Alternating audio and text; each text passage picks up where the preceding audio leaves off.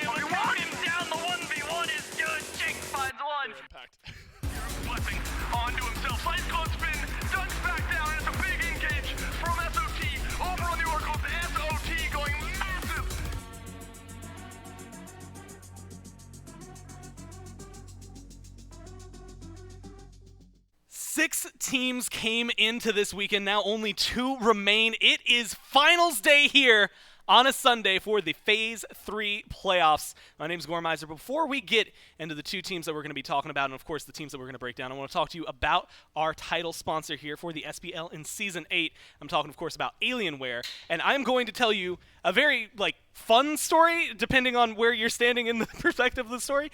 My wife had to fire extinguish her computer yesterday. It's very long story short. She had to spray it with a fire extinguisher. I needed to buy a new one.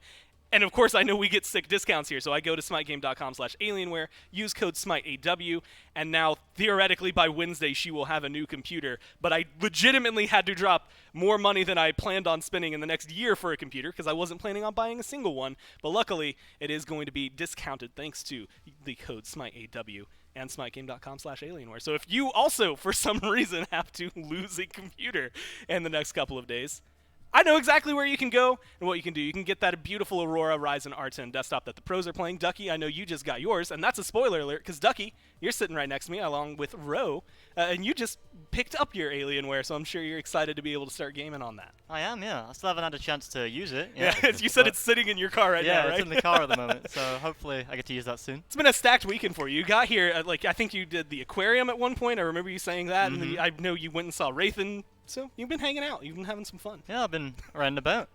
Ro, you were hanging out with us yesterday. I'm sure you had a good time there. Maybe not the way you wanted to be spending your playoffs, but I'm sure you're happy to be here. Look, I don't mind coming in when I can't lose. I hate coming in when I do lose. But, hey, I can't lose today, and I'm in the finals, technically. Yeah. So See, no matter what, you actually have more finals performances now, technically, than the rest of the team, probably.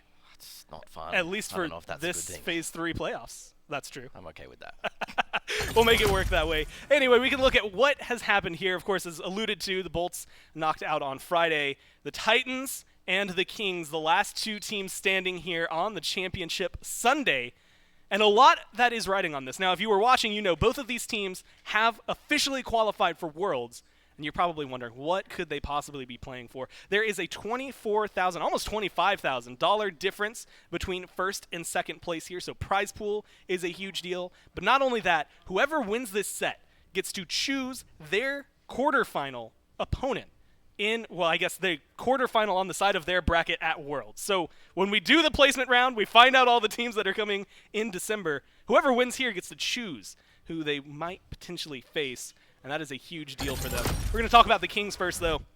This is a team that has had to play probably more Smite in the last couple of days than they would have liked. Yeah. 10 games going through all of that. Pushed to the limit, but seeming to adapt pretty well. And Ducky, they've looked good doing it.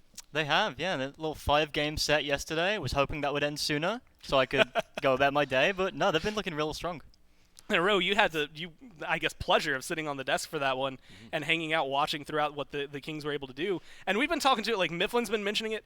They haven't really, they're adapting really, really well, but we're not seeing as much new stuff as I think we've kind of anticipated. The Dragons were pulling out wild things like Zeus, and the Kings are riding that line, still playing what we're used to. Yeah, I think even if you don't see as many goals from Kings, it's all adapting styles as well. I think they can play a lot of the, or if not all of the styles there is to play Smite, right? And they're winning at it as well. They'll play and adapt to whatever's needed for this current meta. And more importantly, maybe whatever's needed against the current team, right? Yeah. So against Scarabs, they had to get a lot more scrappy than they've normally been in previous season, in previous like months, right? But when they came here as well, I guess they were always going to change style because they pick up new gods. Like you wouldn't have seen BMT playing Ula with 100 to 200 ping, Not at right? all. But then you see him picking it up now. And same with Genetics was playing a little bit of Umoja, but now we can play it at, I think, a much better level. We saw some of the Riptides yesterday, saved from that Sober Assault. Amazing. And that feels like the biggest upgrade. Again, Ducky, you've had to experience both sides now because you've gotten over here, but like having your team, and specifically for the Kings here, like it feels like it's been a pure upgrade for them, finally getting everybody together. Yeah, it must be a lot more comfortable for them to play on. Especially, like, it's not even the ping that's the problem, it's the mental. Like, usually you'd hit those abilities, but now you kind of question it.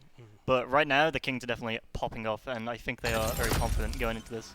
They've been very successful in their sets so far. Again, they've gone 10 games, but they've won the ones that mattered the most. The things that are interesting, and I tweeted this out, for every set they've been in, one side, whether it was first pick or second pick, won every game except for the very last game where it swaps over. In the game or set against the Scarabs, it was always second pick until it was first pick. And then yesterday was always first pick until it was second pick. We'll see what happens today with them and whether or not they continue that pattern. Instead, we can look over towards their opponents, the Titans. And if you want to talk about the Kings still playing a lot of things that have been benefiting them the last few weeks, the Titans hadn't had to shift virtually at all, Ro. I mean, they're pretty much playing really. the same compositions, and they're still winning with them, as That's it turns right. out. I mean, other teams are playing their compositions as well. It's that good. So I think they're just going to come in today and just same way they went into yesterday. What we're doing is best. We don't really need to adapt much until you force us to, and no team yet has forced them to do so. At one point, they got punished for leaving the Zeus open, and they're okay, that's done. And then 3-0. And it's been a fun, I guess, weekend to watch them, although we've only gotten 4 games. They adapted pretty well. You had just highlighted on that. And that's the thing. I was looking at, like, Camelot has been abysmal this weekend, by the way. He's got 10 games. He's got 8 losses out of all of those. 2 of those wins were for the Titans, right? And that's the thing that I'm looking at, Ducky, is that they're really good at isolating whatever the other team is playing well and just getting rid of it and then playing, again, their game just better. Yeah, I think the Titans are very good at playing ground pressure. Especially like the Camazots, you got Layers who can play it really well. You got Benji who's playing it. So I think if they play around the pressure today, they might take the Kings by storm. It's going to be a fun one to watch. I think a lot of people have been saying 4. Like, that's the number right now of games that people are expecting. Right. I don't know. The Kings have gone 5 in 2 sets. I feel like 5 is maybe the most anticipated number. I feel like, if it goes to 5, then it's good for Kings, not only because they have the experience for that, but they just want more experience on LAN. If they're skipping to semifinals, the more experience, the better. If they lose, look, they lose the final. They lose the final of this, but they're still at Worlds regardless. More experience, the better. And I actually have a question, like, and taking that, looking at the fact that they've played 10 games versus 4 games now for the Titans, does that feel like they're maybe a little more warmed up and a little more prepared? Probably, yeah. But I mean, like I said, I'm hoping the games don't go to 5. I'm hoping to get off this desk by 3. Look, Ducky's got a timer, baby. Yeah. He has somewhere he wants Got to that be. Alienware PC He's in got the to car. He wants to get home. We're going to be able to see exactly how that one shakes out. Of course, we have to watch and wait for all that. Best of 5's always fun with the adaptation that can come through. But before we can do any of that, we have to talk to the teams themselves. And we have some of the supports standing by with Dave, ready for an interview. That's right. Support matchup here. We got Aurora on one side, Genetics on the other. Genetics, I want to start with you. You guys, it's a long weekend, right? You had 5 game sets to start off the weekend, 5-game set yesterday. Talk to me about energy this morning. Is the team up, ready to go, feeling rallied for the finals? Yeah, we're just looking forward to getting some more LAN experience. We've had some pretty disappointing results this year against like Scarabs and Titans in the last one. And it's good to just finally win something. And I think we're trying to take it home this time around. And now that we're skipping around in Worlds, even more important we get experience on stage. So yeah, more experience in studio. Aurora, over to you. Kind of on the flip side of the coin, that means you guys have a lot of data on the Camelot Kings here from this weekend. 10 games worth of drafts, pick span strategy. Is that something you think you can take an advantage from, or are you playing your game anyway? It definitely helps to look at their games that they play just to see what they're doing, but we're just going to do what we do and do it as best as we can. Fair enough. Genetics, over to you. The Camelot Kings, you beat the Scarabs. Now you beat the Leviathans. Do you feel like there's an underdog mentality for this team going into this matchup, or are you feeling evenly matched and confident? I think it's just a clash of metas, to be honest with you. I think we're a lot different from the Titans. I think they know it. I think we know it. And I think they've been dominating everyone for the last 3 months now, maybe. And I'm just trying to bring what we bring to the table and see if it beats what they can do every single game. Aurora, final thoughts from you here. They've gone 5 games in both their sets. Been difficult to take games off you guys. You think this one goes long, or Titans clean it up quick? We'll see, but I'm feeling pretty good. That's right. Aurora, always the diplomat. I'll let you guys go get back. Good luck. Get ready. We'll go back to the desk to start off the set. Sorry, we'll get them shipped off into their booths so they can get the picks and bans going and everything ready. I love the way that they're coming into this, though. You know, much like you had said, Ro, it's just about let's get more games under our belt. Like, if it goes 5, the Kings are happy with it. If it doesn't go 5 and they win, they're probably still happy with it. They just want more experience. That's right. They said basically what we said right before them. I don't know if they were listening or not. So you accusing Genetics of being a I think copycat? they stole it from all of us, I think. But the one thing he said that I didn't really expect is that they're coming in with their own strategies, and they think what they've got can beat what Titans have. And they're confident in that. I kind of saw Kings as more of we'll see what you've got, and then we'll adapt as we go throughout the best of 5, considering they've gone to 5 games both sets. So I guess they're coming in confident game 1 with a strategy, and who knows what it's going to be. It's always interesting, though, Ducky, because the Titans, you hear the Kings and they adapt really well. The Titans' adaptation, at least yesterday, was, okay, hey, that Zeus was really a thorn in our side. They banned it and then just decided to start thrashing the Dragons from that point forward. It feels like, even though, Aurora always plays it cool, they are still very confident in their capabilities, and like they know almost already what they're going to be picking up. Oh yeah, for sure. They're going to pick the gods they feel comfortable on, the ones they think win lane, get pressure, and then if there is an issue, you just ban it, and then you move on. You keep going. Actually fun to look at, because I have this just in front of me. I think it's tied with the Scarabs for the lowest amount of gods picked so far this weekend. They played 4 games, Scarabs played 5. But even the Bolts are beating them out, and the Bolts played 3. So you guys were able to pick up, Ro, more gods than the Titans have played so far. Yeah, we'll have to see. I didn't want to talk too much about picks and bans while they were in here. But this is a question I have for both of you. Like, I had mentioned Camelot's 2 out of 3 games there for the Titans, but we've got 4 out of 5 games on Erlong Shin that have been wins for the Kings, as well as like 3 out of 5 there for the RDO. I think 100% win rate for both of these teams on the Tiamat. I mean, what kind of picks are we starting to expect really being rivals for these two? I mean, you'll probably see the same picks going on again, like Nike, Kama, the Guardians and Solo, RTO Sub, the Emoja and the Sylvanas might be contested because healers are very strong at the moment with Lotus Crown coming into the meta. I think if we're going to see anything really new, it might actually be from the Titans, because so far they haven't had to show anything. And if that could just continue, because they've just dominated with what they've got so far. But like again, they haven't shown anything, so you'd have to think a team that's dominating so much, they haven't been practicing the same gods for weeks that they've been dominating, or the months that they've been dominating the league, right? So they've definitely got something in the back pocket. We don't know what it is, and I don't think they're going to need to pull it out in game 1. It's more just Titans come in saying, okay, they know what we're going to play. We've been playing it a lot. They don't know what we've been playing behind the scenes. Actually, they might, because Kings and Titans coming from opposite sides of the bracket, they might have been scrimming each other a lot. Yeah. So this just could be a battle of 2 teams that have 2 weeks worth of info on each other as well. Especially thinking, with the way the group stage shook out, these 2 teams were separated for a while there. Yeah, so this right. will be the first time that we've seen them play, at least in an official capacity, for a little while. Picks and bans for game number 1, though. Titans are going to be your first pick team. And immediately they're getting rid of the Olaron. This has actually been a pretty common ban, despite the fact that in a lot of these games we haven't necessarily seen him take over. At least this weekend, he's not been the big deal that he used to be. Yeah, I think it's kind of it's a great ban when you first pick, because you're oftentimes just going to get the RTO, and Olaron is a great counter to an RTO in any team fight. So if you get it out of the way, it makes RTO a lot better for yourselves. And Kings probably don't want to ban it on the other side.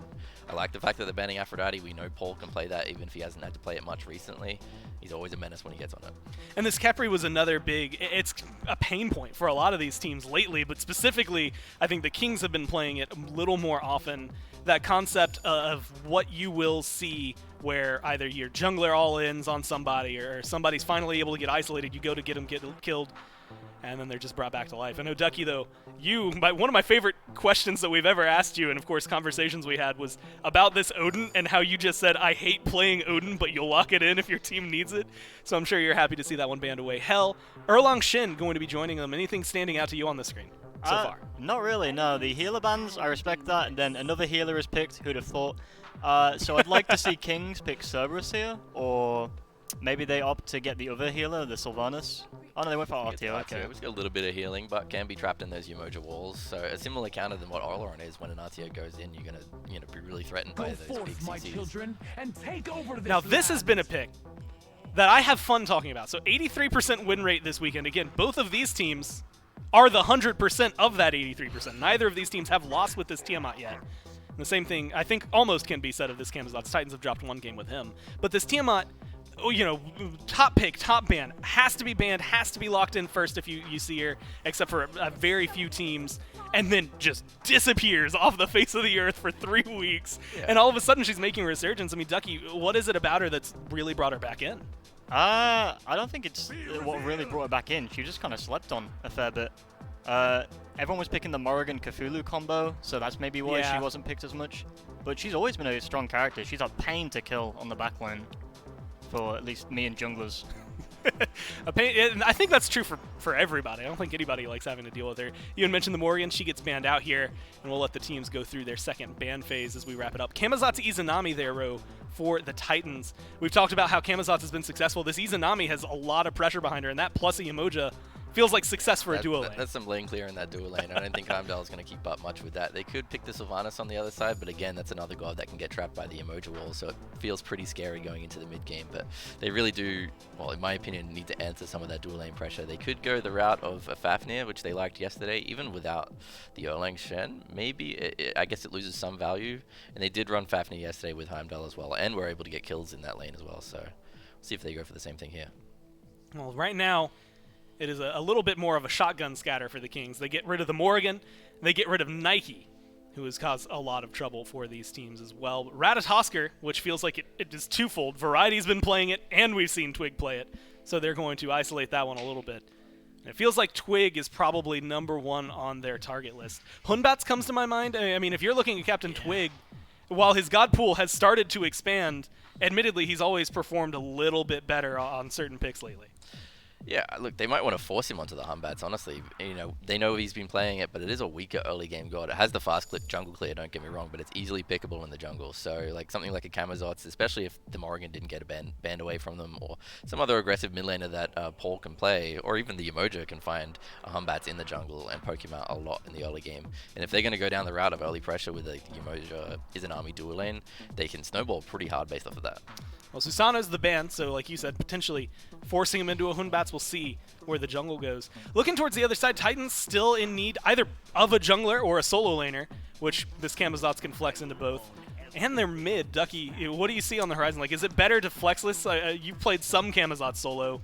Would you prefer that, or would you rather that go over to layers? They were probably waiting for Kings to pick their jungler. Twig needs to play a pressure jungler here. He needs to win his matchup, because I think the Kings have to play around mid lane this game, unless they get a winning matchup on the RTO. But against Camazotz or whatever Titans want to pick here, they should have the counter pick. So I don't see them winning solo side. So I'd like to see Twig pick like an Osiris or something like that.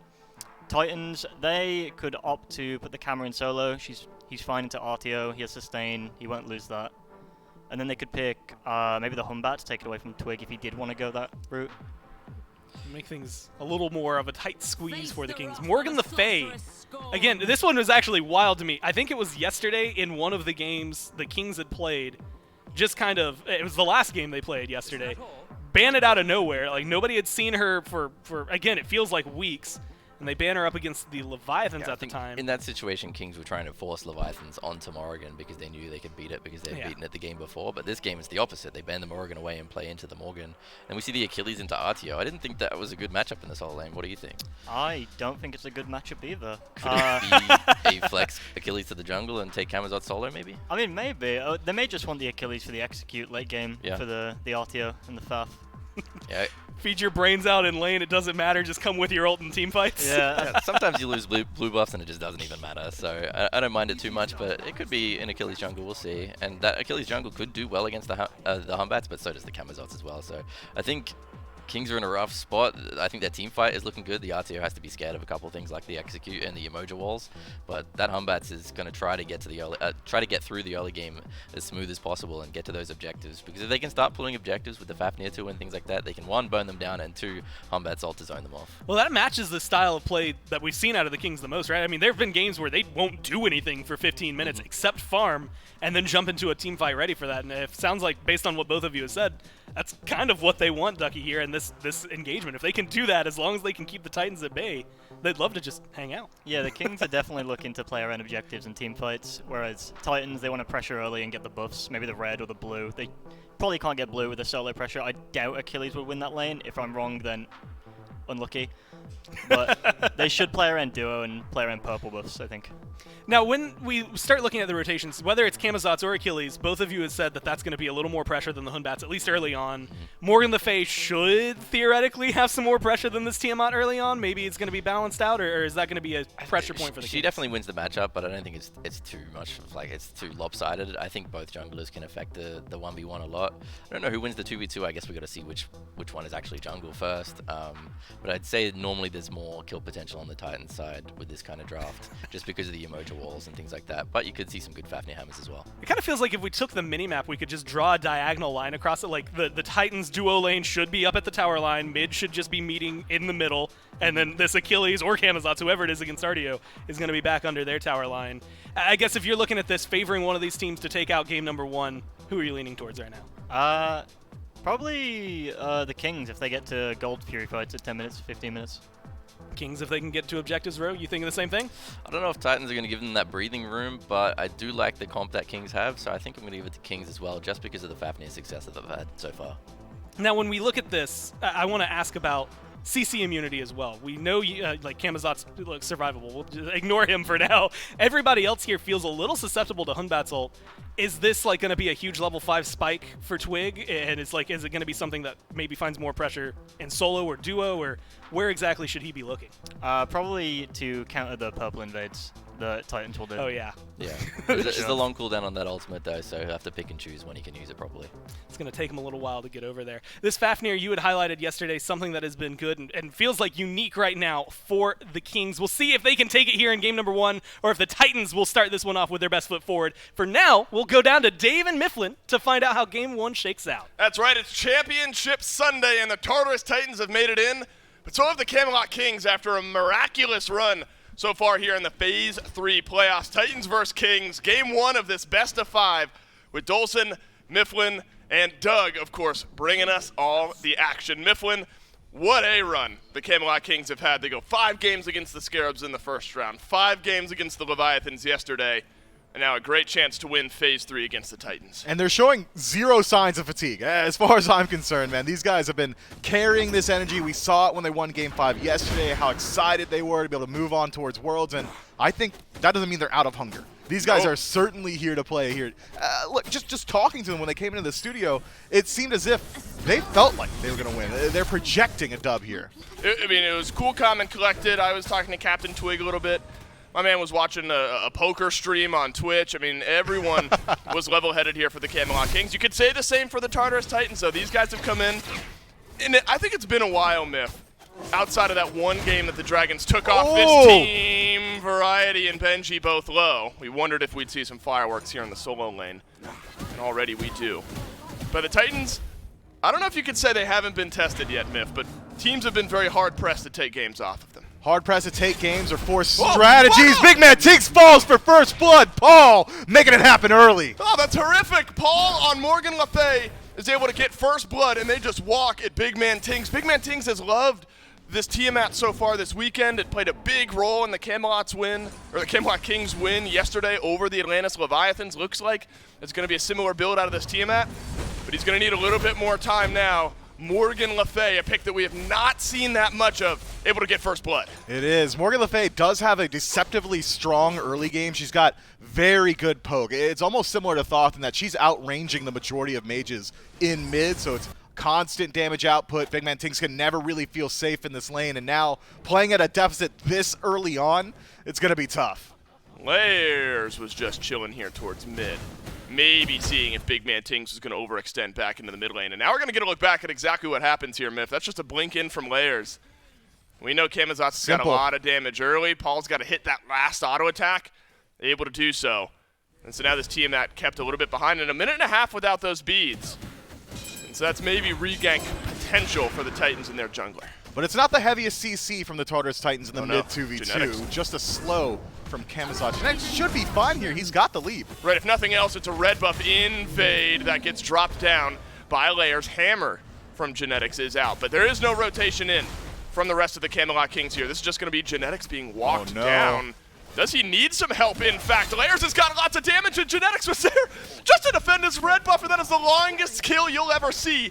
And the Titans now have a couple. They dropped the red buff, they dropped the purple buff, and the left side of the map is being decimated. Man, I understand the mentality from Genetics there. That's a very high-risk play, trying to utilize the leap to confirm your own red buff. That would have helped out Big Man Tings a lot, and Big Man Tings needs help right now. But those high-risk plays this early on when you're already bleeding on the map can cost you. Now Genetics sitting at level 3, has to go back to base a little bit early, won't be able to stack up those thieves as soon as he would like, whereas Aurora just gets to hang out and keep farming. My goodness, what a start for the Tartarus Titans. Now that said, this is the style of comp, Miff, that the Camelot Kings have played throughout this weekend. You get Fafnir, you get some objective shred, you get a frenzy there, and so those early objectives is really where the Kings have been able to build up some of that gold lead. But now they're doing it against the Tartarus Titans team, who have a nice lead in mid and feeling decent out of the jungle as well. Layers not quite level 5, but he doesn't need it, and it is horrific all over the map for the Camelot Kings right now. Mid has died, solo has died, support has gone down. You've lost your red and purple buff on left in the last couple rotations. Nowhere on the map appears to be safe. Layers is 1-0-2, 100% kill participation to start off the finals. And Layers has had a simple route throughout. It's been, okay, I landed Screech, and then Paul hit every ability that he could. Then I rotated over towards the duo lane, and Genetics used his leap 2 inches away from me at level 2. Then he rotates over towards the solo lane. Variety had been taking the better end of those engagements for the majority of the last 4 minutes, so he's playing confident. You can't blame him for that. This Artio, a little bit too far up, though, now has lost her lead. But with all this activity from Layers on the map, being so constantly looking for these ganks, has allowed Captain Twig to either push himself slightly ahead in the farm or at least remain even. Right, he did. Captain Twig did hit level 5 just a bit before Layers. And so that is now a pivot point in this game, Miff, where Captain Twig, he's got the Fear No Evil. The desk set it up, helping out around some of those purple buffs, around some of the red buff invades, so you might see Captain Twig over towards the left as this game continues on. Really, Big Man Tings right now has just been delayed. He just now is able to go back, finish up that Book of Thoth. Going to require some time to stack that up, get Book of the Dead here in a little bit.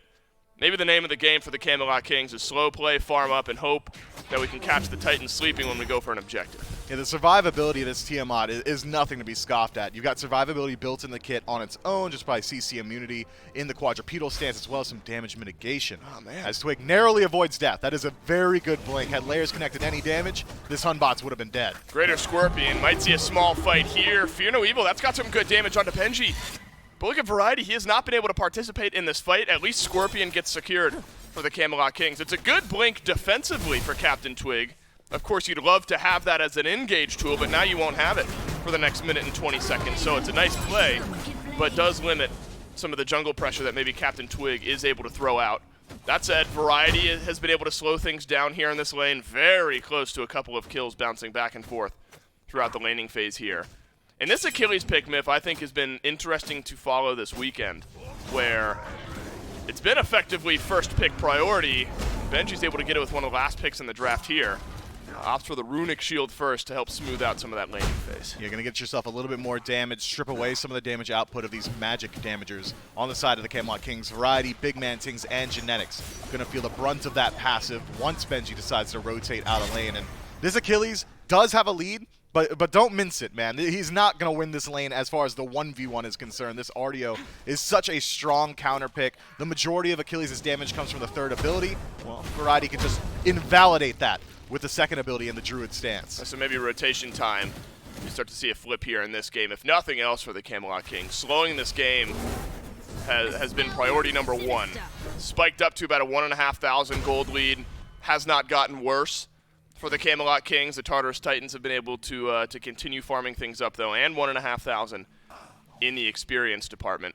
Gold Fury's up, though, Miff, and that's maybe where we'll start to see these two teams group up if the Camelot Kings can find that space. They still have some speedy shred with the Fafnir transformation and the Frenzy. First bit of blue buff pressure put up here by the Tartarus Titans. Looks like Captain Twig able to help out and secure it for his solo laner. He was. I think the Camelot Kings are in a position where they can try to utilize this Fafnir to look towards Gold Fury, despite playing into the deficit majorly, due to the fact that Captain Twig has got some of the best space control in the game right now. Fear No Evil, not a great confirmation tool, but if you utilize him as a zoner and you just buy a little bit of time, Tiamat plus a Heimdall should be able to remove these neutral objectives very, very quickly. But it's about getting the opportunity to move your Heimdall that far into the jungle without Cyclone Spin spotting you out or Cyclone Spin just keeping the pressure up. This Izanami can, for the most part, just keep Netroid locked in the tower. Cyclone Spin's got himself a 1-level lead now over Netroid here in the duo lane, even as far as items go at the moment. And so the Tartarus Titans feeling okay on the left side of the map. Genetics is going to walk in here towards the purple buff as Cyclone Spin continues to whittle things away here. Hammer connects onto the Hunter. But it looks like Cyclone Spin just fine as far as securing that objective down now for himself. Paul on this Morgan Le Fay. It'll be an interesting build to follow with here, Miff.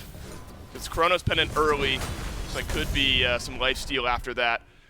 And this was the matchup for a long time. Morgan Le Fay versus Tiamat when Morgan Le Fay first came out.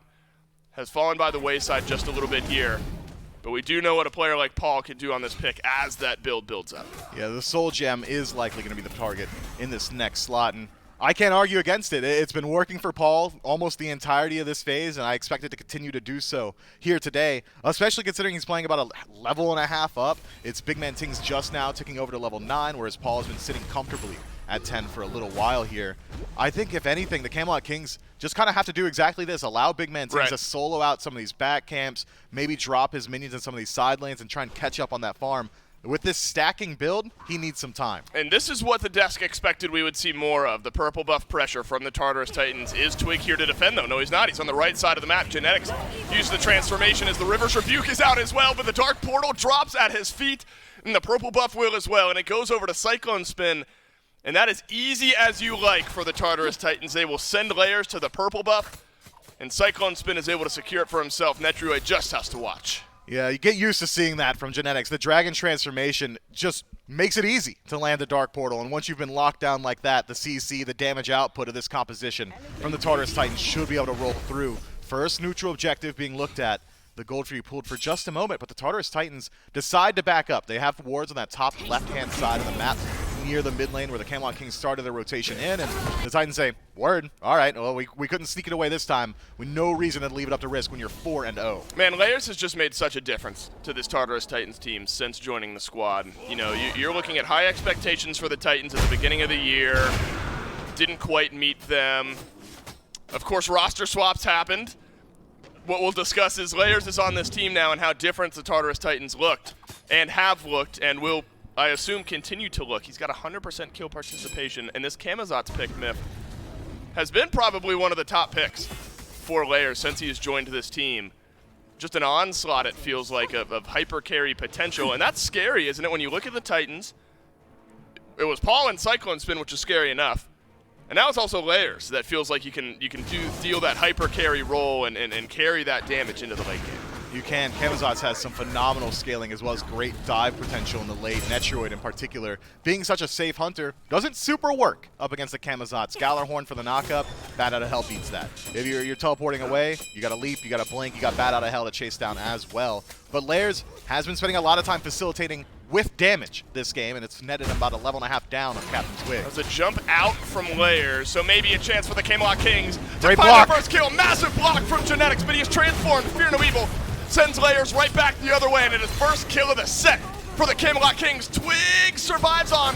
The heal ticks through right at the last moment, but Layers has not been killed as Paul is rotated from the mid lane. Big Man Tings will have to leap away as well, and we got a 1-for-1. Big Man Tings takes a lot of damage here. Paul, if he connects that, does get additional movement speed, but does not this time around, so Big Man Tings should be able to make his way out of that engagement. The Camelot Kings do a great job of just forcing the Tartarus Titans to rethink some of their aggression. That's the first time the Titans have been checked on the map, and it cost them Benji. Benji, though, has a pretty large lead. No way to cut that one. So, despite falling down, You trade out Variety on the tail end as well, so Variety isn't even able to use this time to catch up and farm. Still an entire level for this Achilles. Now, I think what's important here, Myth, is just, and this is something we highlighted earlier, and I'll go back to it now. You look at the net worth charts, Captain Twig is ahead a little bit of Layers, and he's got a 1-level lead over Layers. This Hunbat has farmed up well enough to maintain relevance with a 203 Camelot, who has 100% kill participation. He has 100 or so gold, mitigatable gold lead, but not behind is the important look. And so a lot of weight falls at Captain Twig's feet, as it has so far this weekend. This Hunbat's pick. You talk about Layers and Camelot's looking good for him. I think Hunbats might be in a similar category for Captain Twig. Yeah, Twig has made some phenomenal individual plays throughout the phase so far, and I'm expecting more from him. But as of now, you've acquired the lead. 2 levels in the jungle is massive. It is not easy to establish that this early in the game. So we need to see Captain Twig utilize it somewhere on the map. He needs to be burning beads. He needs to be utilizing beads once they're burnt. As of now, the Tartarus Titans only have 1 set of defensive relics down, and that is Benji out of the soul lane, and Achilles still having CC immunity in the ult.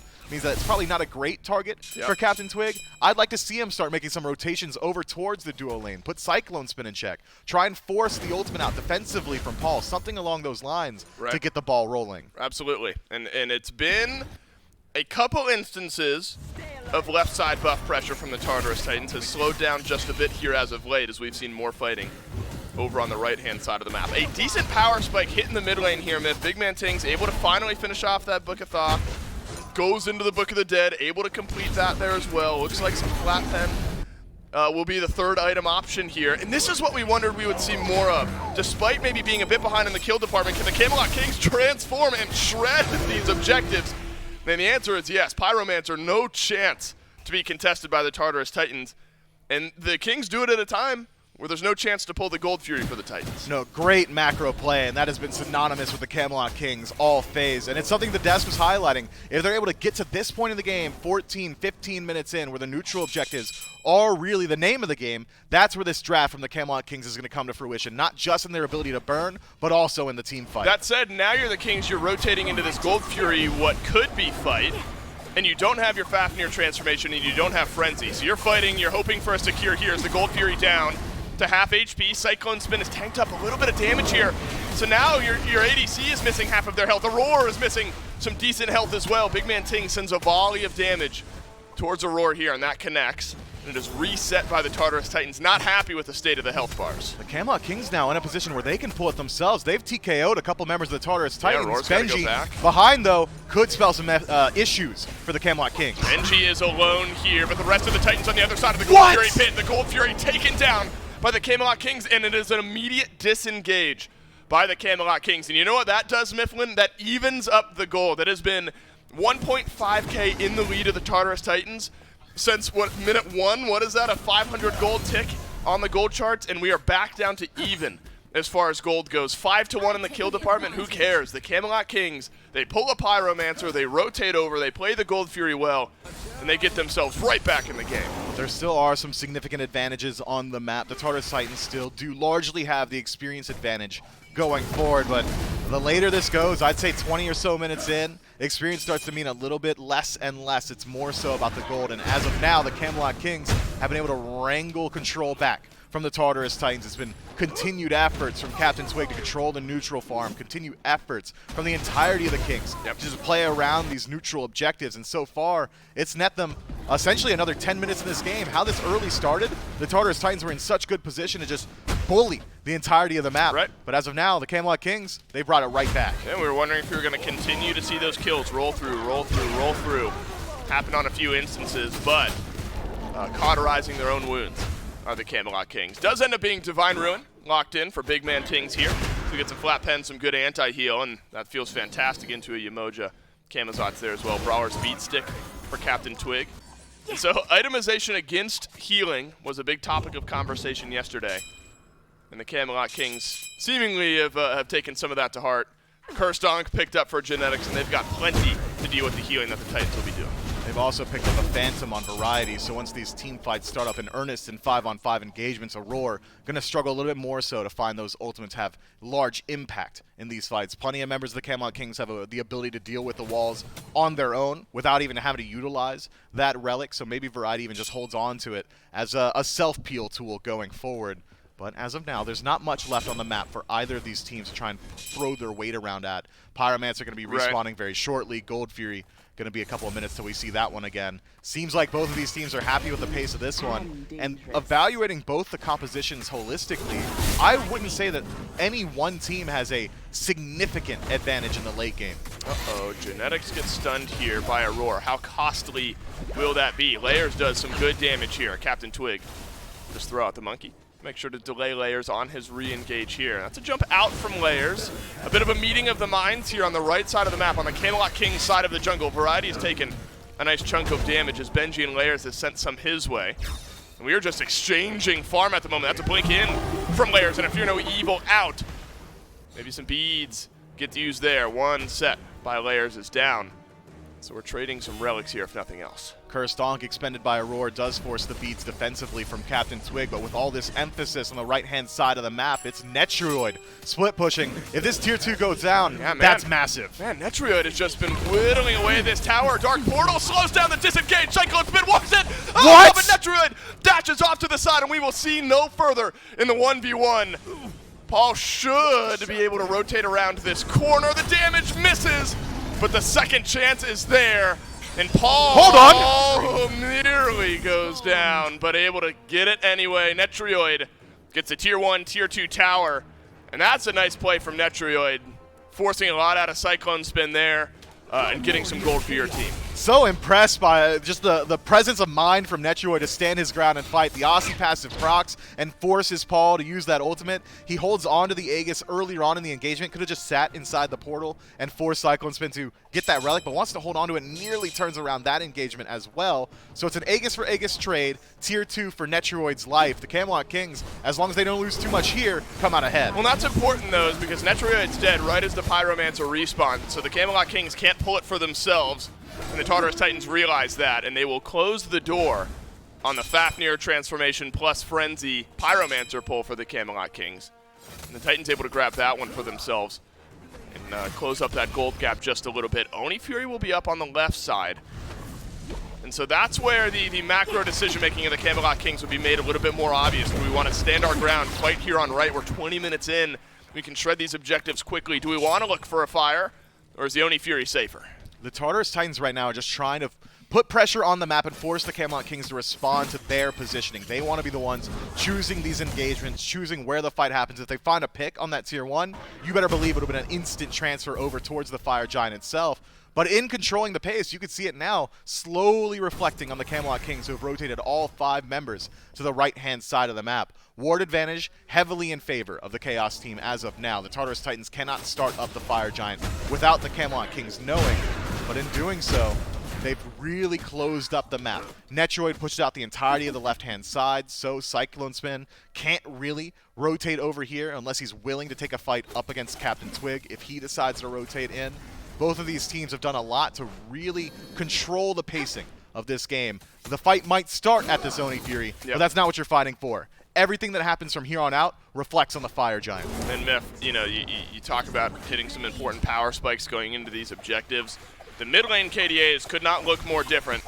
Both mid laners at a point of fear now for the enemy team. Oni Fury shredded by the Tartarus Titans, and outside of maybe an attempt from Genetics, the Titans will secure that for themselves. Over on the right, though, a bit of a grouping from the Camelot Kings. I don't know if there's enough damage on the Benji here. He'll get the stun. They'll have to use the beads in trade. Aurora takes some damage here in the mid lane, but the individual members of the Titans that have been caught out have been able to disengage, but how about the rest here in mid? To fear no evil from Captain Twig to send the Titans running, and Big Man takes from range, grabs the first kill of the mid lane fight. Benji's alone off to the right here within execute threshold, but will not take the attempt. Layers does have the Sacred Monkey on him, but Captain Twig too low HP to re-engage. The Tartarus Titans may have gotten away with just losing Aurora this time around. And take a peek at the beads, Dave. 130 seconds on Layers, 130 seconds on Benji as well. Even Cyclone Spin forced to use his in that fight. Aurora loses out. That means that Captain Twig in this next engagement could just go massive. I think all the if I'm reading this properly, all the beads for Layers, Aurora, and Cyclone Spin are all in sync. I have to imagine that was the Fear No Evil at the start of the fight that sent them running, and they had to use the beads there. But how about this? The Fire Giant pulled by the Camelot Kings, and Variety's just buying so much time here. You got to commit onto this one if you're the Camelot Kings, and they do. And they take down the FG. Execute should be there, and it sure is. One of the buffs stripped away. Genetics walking away, and the Camelot Kings get the big one. Yeah, Variety for Fire Giants, a trade you're willing to take every single time. The Camelot Kings have been playing this late-game team fight so incredibly well. The Tartarus Titans have been throwing around their weight. They've been getting pressure elsewhere. When they group up as 5, they've been taking out these towers, but the Camelot Kings are only giving them fights when they're willing to take the engagement and try and force something on the tail end. And now, with Fire Giant on 4 members, in about 20 seconds on Variety's respawn, this could just be the last of the Tartarus Titans towers. And the Camelot Kings will be slowed down, at least a little bit, until Variety gets on the map. That'll open the door to the Tartarus Titans to take down the Tier 1 tower in mid. We'll take ourselves a bit of a deep breath here. And that's just such a quick call from the Camelot Kings. It's the Pyromancer Oni Fury trade that worked for the Kings earlier, that the Titans then take quickly for themselves.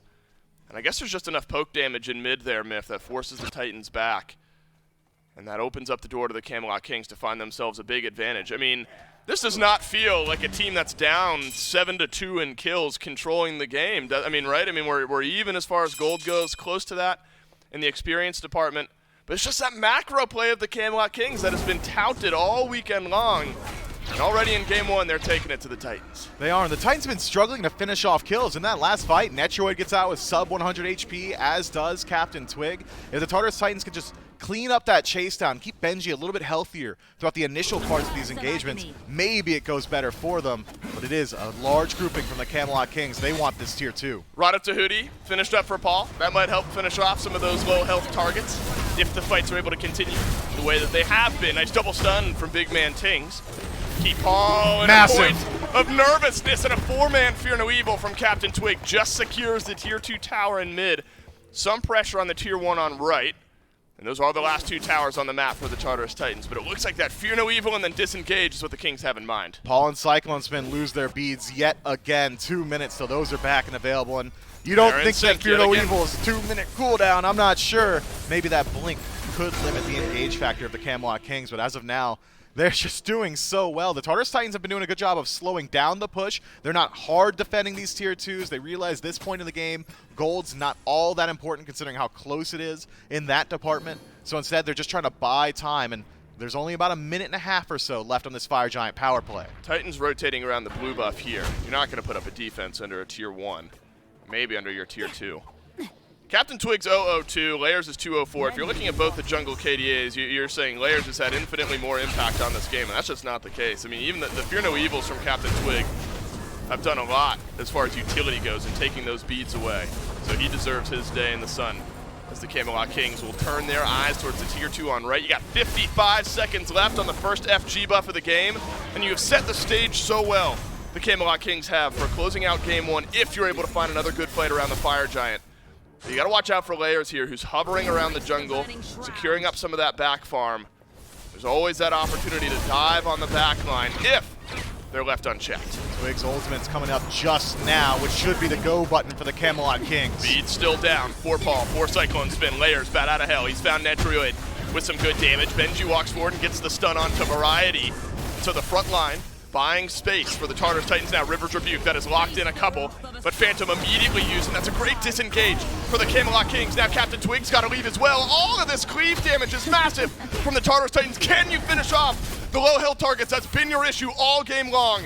If you're the Titans, and you've got a great opportunity to flip this game around. Twig has gone back in, and he has found the back line. Paul is the first to go down. and Benji answers. Variety now on the chase, trying to lock down the Camelot Kings, surging forward. Oh, big stun onto Layers as he will leap away as well, and BMT going massive. He's got another in this fight, and Aurora is the second casualty. 45 seconds on both of the respawns, and 45 seconds on the FG. Captain Twig is impressed mightily in these team fights, and now Layers in some trouble, does not have Bat Out of Hell. Variety, he's got the lockdown. Oh, and this would be massive. It would be a huge stagger death, and the Camelot Kings would have such an easier time securing the Fire Giant in just a moment. Their eyes may be towards the Phoenix instead. There are still 20 seconds on the respawns. Do you need the Fire Giant? You got a tanky Benji in front of you and a damage-dealing Cyclone Spin in the backline. You've got to play this one perfectly if you're the Camelot Kings. Could be Phoenixing out is the answer. Variety taking a decent amount of damage, but Cyclone Spin has to dash away. He's taking some damage as well. Right side Phoenix gone, and the Camelot Kings will take a deep breath, and so will we. Dave, that team fight was well executed by both teams. The Tartarus Titans spend the entirety of that time defending their tier 2 tower, hunting Captain Twig. They know if Twig is allowed to find a massive ultimate, they likely, the Tartarus Titans that is, just lose the team fight on the tail end of that. So every single time the Tartarus Titans step forward, it's putting a little bit of damage into Twig, drop him down to 80%, another poke, drops him down to about 50%. But despite all of that, it is an aggressive Sacred Monkey that bounces him into the back line to find a 3-man ultimate, which completely changes the fight. No way, right? The Tartarus Titans are pulling this. Layers is back in base. Fear No Evil catches out. 3 of the members around the FG. Double ticks on Benji. Fire Giant slow. That's Variety. Genetics. They're walking into the FG pit. The Fire Giant has been reset. Massive. Captain Twig. I'll take that one to go, please. And the Camelot Kings turn it around. And they'll grab the FG for themselves. Aurora melted away. And I can smell the end of game 1. Naturoid starting to move his way forward as well. Benji and Paul should be able to make their way out. With the help of Layers, this game is not necessarily over just yet, but it might as well be, man. This is hard. Layers, Paul, they've got to go massive here, and Benji's got a tank. A whole hell of a lot of damage. The Tartarus Titans, they came out swinging, and the Camelot Kings bought their time. This game was 7-2 kills in favor of the Tartarus Titans at one point.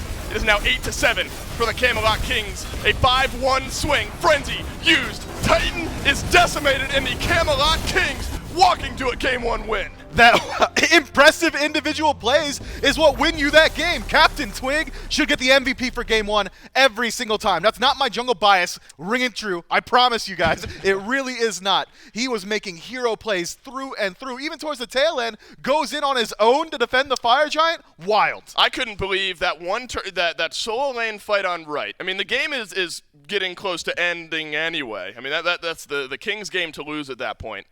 But that was the best chance the Titans had at turning it around. That solo lane chase on right. And then Captain Twig is like half HP and goes back in. So crazy. Caught me by surprise. I think caught the Titans a bit by surprise.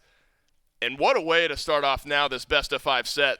You're able to smooth the curve. The Titans off to a good start. You're getting 3-4 kills rolling, 1.5k gold in the lead. Camelot Kings don't care. They'll show up to the objectives, and they will fight you there. Camelot Kings take game 1. Titans need to bounce back in game 2. Coming up next.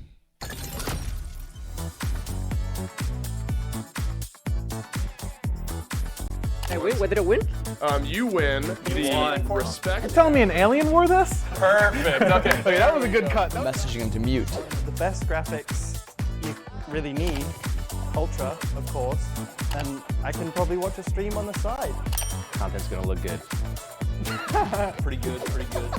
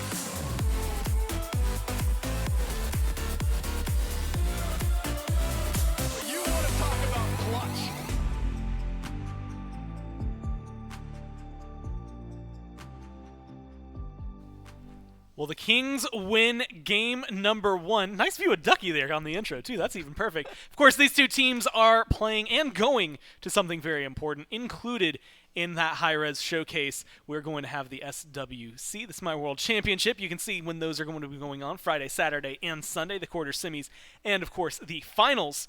And a lot of other cool things that are going to be going on. Not only the Content Creator Cups that we always have, but the Slash Map Developer Show Match, which I am incredibly excited for. And of course, right before that, on that Thursday, will be the Season 9 update show, something that you're absolutely going to want to be able to tune in on. I'm always a big fan of the cosplay contest, but it's mainly because this community has made some of the coolest costumes that I think I have seen hands down, and that is across all sorts of things, going to things like Dragon Con, wherever you have it. So make sure you tune in. January 6th through 9th when those are going on. Of course, we'd like to see you there, and right now, we'd like to see Ro and Ducky, who are sitting on the desk with me right after the Kings win. And you guys kind of called exactly how that game was going to go. The Titans start out with kill pressure, and then the Kings play the objectives and just kind of win from there on out. Yeah, no, it went pretty much how you'd expect it. The Titans had early pressure, but they didn't really abuse it as much as they probably should have. And then the Kings got 2 objectives, and they were fairly even, so they just win team fights. Yeah, I think the important thing was the Humbats here as well, because like the early pressure I thought was going to be put onto the Humbats, and they got kills elsewhere, and Captain Twig kind of got away with just kind of farming for a little while. He ended up stealing the Scorpion for the solo lane, and then stole it again actually a couple minutes later. So that adds a lot of value to their overall gold coffers, and that gets them to the point that they need to be, is where Fafnir is rotating and they can 4-man or 3-man these objectives like they did to the Pyromancer eventually. They did end up giving up some objectives, but it's kind of no problem when you're at that point in the game with the Humbats in those team fights. You're happy regardless, because look how much value he's getting in team fights like this. And there were several moments. First off, this one, he just did Sans ult, didn't need it for that engagement. But a lot of really good deep dives, either forcing 4 pairs of beads, I believe, at one point, or forcing, well, kills, realistically, to happen. The Titans to fall back, I know, happened around the Tier 2 and mid. Also worth noting, it's still a 100% win rate for the Kings when they have Tiamat. And it was, what, like a 4.5 KDA there for big man? So, like, I'm starting to sense, like, there's a whole slew of problems here, but I don't know how to adjust to this. I mean, if you're the Titans, you dealt with Olerun, Khepri, Erlong, Shin, and the Kings still looked that good. Ducky, how do you adapt? They might need to take away the Humbats just so the Kings don't have such a strong CC for the mid-game fights. And then hopefully they can push their lead more in the early game, which is their strong suit with these picks. Try to find, like you said, the early game picks. They had all of those in their favor. You had mentioned, Ducky, actually, that they didn't push it as hard as you had wanted. Like, what kind of things could the Titans have done with that lead? I guess just the objectives, or? They definitely should have done the Scorpions and then gone straight to the Gold Fury when they had duo lane pressure. Or they should have looked to pressure both purple and red and maybe kill the mid laners over and over again just to put him that much further behind. And just try to keep him in check. Ro, I mean, if you're the Kings here, kind of feels like you could ideally maybe run it back. They had pretty much the game they would want. I mean, they played their style and they were able just to scale into mid game, into late game, and then, but you know, like I said, we both expected Titans to be able to pressure them some more, and that's why they gave them the Humbats pick, because they would be able to pressure them a lot in the early game. I just think it was such a crucial moment, 2 moments, that the Humbats was able to steal away both of those Scorpions. Well, worth noting, yesterday, the Titans lost game number 1, and then just absolutely came back with a vengeance in games 2, 3, and 4. We'll see if they can do that again here as the Kings are preparing themselves. Once again, Titans are going to be first pick for game number 2. And so far, the bans, well, they're pretty much the exact same. If they're going to follow this route, this will be a Khepri. It was Aphrodite and Hell on the other side. Erlong Shin jumps up in priority here, but it was still banned last time. And this feels like a big pick, specifically against the Kings. When Twig is playing anything that he's good at, it just feels like it changes the entire dynamic of that team, Ducky. Yeah, auto attackers are very strong as well for doing the early Scorpions on both sides of the map. So they probably want to get rid of him just so Twig doesn't get that much farm. Because last game he was a little back camp bandit, so he was getting a lot of XP on the board. I think they might be, yeah, I was about to say, they might be just forgetting this Khepri ban that they had last game, because he's stronger than Fafnir anyway, so if Fafnir and Khepri are like some of his top gods, why ban one away and just let him have the other? Yeah. Instead, they're going to ban away the Heimdall that clearly Netroid's very comfortable on. Yeah, there was the point what Netroid virtually almost got 2 solo kills And the separately. tier 2 If tower he had gotten before a that. little luckier with some crit, man, he got the tower. Yeah, that Heimdall was problematic. But the thing is like, I'm thinking of Netroid, and I can think of like 10 other hunters, it feels like, that he Yeah, plays yeah. really well. But the Tiamat first pick is a huge adjustment here for the Titans. Ducky, how are you feeling about taking this, not just away from the Kings, but getting it for Paul? I think this is strong, especially with Paul playing it. He plays very aggressive in mid, and they usually pump farm into him, at least a lot of the time. So it'd be good to get that Tiamat ahead.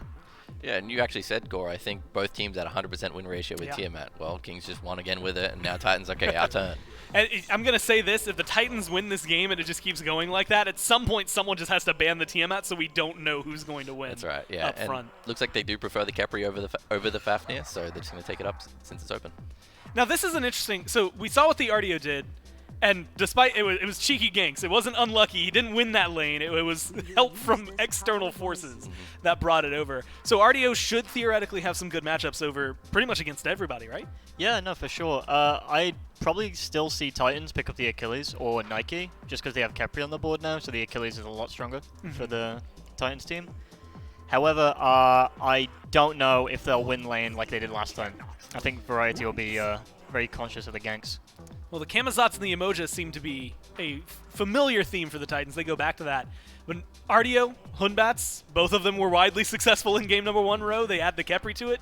It feels like that's just, again, still late game, but really, really good team fight. Yeah, they're just sticking with what they've got already. You know, they say both teams said they had strategies going into today, and both teams are confident in their own strategies. Kings took the win, and they're going to go for it again. Titans adjust a little bit by banning the Heimdall, leaving open the Capri, but still go with the Kamazots and Umoja. Now they have to ban, I was thinking Soul Laners, but I guess, you know, Variety's just saying, I'm Martio, I don't care, play whatever you want, kind of thing. Well, it does open up that conversation. You had mentioned the Achilles being a little bit more valuable than the Nike. We'll see if the Kings opt to ban like Charybdis plus Achilles. Although it feels weird to try and go directly towards Cyclone Spin and only take away the Charybdis. Although isolating maybe some of that survivability is helpful. They could ban away the Nike. Again, that's more survivability on any of the gods, and that's also a safer lane against Artio. But also, yeah, ban away the Nike kind of forces them into the Achilles, or they just take the Kamazot solo, which they can still do, because they just beat the Achilles, so they want to play against it again. Be ideal for them. Uller and Neath are banned out here by the Titans, something that would seem really, really weird if you were watching them pretty much any other time this year. It's not picks that have been going to, but this weekend it is definitely a little more deadly out of the mid lane. That's right, Yes, those are you're not hearing that Netroid accurately. picks, those are the BMT picks of new low ping BMT. Izanami gets locked in. Now, and Ducky, when I was talking about, hey, I can think of like 10 other hunters for Netroid, this was one of the top ones that came to my mind. Yeah, they're going to have a lot of duo pressure on the King side, which is nice change from last game, where they just kind of sat back and chilled. So hopefully that duo lane will be pretty fine. And Netroid did really well, even though he was behind on the Heim. So I'd like to see him push this in this game. Yeah, I think they kind of like evened out their pressure a bit. I thought last game they were going to struggle in the early game, which they did, to be fair, but now they've got 2 side lanes that both have pressure to get this Humbats and whatever mid laner they choose into the mid-late game. Now, I know Biggie is in an absolute serious mood for this game, but he looks like he's about to go fishing, and I just have to throw that out there. Like, that is what is on my mind when I look at him. Of course, maybe he's fishing for some specific picks. You had mentioned this earlier, ban the Nike, force them into the Achilles since they just beat it. But with the Kepri, Ducky, you had noted this, and Ro, you can touch on this as well. The Execute being available is going to be helpful in those later team fights. Yeah, it's definitely going to be strong for the Titans. They need to play this game a lot stronger in like the 8-minute mark. They need to push their leads, otherwise it's just going to be the same run as last game. It's pretty telling as well that they just go to the Achilles even though it doesn't have a great matchup into the RTO. It just doesn't seem that they want to play any other junglers than Kamazots right now. Maybe stifling layers a little bit. Maybe it's falling. I mean, we were talking about it. Like, this Artemis is the first, like, new quote-unquote pick I think I've seen for the Titans in 5 weeks, if anything. And even still, we saw it from the Leviathans first yesterday, so it's not even like they're completely breaking new ground. Feels like they are following a very similar path. And this composition and the Artemis, how does it fit into all of this, especially with a matchup versus Izanami? Well, if Kings are taking them to teamfight stage anyway, then let's pick a good teamfight hunter. It also could be a scrim thing as well, because Titans and Leviathans were the top 2 seeds. They can just scrim each other because they're waiting for the other teams to come up from the quarterfinals. So it could be, it is a thing we saw Zapman have success with, and I guess it was probably good in those scrims. Maybe even Cyclone Spin was the one that started it. Yeah, there's a good note to say that I'd trust Cyclone Spin to play virtually any hunter. There's like a few who have been playing so long enough that you just let them play whatever. They've played metas where they've been great or not. So we'll have to see it. Scylla gets locked in to finalize it here for Big Man Tings. It feels like a very wide change from what we see out of Tiamat, though. Like, Tiamat to Scylla is definitely a stylistic change. Yeah, I was not expecting the Scylla, but I presume Big Man wants just a character with a dash who doesn't get your mojo walled and violated in there. So hopefully he should be fine. No, it's just, you're not wrong. Yeah. So hopefully the Scylla will help him out in the mid game. How does it coalesce, though? Because, again, when we looked at King's last game, it was a lot of team fight. Is this still, like, well, I see Hunbats and Scylla. It feels like it's still a lot of team fight, Ro. That's right, yeah. They still want to get to the same stage of the game, and that's what I think they're best at. You know, when they get to that point and they can just do map plays and just follow genetics quick calls and make quick objectives, then they're just fine. They have now a lot of frontline burn as well. We have the Kepri, well, first of all, the Hunbats ult to separate the frontline from the backline in the team fights. You have the Kepri pull into the Prot Shred, the Root, whatever you want, and then the Scylla Prot Shred, and obviously the burst with the silence on top of it from Izanami. So I think Titans, I'm assuming it's Achilles solo again, and not the Achilles jungle with the Camelot solo, but I think the Achilles and the Emoji have to be very careful of the burst damage that the Kings have now. But again, I think Kings need to get to the teamfight stage to really hit their biggest win conditions. At least this game they have a bit more side lane pressure, so they'll have an easier time, but last game it wasn't even the side lanes that was really the problem. It was the early deaths and mid that caused them to like lose some of that pressure. So again, if they can just mitigate some of the losses early game and get to the mid game, they'll be fine. It's going to make things a lot more interesting. The Kings, like you had said, mitigate losses, do what they did. Pretty much play game one, but maybe have a little bit better of an early game. Ducky, you wanted to see the Titans push a little bit more early on. Do you think they have a team capable of doing that this time around? Yeah, I think they've learned from last game. And I think they'll, since they've picked pretty much the same comp, they should be strong going into this game, and I think they'll do better than what they did the first one. Well, it's going to be an interesting and exciting matchup, at least in my mind, to see what these teams are going to be capable of doing. Can the Titans tie it up, or will the Kings take a 2-0 lead? Let's find out. We got a whole lot of fun going into game number 2, and I want to start right here in the mid lane, Myth. Paul gets the Tiamat, and it looks like not going to be Book of the Thoth. I always call it Book of the Thoth. It might be his. Well, there's book. only one Thoth. Right. So it's not wrong. Book of Thoth / Book of the Dead. Won't be that, at least immediately for Paul. Big Man Tings on the Scylla, though, Myth. Maybe able to make that build work. Yeah, both of these are incredibly late game scaling mages. Both have good, well, I would say good pressure, but really Scylla with the buffs in Season 8, waits till around level 6, level 7, where her pressure gets a lot better with Conduit Gem, should help out a fair bit. One difference between these two mid laners as of now is the relic selection, as well as the builds. It's Aegis first off for Big Man Tings, and that makes sense. What CC is he worried about in the 2v2? A stun from Paul, pretty avoidable, I'd say. Layers really only has the slow, so it's more so that damage output that you want to concern yourselves with, whereas Paul, well, he's got a Captain Twig on the other side. And what is a Captain Twig? That's a Hunbot. My man's going to hit you with Fear No Evil. Always feels like this time of year, Myth, that Scylla and those secure mages start to come back into the meta just a little bit. Nice root onto a roar there. A good chunk of damage from Netrioid. Expect there to be some pressure here over in the dual lane. But around this time of year, you see the secure mages start to pop up a little bit. Saw a little bit of Ra yesterday. Scylla, of course, in that conversation. I'm a monster. Remember, we have so much data on this pick from last year's Worlds, and it was Paul who helped his team win Worlds last year on the Scylla. PK Scylla available in the SMITE World Championship bundle, by the way. But big, I think, big expectations now for Big Man Ting, especially when you're going up against Paul on this pick. You got to make it work. But I do think worth having a conversation around the duo lane here, Myth. Between Yamoja and Artemis, Kepri and Izanami on the other side, we saw lots of pressure from the Titans on the Camelot Kings left side buffs last game. Maybe with the Izanami now for Netrioid, you're able to defend him a little better. Wave pressure should honestly belong to the Camelot Kings. You can't do much better than Izanami plus Kepri, just able to clear out those waves immediately, as you see now. It's Tartarus Titans on the back foot. But there is an interesting matchup here in that if Genetics decides to use Abduct on either Aurora or Cyclone Spin would be in some trouble, but Aurora can stun you off. Aurora could be in some trouble, but Cyclone Spin could drop Transgressor's Fate, and then all of a sudden you're stuck in place taking additional damage because of Artemis's passive, dealing additional damage to anybody affected by CC.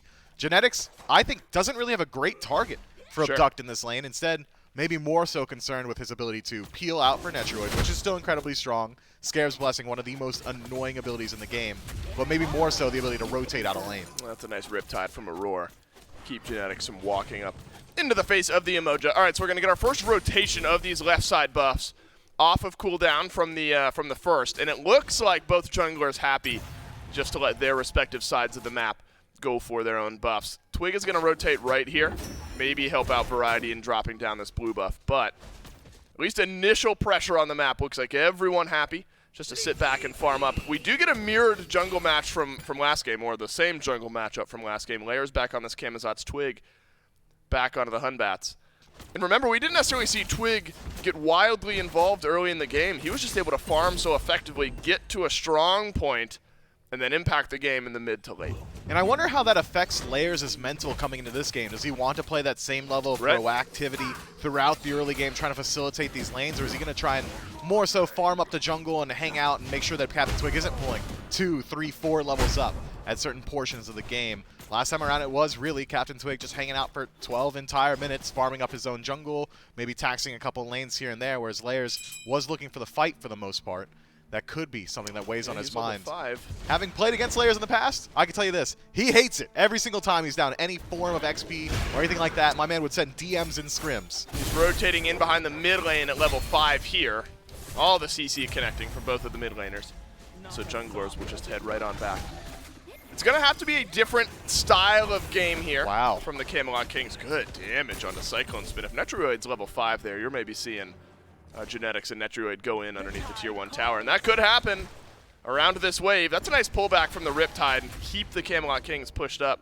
Maybe opens things up to some pressure from Layers. But now that Netroid and Genetics are both level 5 off of that wave, gotta be careful if you're the Tartarus Titans. Captain Twig rotates over to solo, and it's Benji locked in place beneath his tier 1 tower.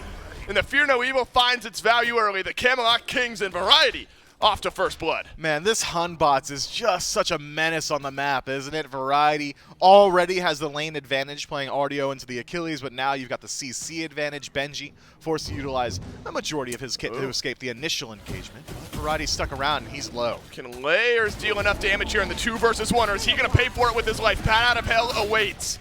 And it looks like that's going to be the defensive use. Variety has healed up just fine. And there is no re-engage. I thought there might have been from Twig. But Layers gets a look at a return kill. Unable to do so. As the Camelot Kings shore up their defenses here on right. Slight emphasis from Paul towards the middle of the jungle here, but it looks like we'll just head on that. It seemed like Paul maybe was willing to rotate over towards the blue buff invade, but Layers is this enough damage? Confident. No, is this no enough shot. damage? No shot. You don't think? No. Crush, I'm a monster, Sikkim. He's not hitting all those. We got Surely 17 stacks on Book of Thoth. Okay, well, now that I know we got 17 stacks, that does change things. So he's just being annoying. Yeah. We're just being annoying there in the mid lane. If anyone else was closer by, maybe you're seeing something there from the Camelot Kings. But Paul, with Aurora, able to sustain up just fine. And so it's another new look, Miff. I want to have this conversation around Book of the Dead because it's what we've seen so often this week. And we have seen complete sets where neither mid laner has picked mid laners that synergize well with that build. Tiamat, I think, has been kind of on a pivot point where Paul right now doesn't look like that's the build choice, but Big Man Tings has opted for that build choice. Is Scylla, in your mind, the style of pick that looks good with a Book of the Dead build? So when we're talking about gods that really do make good use of the Book of the Dead, it's gods that can kind of drop their damage and then run in circles inside of it. So like Lightning Storm or Empty the Crypt, something along those lines. But if you want to just break down what Book of the Dead does, and it's give you a massive HP shield, I'm not going to argue against that on literally any pick just about ever, man. That survivability, you're not sacrificing too much in damage output. I think that Scylla already is a pretty survivable mage. You're kind of concerned about the dive from Layers in the late game, like level 20 to level 20 Scylla versus Camazotz. Camazotz, before this build, probably just wins it pretty easily. Now, though, you get your whole HP bar back, you should just be fine. Is Benji in trouble here? You've got Genetics and Twig on the right side of the map. Maybe tanky enough. Has Runic Shield again for Benji to help even up this lane just a little bit. But no, just seeing if there's some blue buff pressure from Layers on its way here on the right side, just to make sure the Camelot Kings able to grab that one with relative ease. And so the Kings will grab their blue buff. But with Layers kind of hovering around here by the mid lane, you always got to be wary. Big man Tings, if the dash away is down, could be somewhat susceptible. But you're getting all this time scaling up. Big man Tings not delayed on his Book of Thoth in the same way that he was in game number 1. Getting that stacked up doesn't look like he's immediately going to go into the Book of the Dead, but still has that opportunity to do so a little bit later on. Gold Fury is up, though, Miff, and that's a big difference for the Camelot Kings in their draft here in this game. If you get Cyclone Spin killed, your objectives secure a whole lot easier. Dark Portal, no good. Beads used by Cyclone Spin. Stun onto Netroid as well, and that's well played by Cyclone. It is. Cyclone does maintain the beads, just cost him the Caledonian board this board. time around. But the point of Gold Fury for the Camelot Kings in the past has been their ability to burn the objective. Now I think the Camelot Kings are in a position where they could coin toss it, and it's a weighted coin, because I'm a Monster just does infinitely more burst damage than anything that the Tartarus Titans are bringing. I think in the late game, maybe Paul's second ability in the bipedal stance feels pretty decent. Vampiric Bats is one of your highest single target damage abilities as well. Neither one of those does even half of a Scylla ultimate. You've got the space control still from Captain Twig. You can allow Twig to play even more aggressively this game because he's got that added safety net from the Scarab's Blessing. I think the Camelot Kings have got potentially even more neutral objective control this time around. Right, I mean, if you drop Dark Portal and I'm a Monster and Crush on an objective all at the same time, you shouldn't be losing that. And so the Camelot Kings certainly have the opportunity to do so. More secure, less shred maybe, although still plenty of shred for the Camelot Kings. It's been around, it's the Pyromancer rotation into Gold Fury that we've seen a good bit, but it looks like it might be looming towards a Gold Fury fight this time. Keep your eyes on Variety. He's in the mid lane right now. Might be able to just split those. Where'd he go? What? Oh my god, he is gone. I'm thinking a fight's going to break out, and Layers did too. But he missed the train, and he is back in base for 15 seconds. Was that just like Crush and an auto attack from Netroid? Layers actually vanished. I actually maybe not. I don't know if I've seen someone die that fast in a long time. I'm like looking at the mini-map for half a second, and suddenly Layers is gone. That is quick. An important myth that the Kings are able to hold on to all of their ultimates. That is just everything poured into Layers at once. Unfortunate for the jungler of the Tartarus Titans, and that's the double-edged sword of going towards Blink in the early game. Sure, you can initiate fights, but if you're the one being initiated on, especially against this damage output, you just die. Whoa, Cyclone Spin. He's taking a lot here. Dash forward from Netroid. Boar is out yet again. That finds one stun and the beads from Netroid, sensing a chance to grab a kill. We're the Camelot Kings. You're spending your beads in trade. Layers back from base. He's alive. He's here on left. But it looks like the Camelot Kings wary enough that they'll back away. And if you didn't see it the first time, how could you? We'll get a look back. Oh, and that is an abduct into the Crush, into the damage from Netroid, the 2 there. And that is just way too much. It was, and it was perfectly timed. There was nothing, actually nothing Layers could have done about that. In 2 levels, he can beads it, and then hope his beads are back up by the time it happens again, but you're just not allowed to position that aggressively up against the CC core of the Camelot Kings at this point of the game. And I don't know if we've seen value out of the Blink just yet. Have right? not. I mean, you pick up Blink early, maybe to get aggressive, and we haven't seen Layers be able to do so.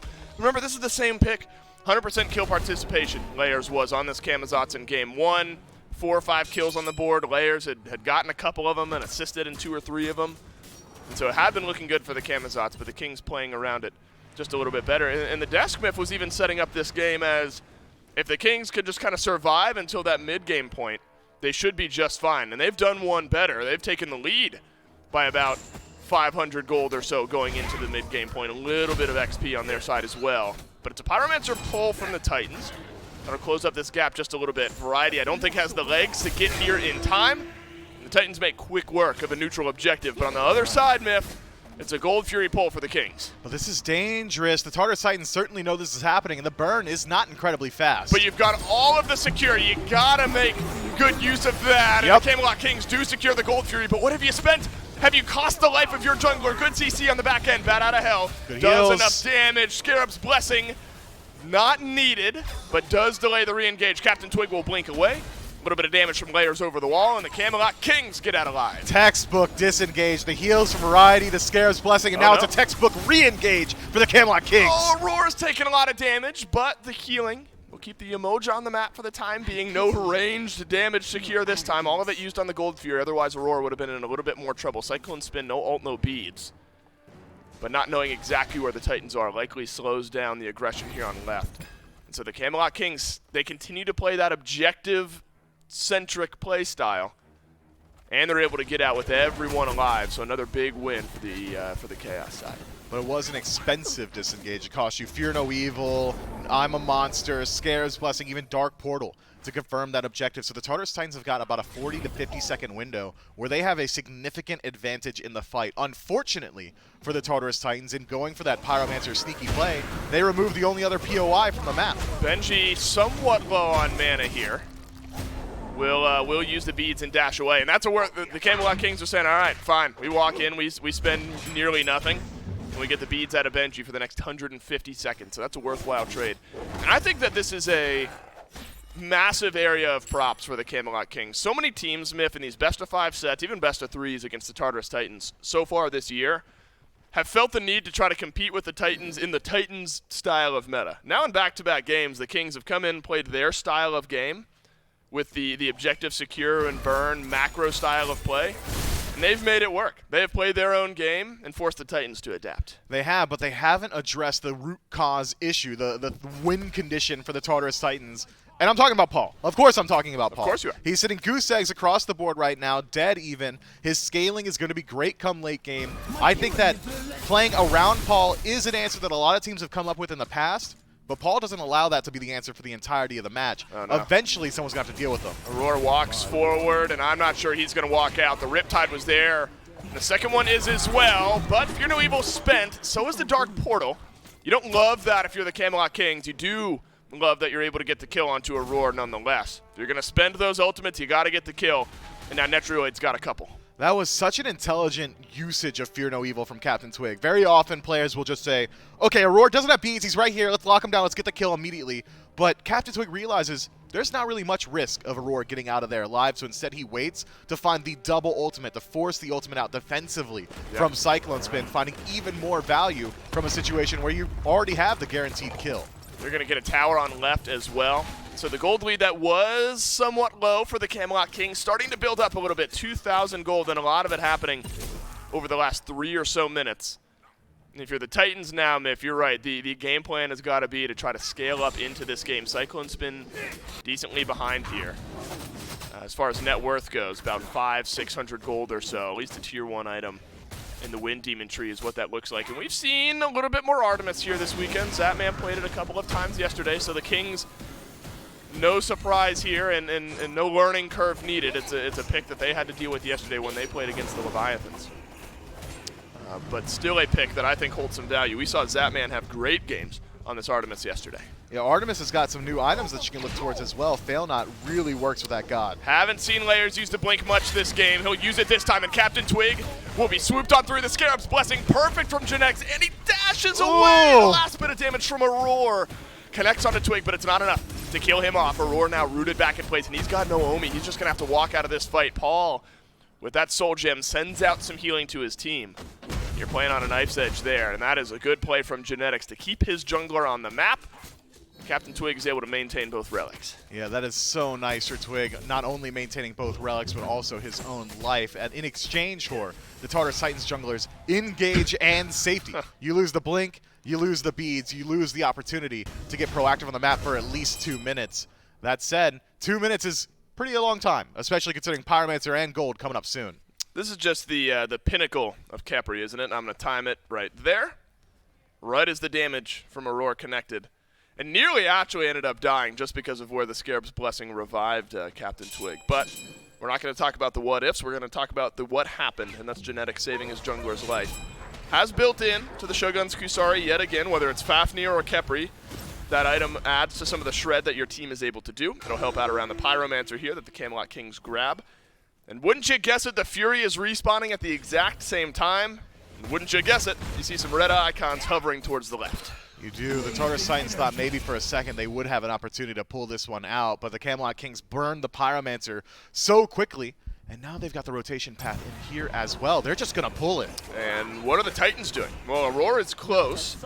I mean, you can attempt to steal with Umoja, but with all the secure that the Kings have, you're hard-pressed to take it away. And that is a quick Oni Fury pull and secure by the Camelot Kings, and there is no answer from the Tartarus Titans. Another chunk of gold trickles into the back pockets of the Camelot Kings. You spent the I'm a Monster, so your team fight damage may be a bit mitigated if you're the Camelot Kings. That might open up the door to a Tier 1 for the Titans. Tier 1 is a nice consolation prize, I suppose, just opening up the map state, but where did it put you? There's a Fear No Evil awaiting in the wings, and it has got 4 members of the Titans. Beads used by 3.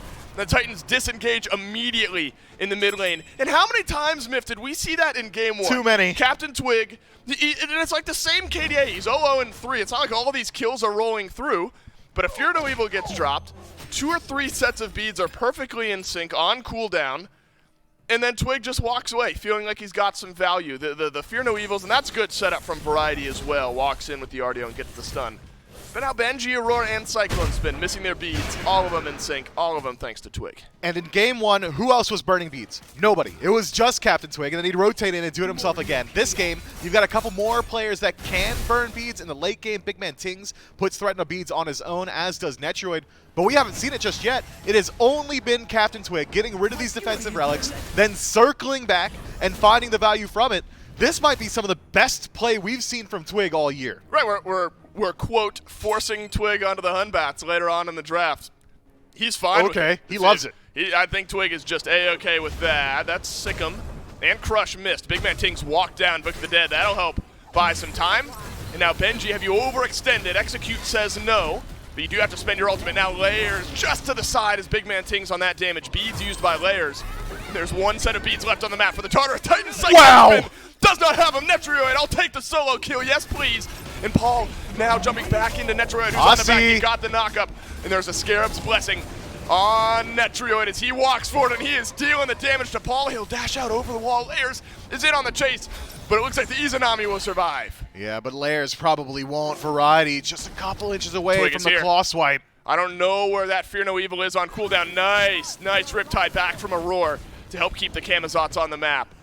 And Aurora comes up big in a small moment that makes a big difference for Layers in his life. But that is another great rotation in from the Camelot Kings. A big 1 kill for Netroid, adds his 3rd of the game, and this Izanami really starting to roll. Man, my heart goes out to Benji as well on this Achilles. He does not get Big Man Tings into the HP threshold of an execute before Book of the Dead is procced. So you kind of just can't kill him on your own, I suppose. You got to hope that somebody else is proccing that at some point, and that is the first time we've seen it from Big Man Tings this game, and we're going to see it again very shortly because that cooldown's up in just about 10 seconds. 20 minutes in, the Camelot Kings have a massive lead. Might as well start putting some pressure on the Fire Giant. Yeah, Soul Reaver picked up for Big Man Tings. You're going to get a lot of burst damage out of this Scylla. Paul, he's got Soul Reaver as well, and the Tier 2 Ob Shard.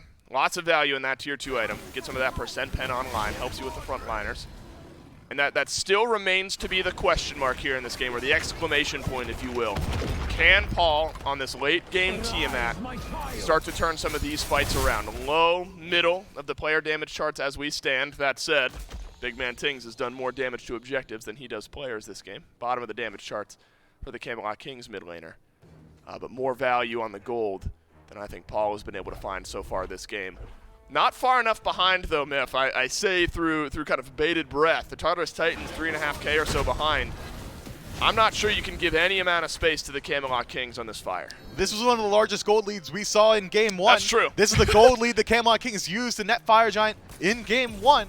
So the Tartarus Titans have got to put respect on that one. But we got to sing his praises, man. We missed it. Netroid soloed Cyclone Spin in the middle of a team fight. And that was the 1 kill we got. Fire Giant pulled, and Fire Giant down to half. Dark Portal and I'm a Monster. You would love to only have to use one or the other on the objective, usually the I'm a Monster. But if you're able to get good value elsewhere in the fight, the Camelot Kings would certainly be happy about it. Beads coming off of cooldown. Paul still 15 seconds away. Variety gets jumped on here. 3-man stun. River's Rebuke just forces him to the left, and the Riptide does the same.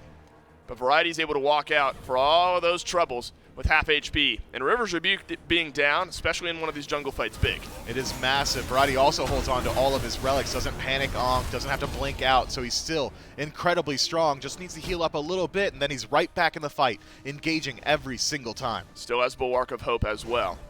That one not on cooldown, so he'll be able to maintain that shielding as the fight goes on.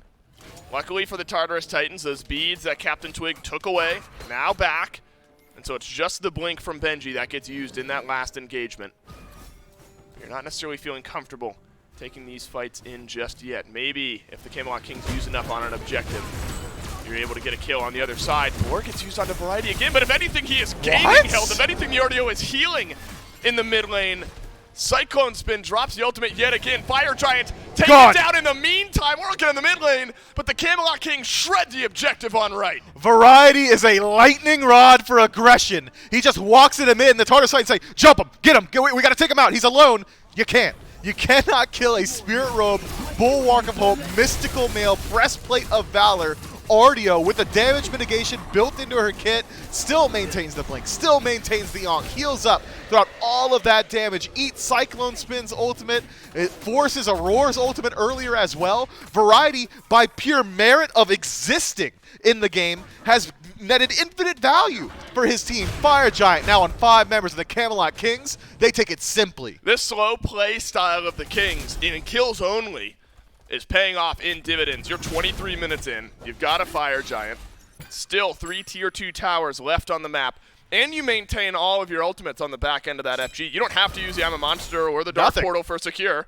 You just shred it down and you shred it quickly. Netroid, with the way his build has gone, no surprise that there's a lot of damage and a lot of fast damage onto that FG.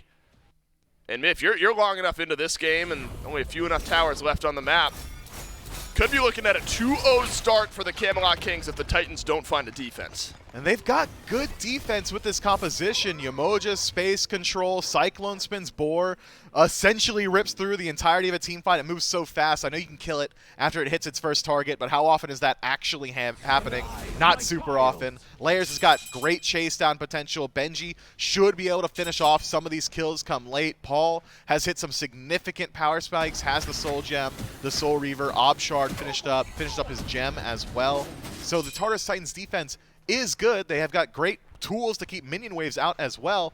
But we got to talk about the initiation and the engagement of the Camelot Kings. We've seen how the Variety can survive 5 people staring at him, so he could just walk in and bear form. We know what it's and find a taunt, or a stun rather. And we know Captain Twig is very apt, with 2 games of data now, of hitting 4 or 5-man ultimates. The Tartarus Titans have to be so concerned about their positioning, which is why I'm surprised to see them put up a defense at all around this tier 2 tower, maybe realizing that Captain Twig on the opposite side of the map can't be here to accost them. Maybe if nothing else, you're just shredding some time off of the Fire Giant that the Camelot Kings have. 1.5 left on the buff itself, 2.5 minutes on the respawn timer. We're going into this next fight, should there be one. Fully stocked up, items, ultimates, actives, all of it ready to go. So you're going to need some big plays out of your mid laner if you're the Tartarus Titans, able to turn around some of the engage as Variety just walks in, and that's where he wants to be. Variety's got the Cursed Ankh. Everyone groups up on me. That anti-heal spreading out to your entire team. Now the scaling of Big Man Tings, it's hitting its mark. You talk about Paul, you got to say the same thing about Big Man Tings. That burst damage with the Soul Reaver completed, a little bit of flat pan after the fact, depending on where that item goes. Certainly will be hitting. But that Ob Shard now completed for Paul could be a big spike. Yeah, Big Man Tings just jumps 2 tiers in the damage charts by landing 1 ability, does it again by landing another. He's dealing so much now that Benji, Aurora have to feel the threat of Big Man Tings. This Scylla is a tank shredder, essentially, with this build, and also a tank herself, just by having 80% HP shield, essentially. Need something out of layer tier towards the end of this game as well. Haven't seen much from the Camazots yet this game, only above the supports in the damage category. And Layers is far enough in his build, especially with that Heartseeker completed. Should see some backline health bars melting down. That said, this is a slow play of a Fire Giant myth. There were enough towers on the map. 15 seconds left. You're just setting the stage for the next moment.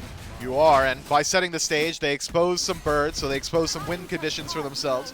They net up all that free gold on the map, and they control the Tartarus Titans. The Tartarus Titans, because of that slow play around these tier 2 towers, are forced to continually respect everywhere the Camelot Kings are walking. Had the Kings just 5 grouped on right and pushed to tier 2, the Titans could have gone to the left lane, tried to pull back a tier 1 tower, get some global gold and experience, send somebody over to find some farm, but instead, because they needed all 5 members defending at all times, they weren't allowed to farm for the last 4 or so minutes. They haven't been gaining too much gold or experience, so it still is Aurora sitting at level 16. We're still kind of approaching 6th item on the side of the Tartarus Titans, whereas the Camelot Kings are either finishing their 6th item or starting them, or even finishing your 5th for Genetics, who is very far ahead. All the starters have just about been finished up as well, and we're starting to move in towards some crit for Netrioid. Things are going to get a lot worse before they get better for the Tartarus Titans. They need Paul to come up in a big way. Somebody has got to close gap onto big man Tings, but who wants to do that and work through the Book of the Dead? Somebody has got to keep Captain Twig, in particular, in combat. Yeah, good luck. Yeah, you right? you don't have to kill him. You don't even have to necessarily hurt him so much. You just cannot allow this Hunbots to blink into your backline. If his blink is available and he's got ult, he is a threat by existing. I don't want to be in combat with Captain Twig. I don't know if anyone does, but you got to do it to keep the rest of your team alive. Fire Giant up, and a couple stray auto attacks chip away. A nice little bit of damage. That's a lot onto Aurora. That's supposed to be your tank. You're going to use some of that Omi to sustain yourself up. Camelot Kings not shying away from pulling some damage onto the Fire Giant as Benji hovers around the right. Paul mirroring his solo laner here. Layers still looking for that opportunity to engage. He's got Blink, does not have beads though. Beads taken away off of Layers. So that bat out of hell is going to have to be the get out of jail card for the Tartarus Titans jungler. Captain Twig hovering over to the left. You can sense it. The moment that Blink is back off of the combat cooldown. Could be an engage, but the Titans showing up in force. Variety, he goes in first, finds 2 stuns, gets the beads off of Paul, who has to jump away, and that's setting up now for future engage. If Captain Twig hits it, Paul doesn't have beads. Yeah, so the comms are Variety saying, hey, I got Paul's beads, and Twig says, nice, nice, I'm going to get him now in the future. Look at the damage output from the Camelot Kings. They're just poking and prodding, and the Tartarus Titans have to keep stepping up and keep getting hit. Fortunately for Cyclone Spin, he's got a healer right behind him in Aurora and some back camps to heal up on himself, but losing out on these relics is massive. We've already gotten the back camps down though, so Cyclone's gonna have to find other ways to sustain. Variety's taking the most damage now in this re-engagement on the right. Wave's okay for the Titans right now. Nothing really threatening your Phoenixes, so no real need to force the issue. Variety considering going back here. Cyclone Spin will just top off that health bar on the Fire Giant. Big Man Tings is over to the right. Can you hit the Sikkim Crush? I'm a monster. Cyclone Spin knows he's there. Send some damage his way.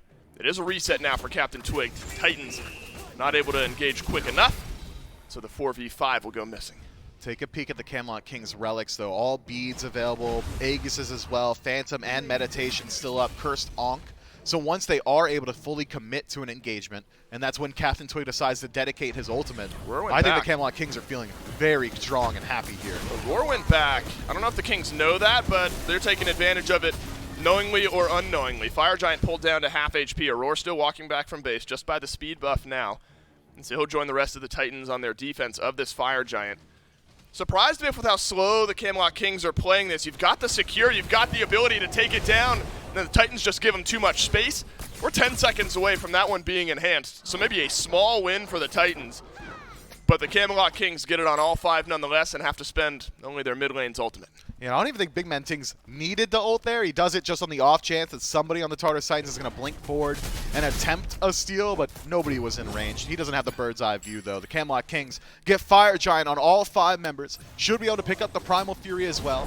And now we get another look at their ability to siege in a Phoenix situation. But because of the nature of that fight and how long it actually went, despite burning beads on Paul, Benji lost his beads earlier, as did Layers. It doesn't matter. Those beads are back up. Paul's are going to be up in about 20 seconds. The Tartarus Titans are at full strength for this defense, and the Camelot Kings are still waiting on a couple of key relics, that blink for Captain Twig, all important going forward. Having head back to base, though, takes about 15 seconds to walk from one end of the map to the other, so it's going to be back up by the time he locks eyes with the Phoenix. There's got to be such a frustrating composition to play against if you're the Tartarus Titans, because this is a Titans team that loves to push the issue. They love to get active early in the game. Send Layers forward. Build your lead based off that. Their macro game, fantastic, of course, as well. But this Camelot Kings team, now in back-to-back games and in 2 different ways, have just won out in the macro game. They've taken the objectives without much contest.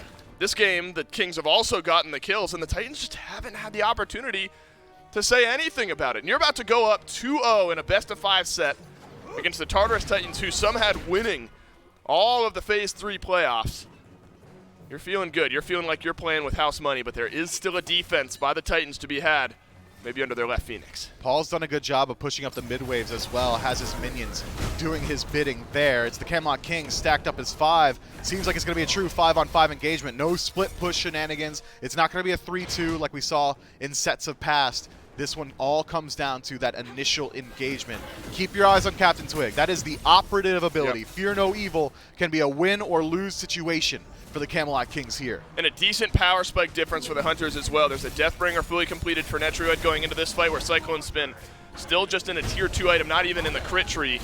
So if Netroid can find some damage here, which he should be able to as Benji walks forward, Aurora takes half of his HP. Cyclone Spin does the same as well. Netroid's ult is now down. And so the Titans have at least weathered one storm while maintaining most of their Phoenix's health. It's just Dark Portal, though. It's just Netroid's ultimate. That's one of the lowest value ults on the Camelot Kings right now. Here goes Twig at first. And he's got the backline. Cyclone Spin beads. Still up because he uses the board to mitigate that Fear No Evil. I'm a monster up and over the wall from Big Man Tings, but here comes Layers with a bat out of hell, and it looks like, Myth, the Titans have done a good job in repelling the initial attack. A great defense from the Tartarus Titans. They only lose one set of beads. Captain Twig does not come up massive. It's just Benji. Benji still playing that separator on the front. His beads are down. And so the Camelot Kings now without one of their big engages. That's got to be a win for the Tartarus Titans. Massive. Every single time that Fear No Evil has come in, bad things have happened for the Tartarus Titans. You lose some beads, but at least this time around, you don't lose anyone's life, and not much damage has been put onto the Phoenix. Now it does, as the auto attacks fly in from Netroid in the back. The Phoenix finally goes down. It looks like the Kings, they don't want anything else. They'll back off. Netroid loses out on his beads to finish off that Phoenix, but I'm sure that's a trade he's willing to take. Had the Camelot Kings stuck around just a couple more moments, Paul had enough mana for maybe 2 more abilities by the end of that fight. The Camelot Kings have effectively won the war of attrition against a team composition that has a Yamoja on it, which is all impressive, by the way. You don't have any sustain on the side of the Camelot Kings as far as team fights are concerned, outside of the meditation from Genetics. And despite all that, they still are able to take out that left side Phoenix in one of the longer sieges we've seen here in Season 3, or Season 8, Phase 3 of the SPL. The Tartarus Titans do a great job of slowing down the pace of this one, and Fire Giant, well, it's off. The Camelot Kings are going to have to do it all over yet again. This time, though, with the added map state benefit of stripping away that left side Phoenix, somebody from the Tartarus Titans has got to go over there and put up a defense, and it looks like it's Cyclone Spin. It takes him a pretty long time to walk over to the Fire Giant. The second he shows himself, the Camelot Kings are going to have bolstered confidence. Luckily, 30 seconds still remaining on the FG, on the respawn at least.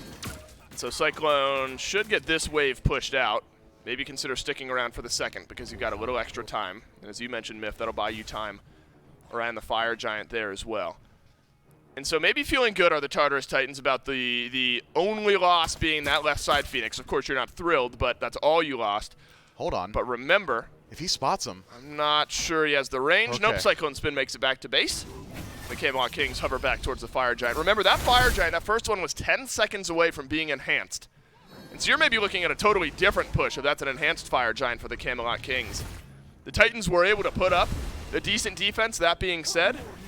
But Myth, you might need to show up a little bit stronger around this enhanced Fire Giant. And as of right now, you don't, because Netroid's on the opposite side of the map waiting for the Oni Fury to spawn up. Seems like the Camelot Kings are going for like a pump fake on the Fire Giant, just waiting for the Tartarus Titans to show up. Can the Titans just do it? Can the Titans just do it? The Camelot Kings don't have their Hunter here immediately, but this is a slow play from the Titans. Netroid pumping back towards the Oni Fury, now back towards the Fire Giant, and it is slowly being whittled away, but Captain Twig, that's massive! Huge! Fear No Evil gets used, but so does the Scarab's Blessing. This is the opening that the Titans have been looking for. They've been losing every aspect of this game, but this one, this fight is for the Tartarus Titans. Captain Twig is down first. Variety executed second, and the Titans have found 2 kills. The Camelot Kings decide to get a little bit too fancy here. Genetics far out of position. Oh, he's gone. He should fall down, but if the Tartarus Titans want to leave him alive, who cares? It's just a Kepri. You might as well just head over towards the Fire Giant. Layers on the chase. What can the Camelot Kings do here? Genetics is just buying some time. Look at Big Man Tings and Netroid. They're No way. On the left side of the map. They will go over the wall here. Can Genetics No way. back? That's the question. Genetics now dead. Enhanced Fire Giant still there. Big Man Tings and Netroid. They are backdooring. Surely the not. Backdoor Kings, the Tartarus Titans. Yeah, you win a fight, but at what cost? Game 2.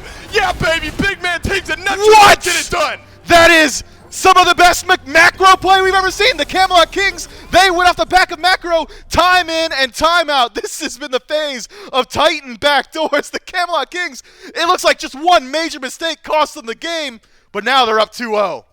Unreal. And Genetics is feeling it as he should. Can't believe it. I'm thinking that game totally flipped around. I thought Titans are rolling in. We're going to tie up this set. And it's a backdoor from your carries, from Big Man Tings and Netrioid. They've just got all the damage onto the Titans Titan. And the backs they were right there. If that is any slower, Myth, that doesn't work for the Camelot Kings. But it was fast enough. And the Macro Kings get it done again. Man, and I think that's the only winning line the Camelot Kings have. After that Fire Giant goes down with how long the death timers were for the Camelot Kings, the Tartarus Titans just barrel down the Titan room immediately, straight through mid. They lose the game off the back of that, but the Camelot Kings take the only winning line available to them in that scenario. Mental fortitude has to be sung here, man. How do you make that call? That's wild. Yeah, and mental fortitude for the Titans, that's got to be put to the test. You're going down 0-2 to the Camelot Kings. You're about to tie up the set. What? And instead you go down 0-2. Can't believe it. Camelot Kings, they backdoor things in game 2. Titans got to win 3 straight. They'll get it started in game number 3 right after this.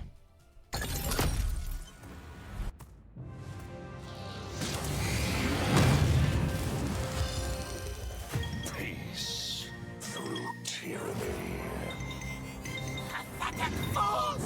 There's no escape! Transformers! More than you shine. I will not ring the bell to try. Let's roll out.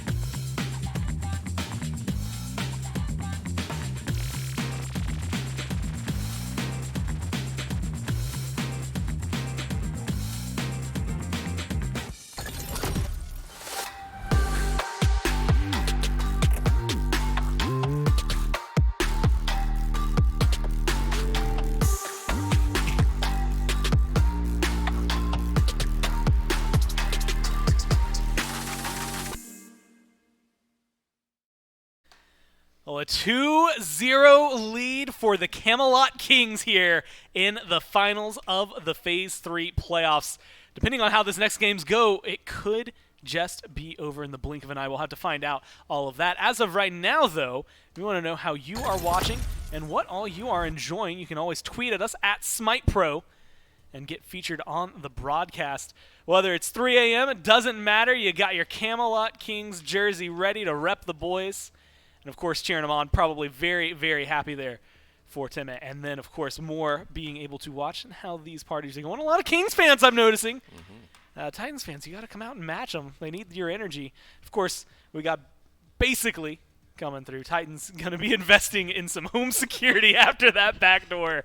Yeah, that one's going to live in a lot of memory. And you know what? We've had an increase lately, Ro, of backdoors. I feel like the Scarabs have been doing it a lot, and you're starting to see it. I'm just getting flashbacks because it happened to us. Yeah, it's maybe something we got to look out for. I mean, normally I'm used to seeing ward coverage over there. That is just a good call coming out from the Kings. I think they're in a world where they probably lose that game if that doesn't happen. Yeah, absolutely. I think Titans found their exact win condition. You have to find Twig and you have to pick him, and then it's hard because you have to do it through a Khepri ult. They got the Khepri ult, still managed to kill him, won the team fight, happy, kind of just, you know, that they got what they wanted. They can rest a bit now, finally stress-free, get a Fire Giant for free. We knew Khepri was off doing pretty much nothing, getting chased around, but he wasn't going to die. But meanwhile, Genetics, I assume, is calling to end the game. And look at this burst damage. The noises we made in the green room when that happened. Yeah, we were confused. I know, Ducky, we had talked about it. In Game 1, the conversation was, okay, cool, Titans, you got your early game lead, and then you just got to push it. You got to do more with that, whether it's objectives, what have you. They didn't get the opportunity this time around. The only fight they won, they lost the game because they won it. Yeah, because even times like this where Layers is hunting for Captain Twig like he should be to get this Humbats on the back foot, Khepri's there to save him. Made things just difficult, I think, if you're the Titans here. How do you bounce back from something? I guess ignore the mental portion of an end like this, where just a lone Izanami and Scylla. The rest of the team's dead for another 20 seconds minimum at this point. It's still a minute before Genetics comes back. If you ignore the mental after that, where do you start to try and bounce back in a set when you're down 2-0, especially after the way the Kings have won? Well, I did not know that's what happened because I was in the bathroom. So that is nice to see. But yeah, that is rough for the Titans mental. I'd like to see them either take away the Humbats or pick it. I don't think the Camazots has been great, if I'm being honest. Yeah, I have to agree. So I'd like to see a different jungler for Layers so he can pop off. I'd like to see a different style altogether. I think both games so far we've expected Titans to just kind of dominate the early game and stop Kings from scaling well into the late game, but it seems they can't really do that, at least with their current picks, so I'd prefer they maybe switch it up a bit and meet Kings at the late game. We might get a boring early game out of it. Not to say last game there was that much action either, but at least they'll be as strong as Kings were in the late game, and that is Kings' strongest point, so if you're going to go there, you better have a good draft for it. I think doing the math off the top of my head, it's like 10 games now that Camazots has lost out of 12 that he's been played this weekend. That is not a good win percentage if you want to look for it. I think there's a lot of interesting conversations we had, and just because I want to illustrate for you a little bit, Ducky, just so you can see. There were Fire Minions in left lane, and then the Titans were on Fire Giant. Okay. Genetics was running down here over solo lane. Variety and Twig were dead. And Netroid and Big Man just kind of walked through the jungle, over the wall, and killed the Titan. Did they have minions? They walked in without minions. They had minions coming just kind because of you missed them. that, I wanted you to have the full picture as to what happened there. Yeah, the Fire Minions were like close by, but I don't think they made it in by the time they killed the Titan. Extra credit to them as well, because the Fire Minions were close by and kind of fighting a wave already. They could have gone to clear that wave and taken the Fire Minions with them, but that would have shown them on the vision, and that would have given Titans more time to back. But they said, you know what, we don't need the minions, we can end anyway, and they went straight towards it. I can't believe they killed a whole Titan by themselves. That's crazy. That's the boss of the map. It's that easy to kill? No way. That's what I was saying when we got backdoored by Scarab. I can't tell how much of that was sarcastic and how much of it wasn't. We'll figure that out. After we get through picks and bans, Titans once again opt for first pick here up against the Kings. And lo and behold, the very first thing they decide to ban out, it's Twig and this Hunbats. Yeah, they'll probably... I'd like to see them pick Tiamat again just to take it away from Big Man. I didn't really get to see the Scylla in action other than when Layers got destroyed at Gold Fury. So Oh yeah, the Erlang was open. I completely forgot about Erlang. Smart, because you're kind of taking two gods away from Twig as well. Because you got the Humbats ban, take away the Erlang. That's probably some of the best utility Twig has. The only other god I think we've seen him play is Ratatoskr. I think have we seen Gilgamesh banned or picked? I'm not sure. That's I definitely think one he he's was pulled out in the Pro up League against before. Scarabs. He's been like banned off, but like otherwise, at least for this set, he hasn't even been looked at. Say, unless he wants the Ratatoskr again, that might be one of his go-tos this set. Well, we were talking about Tiamat. First off, RDO, 100% win rate for this team this set. I think the Kings played her once yesterday. I know she lost probably another couple of times this weekend. Tiamat, though, still has the 100% win rate for just the Kings. The Titans, unfortunately, lose that in this last game. And this is starting to feel like things are shifting in their favor. With Erlang Shen there, I mean, you have some early combat, but they haven't been caring about the early combat on the other side. The Kings are like, cool, here are two pieces that have been working well for us, and they lock it right back in.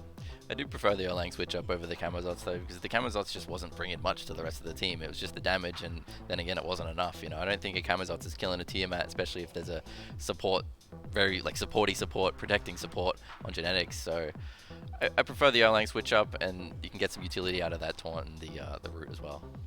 Yeah, it's nice for the Titans to opt for more CC, and it definitely takes the camera away from layers, which is what I was hoping for. They may still pick it in solo, though. They could. Yeah. I don't want them to, but they may do that. I'd also don't want them to take the Achilles into the RTO again.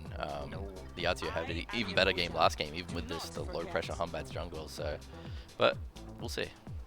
Well, this will be the third game in a row they've got the Yamoja. It has not been doing too well. 17% win rate across 6 games for this event. Maybe not feeling the way you want it to. Izanami is well locked in. And this goes back to what we were talking about in game number 1. Ducky, this is just an absolute control, at least in the duo lane, in terms of pressure. Yeah, the Kings would probably hop for Haim, so that he's safe in lane. Again, they're just going to go for late game again. Twig will probably pick a CC jungler. I mean, Daji is looking pretty good at the moment with Yamoja and Erlang on the board, if he wants to opt for that. They may ban it away, though, here. Kings will probably ban Nike again. They may force the Achilles, because it's not been looking... Actually, no, last game we did pretty well, right? You got a lot of damage on the board. You got a lot of damage on the board. Pretty well, though. Like, they got 2 kills total, so maybe not the words I would use. I mean, there was 6 kills total in that game, yeah, right? there were a third of them That's crazy. that were the Titans. Wow. It's fun how that works. We're waiting for the bans to come through. Heimdall, though, Ro, that was banned by the Titans in the top 3 last time. What is it worth, like, letting that through just to get rid of the Khepri as well as this Oleron? Yeah, I think so. I think Titans are struggling to find, they don't have enough bans. I'm sure they'd love if they could ban that too, but they're just, there's too many strong picks coming out of Kings, but it looks like Titans are just going through the early game again. They've picked the Yamoja and the Izanami duo pressure, and Kings are, again, trying the same strategy, just to scale into the mid game. Ban still waiting to come through here for the Kings. Nike was one of the things discussed. Nike is going to get banned out. And Ducky, that's actually a fun question to go for you. Like, if you're playing against RDO, first off, you're probably not in the best ideal position already, but what do you pick to deal with it? I mean, you're not happy, first and foremost. You probably go Sobek sub, because Guardian against Guardian is probably the best you're going to get. Or you go extremely high pressure and go for the Camelot. What do you think about, like, the Mulan, for example? Yeah, Mulan would be a high pressure pick as well. I'm not sure if Benji plays it, but I know when Finoko played it, it was pretty effective.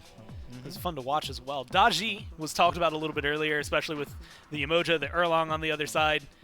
And yet it's going to get banned away, so the Titans kind of read that one, again, trying to stifle as much of Twig as they possibly can here. And Ro, I guess, like, next top junglers for Twig, what comes to mind? I still got the Gilgamesh, still got the Rat, but yeah, I think the Daji would have been really nice for the Yamoja Izanami and good into Erlang as well. So a good ban by them, but I think he'd be totally fine with either of those 2 gods. When he played the Ratatoskr, he kind of just played it similar to Humbats, where he just wanted to separate the team fight, threaten the backline so his team could do what they wanted against the front line. We've done a lot of talking about Xingqian over the weekend because he got some good buffs, and he's been seen in a lot of these games. I immediately look down. The only games that I see standing out were all losses. There's one maybe from a couple of days ago where he was able to win. But Xingqian, 71% win rate that he has been able to accrue. With the buffs recently, especially with Erlang Izanami, it feels like he's going to be dealing with some of these auto-attackers pretty well, Ducky. Yeah, the 2 frontliners probably just want to zone the backline, and then Twig's going to look for the big ultimate, which is why I was expecting like a Daji or a Humbats. I'd presume he'd go Rat just for the CC immunity against Erlang early game, but I don't know what other junglers he could opt for other than like a Rat Osiris. Is that all? Well, it's going to be the Achilles once again. Ducky hit his face. I can't tell. In shame, upset.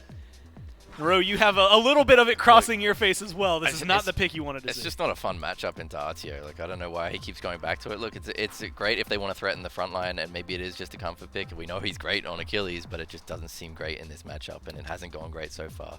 And they've got the Rat on the other side like I expected. Kind of just a budget Hunbats with the way he plays it. If you can't get Hunbats, you may as well go the next best option. Well, they go back to the Morgan Le Fay for Paul. Ducky, I saw your reaction to the Achilles, so I don't know that I need it, although maybe people at home would like to hear it. But the Ratatosker locks it in. Team fight for the Kings still feeling really good, or is there a good chance for the Titans to take back this early game and push their way through? I think the Kings team comp is definitely better for the team fight. I don't know how you go into game 3 thinking, oh, I want to play Achilles into Artio again. That sounds fun. So, I don't know. I think the Kings have the stronger late game fight, for sure.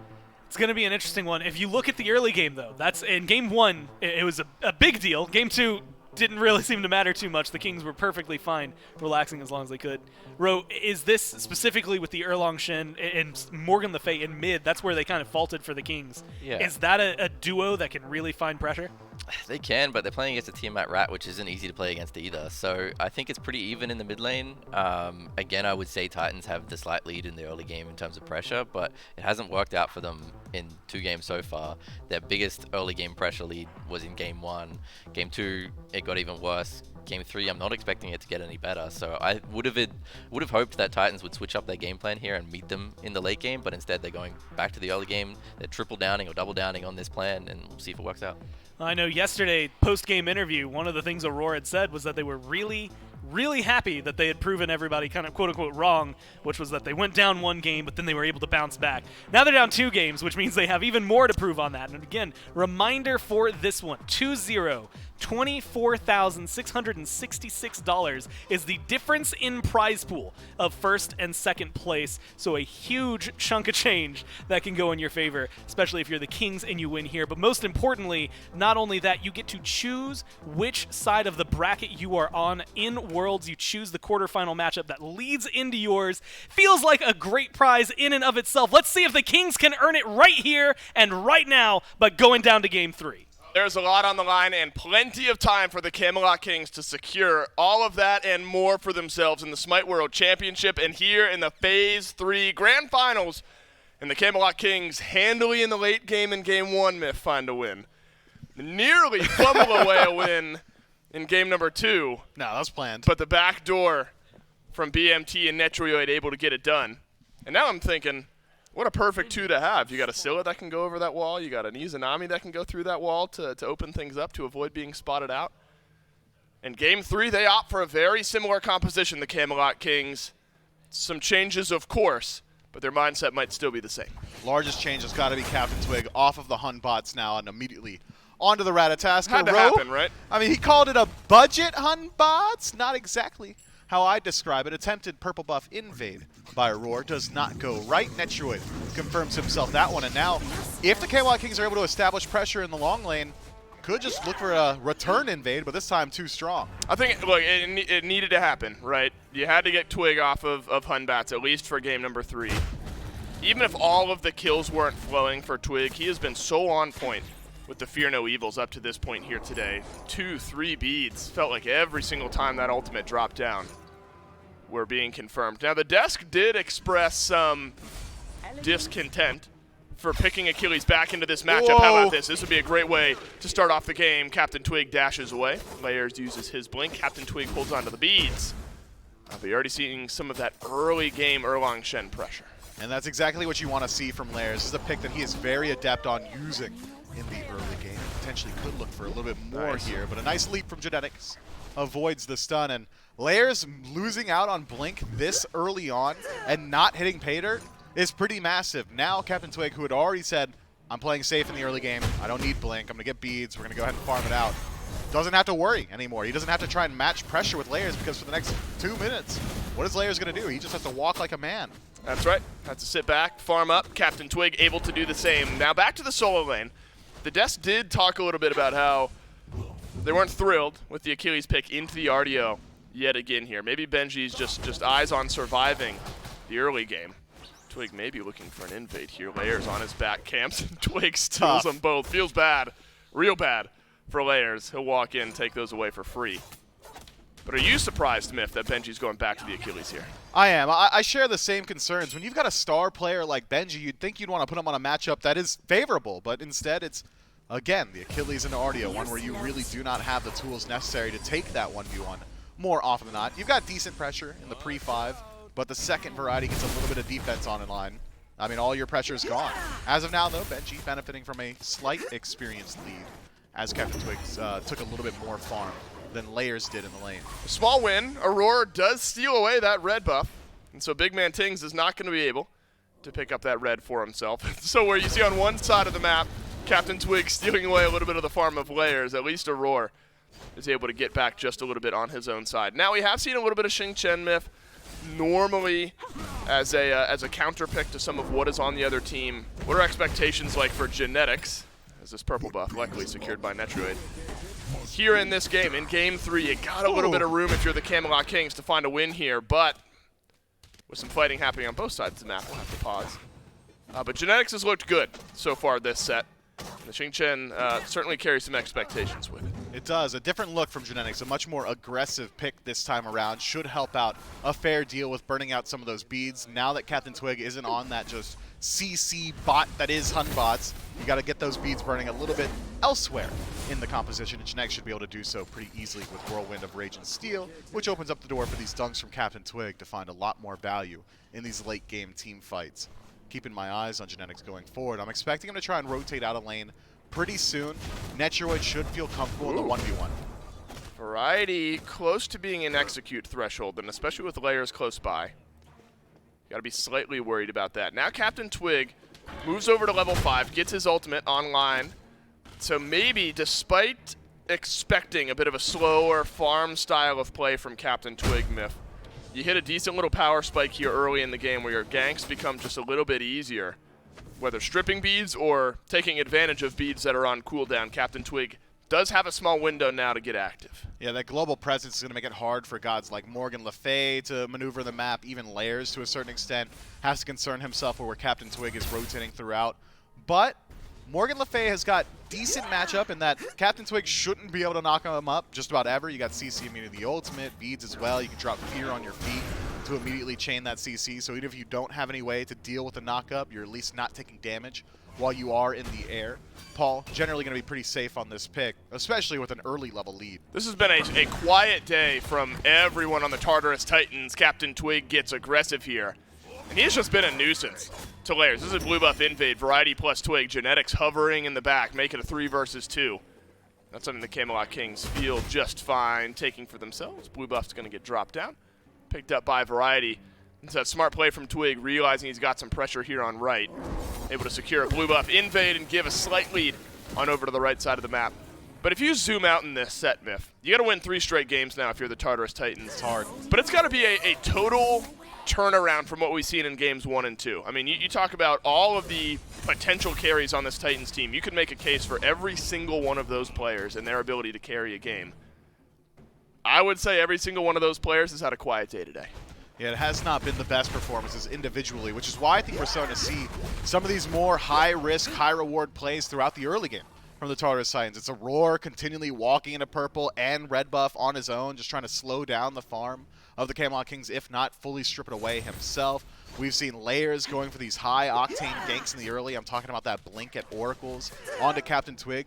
These are plays that really can slow down your game if you don't hit pay dirt. And a couple of times the Tartarus Titans have not, which is why we haven't seen Layers get as involved as I think I would personally like to see from Erlang Shen at this point in the game. But I think in just being able to make the decision to say, okay, we could still go for these high-risk plays. We still got to try and make something happen on the map. Shows a level of mental fortitude that we had not been forced to see from the Tartarus Titans up until this point. They have not been put to this level of a test in a long time. I'm thinking back to group stages.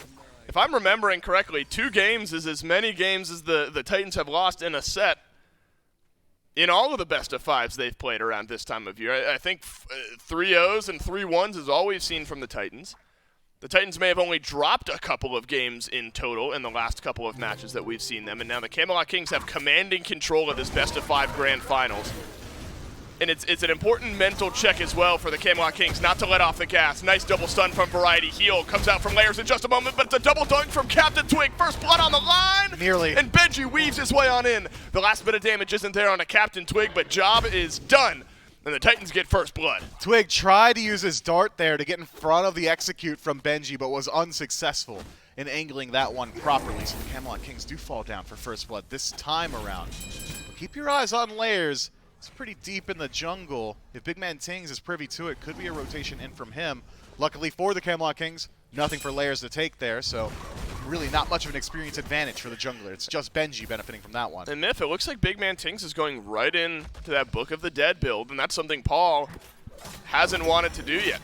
We've seen Tiamat for Paul earlier on in this set, stayed away from that Book of the Dead build. Big Man Tings now 3 out of 3 games. See Tiamat a couple of times, Scylla once, all of the picks. Go for Book of the Dead here for Big Man Tings. So he's utilizing some of what many consider to be the most powerful build path here out of the mid lane. And remember back to game 1 when we saw this Tiamat and this build for Big Man Tings. It was delayed a little bit, an early kill fell there, took a minute to finish up the Book of Thoth. Big Man Tings is anything but delayed here, keeping pace with Paul, able to get those stacks rolling early. Could be a point of power for the Camelot Kings. It's a 3-man grouping, lock down the Greater Scorpion. Yeah, if Big Man Tings wants to, could go towards Chronos Pendant in that second slot again, just for the additional CDR. That kind of tells me that he's really not looking to take engagements early on, and that the Camelot Kings really are just waiting for that late game team fight. You don't say. Speaking of Paul, he said to me, I don't go the Book of the Dead build because it doesn't deal enough damage. And that might have been the most Paul sentence I'd ever heard. Sure. And he does not concern himself with survivability. Paul's survivability comes from his positioning in the team fights. He plays incredibly safe. He's always got at least 2 frontliners between him and the nearest enemy. And it is good, the survivability and Paul's positioning. Been low-kill games all across the board so far today. Whirlwind of Rage and Steel, first of the game. That's on to Layers as Red Buff gets dropped down here. Watch out, Captain Twig takes the 2-man knockup, and the River's Rebuke on the other end. That's from Aurora, and that'll help his team in escaping unless Genetics can chase this one down. Pin had to be perfect, and it sure is, but Netrioid's rotated in from the duo lane. Ultimate has already connected onto Aurora here, but look at the support from the rest of the Titans. Aurora Riptide's out. Genetics still around the backside. He's buying space. Aurora desperately trying to escape. Is the support just going to get it done? Paul has already used his ultimate, but a nice double stun from Aurora might just save his life. Now Genetics has to limp his way out of there, but it's left Paul alone. Good damage for Variety, but will not step into the tower. It's time for the disengage. Oh my goodness, but now Benji is here, but he's going to be on his own if he tries to keep fighting this one. The Titans show up exactly how they need to there for their support. Aurora is so low for so much of that fight, and just not enough damage is there on the back end. But now we've seen, granted it's kind of served to Captain Twig, but now we've seen a couple of those ultimates already from the Ratatosker finding multiple targets with each use, and so we're starting to find some momentum on this pick. And that does bode well for the Camelot Kings moving forward. That said, I think the answer from the Titans there and keeping Aurora alive. Oh, wow. Giving your chance around this Pyromancer very good. Early taunt in from Layers. That's caught out onto Genetics, who does not have his ultimate back. Double dash used, and goodbye, says Paul, and the Morgan Le Fay is on board. It is. The Tartarus Titans can now fall back and try and pull this Pyromancer yet again. Variety hovering nearby, as is Twig. Big Man Tings not far away either. You have this advantage. You got to secure it now. At this point, you can't let this one get stolen away. One more kill would help Captain Twig. Whirls on around, but ends up going down the drain, and now Paul has got 2 kills. Pyromancer gets dropped by the Tartarus Titans. But you're feeling okay. You get a kill on a Captain Twig, and you're able to slow down this Ratatosker. And this is shades of game 1, where the Tartarus Titans get a few kills on board. Layers at the forefront of a lot of it, setting up for his team. Paul has found a few of those kills.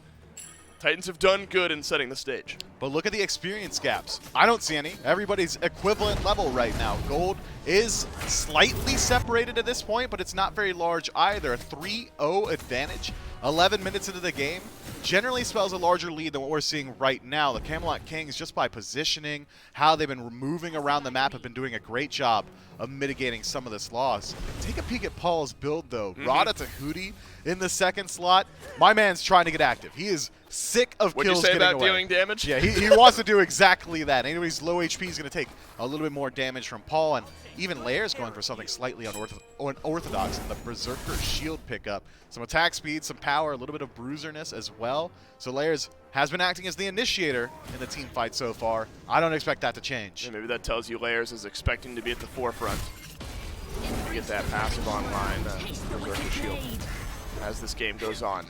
Very important for the Titans now. Mentally, you're taking this one game at a time. You can't say, we got to win 3 straight. Of course, it's hard to think that way. Nice steal away from Genetics on the Greater Scorpion. Very difficult. I say that as a caster. It's easy for me to sit here and say, yeah, just think of it one game at a time. Of course you know if you're the Titans, you've got to win 3 straight. But when you're in this game right now, your focus has all got to be on closing out the lead that you've built up for yourself. A good chance of doing so. Big man Tings, yeah, Rada Tahuti, you think that's got some value here for Paul? Forces the Aegis out of BMT. And a lot of damage connecting onto the Tiamat. Big man Ting's going to be forced back to base here. So this could open up another opportunity for the Tartarus Titans to look towards the Pyromancer yet again, or just Variety. Rivers Rebuke sends Variety back towards the left, and goodbye Artio. Benji now on the board for the second time this game. You finally got some kills rolling in the solo lane. Paul has got some there as well. Captain Twig doesn't have much to say about this one. Doesn't look like Genetics will rotate over either. And in game 1, even when the Titans had this kill lead, it felt like the Kings were able to lock down the neutral objectives for themselves. That's something now the Tartarus Titans have been able to remedy, grabbing a Pyro. Yeah, it's been great play from Benji out of the solo lane as well. A lot of these kills coming from the execute on the tail end of these fights. But the Camelot Kings, they love their macro play, and they sneak away another Gold Fury. That's got to just be a win, right? I mean, you do lose Variety and the Pyromancer, but Gold Fury for Pyro, that's something the Camelot Kings happy take for themselves. They have halved this gold lead. We were over 1,000. Now we're just back to 500. The experience, though, Myth, that has been trending upward. Benji has a nice little lead there. Aurora was behind, but he has a lead. Cyclone Spin scaling up on the Izanami as well.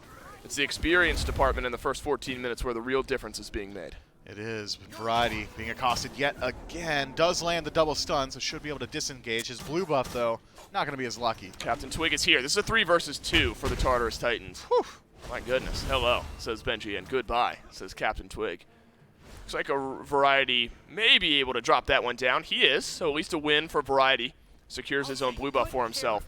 But this just feels relentless. A little bit more pressure, doesn't it, from the Tartarus Titans, where game 1, you get a kill, and then we kind of disengage, leave the door open for the Camelot Kings. Feels like Layers and Aurora have just kind of been roaming with one another, putting all this pressure on the Kings and constantly making them think about where the Camelot Kings want to be positioning on the map. Well, this is exactly what the desk was talking about. The Tartarus Titans have been drafting this early game aggressive style the entirety of the set. They just had not been pushing that advantage throughout the early as heavily as I think they would have liked to have seen. And in game 3, they're pushing that advantage. They're showing up at every invade that they can. They're showing up at every neutral objective that they can. Variety, despite having a winning matchup in the solo lane, has been getting just shoved in by continuous rotations from either Paul or Layers. Benji's execute has been a major threat, but we're starting to hit that point in the game, 15 minutes in, where some of that defense is starting to come online, some of the damage as well. The Camelot Kings may have done enough throughout the early to slow down the strongest portion of the game for the Tartarus Titans. Variety did feel like there was some control here on the right side early in the game. Remember a blue buff invade 1 or 2 going Variety's way. Benji, I'm gonna say he's low yet, but he is low now. Double stun from Benji. That's a good turnaround. The dive was looming. Layers has found his way over to the left side of the map, but not much to be found there. So still some pressure to be had by the Camelot Kings here on the right side of the map. But you're right, Niff. We're going to start to get a heat check here in a little bit because the gold lead right around 1,000. Not massive when you're talking about how leads could be 16 minutes into this game. The desk started to talk about how mid to late game still favoring the Camelot Kings. The job is not done by the Tartarus Titans, but you have set the stage well in getting one game under tow here in this 3-game straight that you need to win. But it's always around these objectives, especially when you're playing the Camelot Kings, where these games end up getting tilted. And so you're looking at the Pyromancer myth that's going to spawn here in a couple minutes' time. The Gold Fury just a little bit behind that. That's the battle where this game 3 is going to be tilted. And the Tartarus Titans need to get to these objectives first. Their engage is a little bit weaker than the Camelot Kings. The Kings are very happy to take a fight where the Tartarus Titans are forced to walk into them. They can chase down very easily with Captain Twig. Genetics can displace just about anybody from the Titans, whereas the Titans, if it's the Camelot Kings on the objective first, is it just Layers going in with his ultimate as the engage? Is it going to be a Roar trying to walk up on his own and line up some walls? It's tough. Layers blinks into mid. Big Man Tings, he's got Book of the Dead. Doesn't get procced here. That's a big win for Big Man Tings. So you get a nice survivability power spike for BMT in the mid lane now that Book of the Dead is built.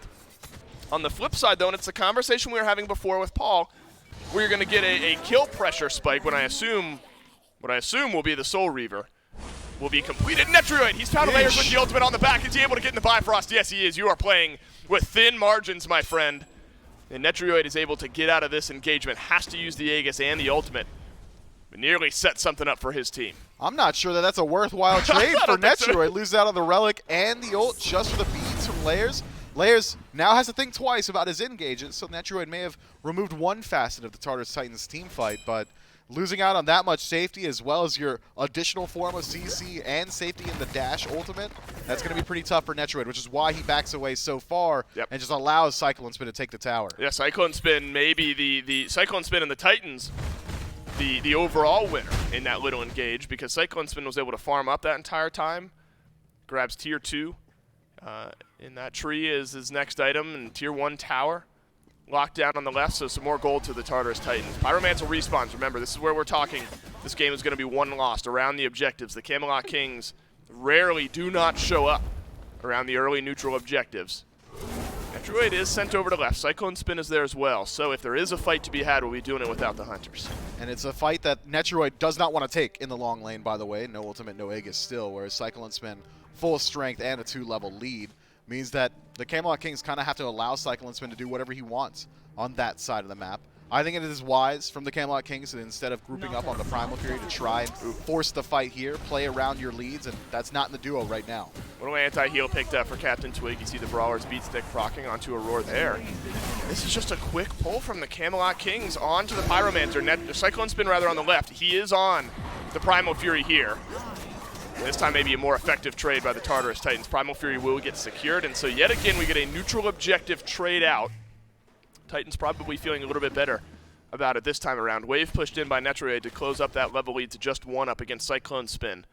But maybe a good read on the situation sends the Titans over to the Primal, and they'll get that one for free. They will. Cyclone Spin just kind of throwing around his weight in the lane. He was soloing that Gold Fury for so incredibly long, and Netrioid can't feel confident walking in. Still has 50 seconds left on that Aegis cooldown. So we'll see how both of these teams respond now with both neutral objectives being removed from the map. I think the Tartarus Titans have got themselves a significant enough lead where they can at least try and strip away some of these tier 1 towers. It doesn't have to be a full-on commitment, but you can at least check and see whether or not the Camelot Kings are going to respond. How about this? Can they do this? Can they do the Fire Giant? It's kind of crazy. They think that they can. Well, where's Netrioid? He was over on the left side of the map. He's rotating in around the back of this fight. Variety, he's used his Phantom already, and he is low, and Benji calls him on it. But look out on the backside of this fight. What? Oh, Layers survives, and Cyclone Spin, he's able to turn around to kill. Finally, Netrioid deals the last bit of damage. It's a blink through Benji and Cyclone Spin from Genetics. Big Man Tings, that's Book of the Dead. Buys him a little bit of time here in the mid lane, but the chase goes on. A nice knock up from Genetics, delays out the re-engage in mid, but this Achilles starting to run wild. And that's a good trade for the Tartarus Titans, 2 for 1. Yeah, Variety not nearly as tanky as it was last game. Once he finishes up that Spirit Robe, he might be able to survive those engagements, but the Tartarus Titans able to shut him down before that defense comes online fully. And it seems like that's all the Titans wanted. They have Cyclone Spin reset to the opposite side of the map. He's going to go farm up his waves as well as the purple buff. Fire Giant going to leave unchecked here. The Tartarus Titans, they don't leave empty-handed. Tier 1 tower takes a good deal of damage. The Camelot Kings, they need to group up faster. They want to win these team fights. It can't be Variety and Genetics kind of checking these objectives on their own. There needs to be threat of damage behind the front line of the Camelot Kings, or the Tartarus Titans are going to keep doing exactly what they have been doing for the last 21 minutes, and that is barreling down whoever stands in front of them. It feels like a world of difference out of the solo lane right now. Benji 2 levels up, 301 on the Achilles, has been hard-pressed to find any answer from the Camelot Kings, whereas Variety has just kind of walked in, it feels like a few times, now 0-3 on the RDO. Walked in a few times just to death. And that's so different from the Variety RDO that we've seen so far in this set. Think about the walking into 3-4 members of the Tartarus Titans, not having a care in the world about it.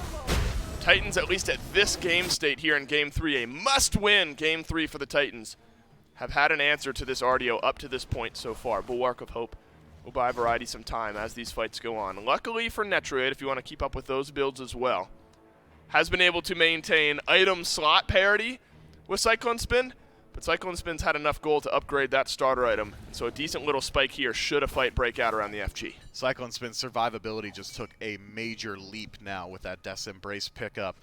Netroid can't 1v1 him. He doesn't even want to take trades with him in the lane if that is the plan, just leaving the Hunters on the opposite side of the map, because one of them has so much more sustain than the other. The Tartarus Titans also have got sustain built into the draft thanks to a roar on this Yemoja. Do you want to see the Titans force this? I do. I think they could go ahead and pull it. They don't need to coin toss it. They don't even need to drop it low. They can just elongate the fight, take a little bit of damage, take some HP from the Kings, back up, heal, and keep doing that. Even if Cyclone Spin is the one tanking it, apparently his health bar is not going to drop all that low.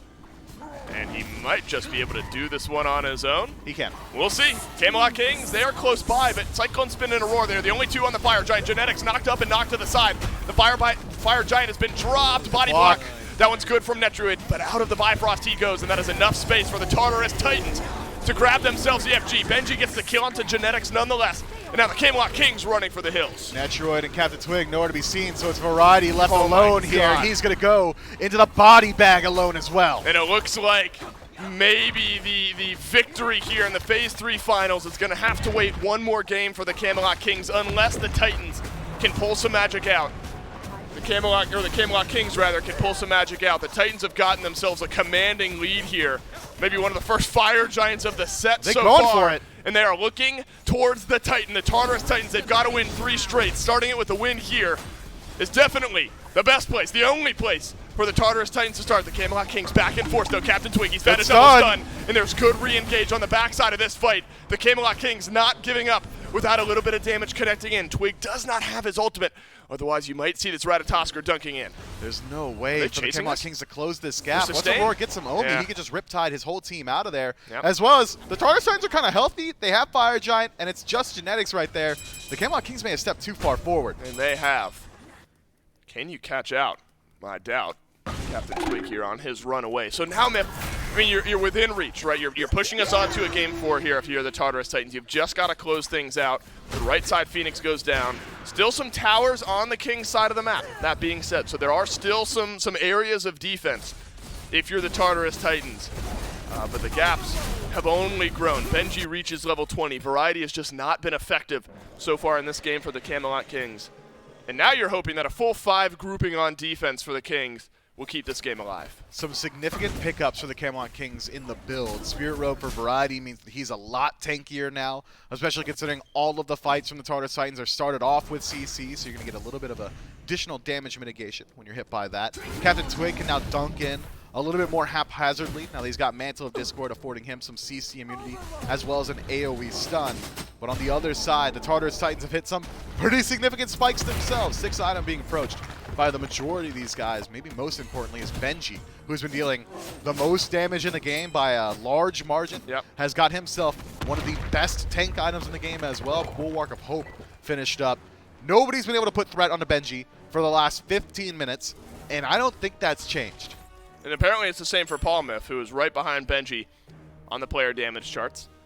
Paul, you talk to him, and you talk to me about what Paul talked to you about, and that's about how he wants to load damage into his build, and he's got it. Now Mantle of Discord for a little extra survivability. You buy yourself that leisure when you build the way Paul has up to this point. So we're turning our eyes towards the left side Phoenix here. And for the Tartarus Titans, you're going to have fire minions pushing down right.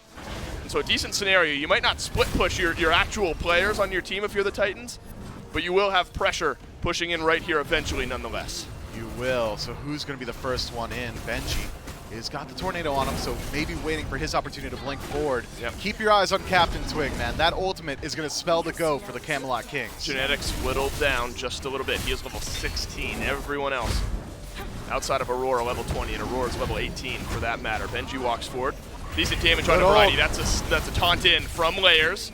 Tornado ticking down some damage from Big Man Tings. Heal will be there for Layers on the other end, but Variety left much worse for wear. Whirlwind of Rage and Steel. That'll pick up Aurora into the back line. He goes, but the kill is not followed. Aurora walking out of the back of this fight, and the Camelot Kings they nearly get one, but Aurora lives on. That would have been massive for the Kings, but instead now Aurora just going to be healing his way back up. And you're right, the Titan has got some company in the room. Luckily, Variety nearby should be able to put up a little bit of a defense, and the Tartarus Titans have been stopped on their push. Only 2 seconds left on Fire Giant. I think stripping away a right side Phoenix, peppering some damage into the left, taking away some of those relics from the Camelot Kings is enough value. The Tartarus Titans can head back to base, spend up all that gold, and do it all over again. It'll be right around 28 minutes when the Fire Giant respawns, so a couple minutes shy of it being enhanced. Should give you some confidence if you're the Camelot Kings that you nearly find that engage. That's massive from Genetics with the Whirlwind of Rage and Steel. You see a few of the beads somewhat close on cooldown with one another. He spread that ultimate, but seemed like around almost everyone from the Tartarus Titans and nearly got a kill there onto Aurora. And so maybe that's enough confidence, especially with your right side Phoenix respawning, for the Camelot Kings to show up.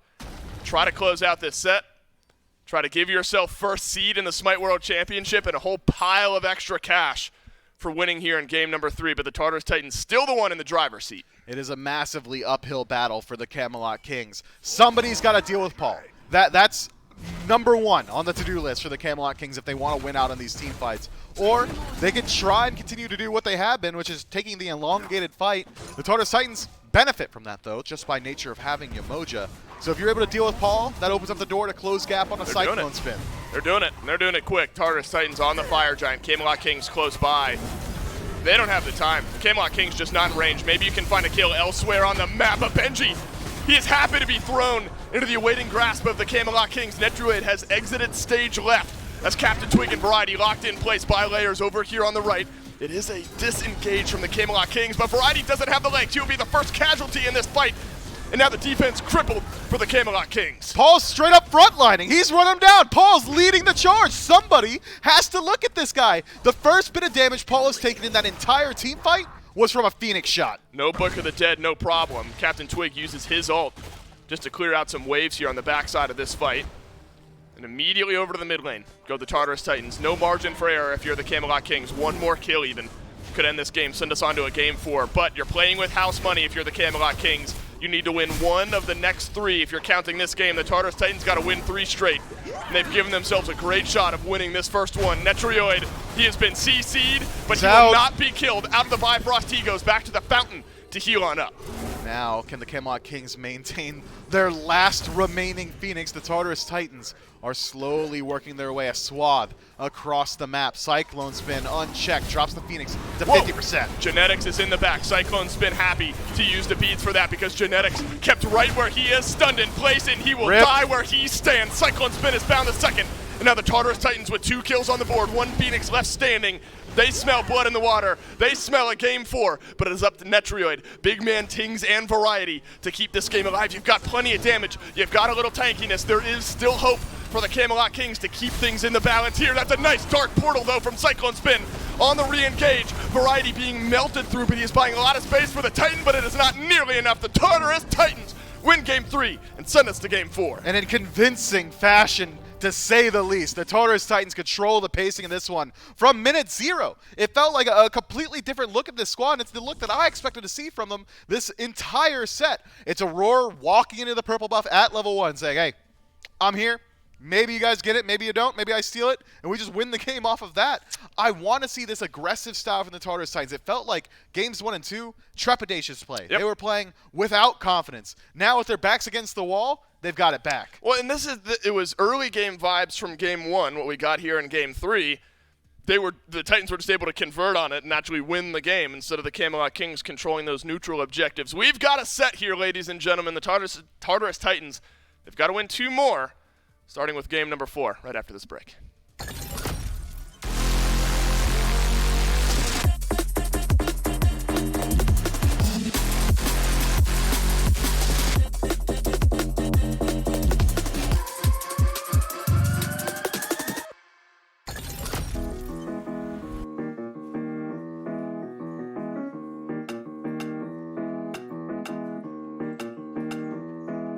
Money world,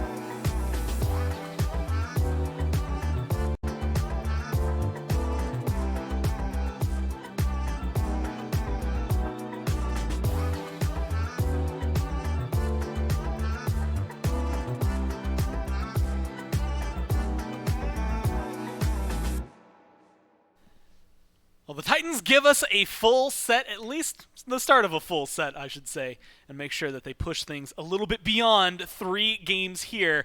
We have a guaranteed game 4. Of course, I have one guarantee for you, and that is that we have some mouse pads available now that are limited time. Now, if you've watched Phase 1 playoffs, you watched Phase 2 playoffs, you had the opportunity to buy these.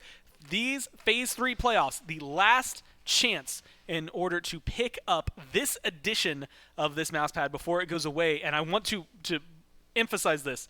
Avrin typed it in full bold, forever. So this is your last day, last night, last weekend to be able to pick up the SBL official mouse pad. It says go ahead, play God, roll logos on the left. It's got team logos on the right. And of course, a nice centralized Bologna. Comes in a multitude of sizes as well. So go to shop.smiteproleague.com in order to pick that one up, as well as any jerseys, t-shirts, hoodies, hats, what have you, that is available there on onesies. I'll throw that out there because we got Ducky sitting by. He's not in the onesie, but I like the Valkyries onesie. It looks really good. Of course, thank you to Insight for partnering with us for all of our merchandise, and especially these mouse pads that we have seen. But I can welcome Ducky Rowe back to the desk as we get to talk about this one. Very similar to what we had wanted in Game 1 from Ducky, which was the Titans get off to a good start, but this time they actually do something with the good start. Yeah, no, they played really well. Like we saw on the desk, the Achilles just went crazy. It's a great matchup into RTO. So it was really nice to see him utilize that. And really, I remember that conversation. Yeah, no, I remember exactly like that. Hopefully we don't have the VOD. But, yeah, the Achilles really did work in the early game and the mid-game team fights with that execute. It definitely feels like, and this was the adjustment that was made by the Titans, they realistically controlled Twig a little bit more, and this Ratatosker didn't get to have anywhere near the hands-on, I want to say, like, style that Twig got in the late games, the last 2 games. Meanwhile, Paul and Layers, they kind of got to do anything they wanted, bro. Yeah, I mean, I think not having the Humbats was really the difference maker. We didn't see Twig like I thought he would be, up in the air, kind of intimidating the backline and saving his front line in that regard. So without the Humbats ult to really split the team fight up, his front line was at much bigger risk to this Achilles. And yes, I admit we were wrong about the Achilles. It was very good that they got their first blood onto the RTO, actually make that matchup bearable. And then, yeah, again, not having the threat on the backline was able to actually execute this RTO and even threaten genetics as well. That's what the phrase is, right? Third time's the charm. If as long as you slam Achilles into RTO, eventually something is bound to go right for you. And the Titans proved that one here. A very solid, what was that, 2 6.0 KDAs there, I think, for Paul and for Layers. 2-1 and 8 and 2-0 and 8. There for the 2 of them. So they are absolutely rocking it through that. 2-0 and 4 there for Cyclone Spin. Very successful. But the thing I want to highlight is actually on the next screen. It is the healing numbers that came out of Aurora. Of course, on the previous screen, you got to see it. Aurora, 14.5k. And when you looked at the King's builds, Ducky, there wasn't a whole lot of anti-heal. There was some, but not a lot to deal with that kind of numbers. No, I saw the Brawlers, and I know Genetics had an Ank. I did see that he placed 22 wards, though. That is crazy. I wish he'd bought Pestilence with that money, but it's a bit unfortunate. Let's see, 22, I guess, times 50s, yeah. 40, 400 gold, right? So Yeah. 4,000, Much that's less going to wards, get him 2 items, maybe around there.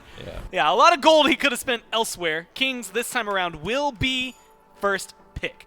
They still lead 2-1, so this is still the only game they need if they're going to be able to finalize it. The Titans have to win this and one more in order to get themselves the win. The huge chunk of change, the cash prize that you get if you're first, and of course, the selection of which side of the bracket you're on at Worlds, so you can choose which quarterfinal that you will be receiving the winner from. As of now, Aphrodite, Odin, banned out, very similar, alongside the Hell, exact same bands we had last time from the Kings. Olarun, it is Hunbats, last time it was Khepri, this time it's Erlong Shin for the Kings. Ro, you're nodding. Yeah, with, the really agreement. important to keep Twig off these utility gods that you can help in these late game team fights with. I think it was important that they took the Erlang Shen first pick last game and took away the Humbats. In this game, they had to take them both away because Kings were smart and took the first pick option after they lost. But that means they get the Tiamat, which, you know, they didn't win with last game, but they've had a very good tournament on so far. It's now, yeah, you know what? All my 100% win rates, I'd have to go through and actually do math now to figure out the exact numbers. Probably high 80s, something like that.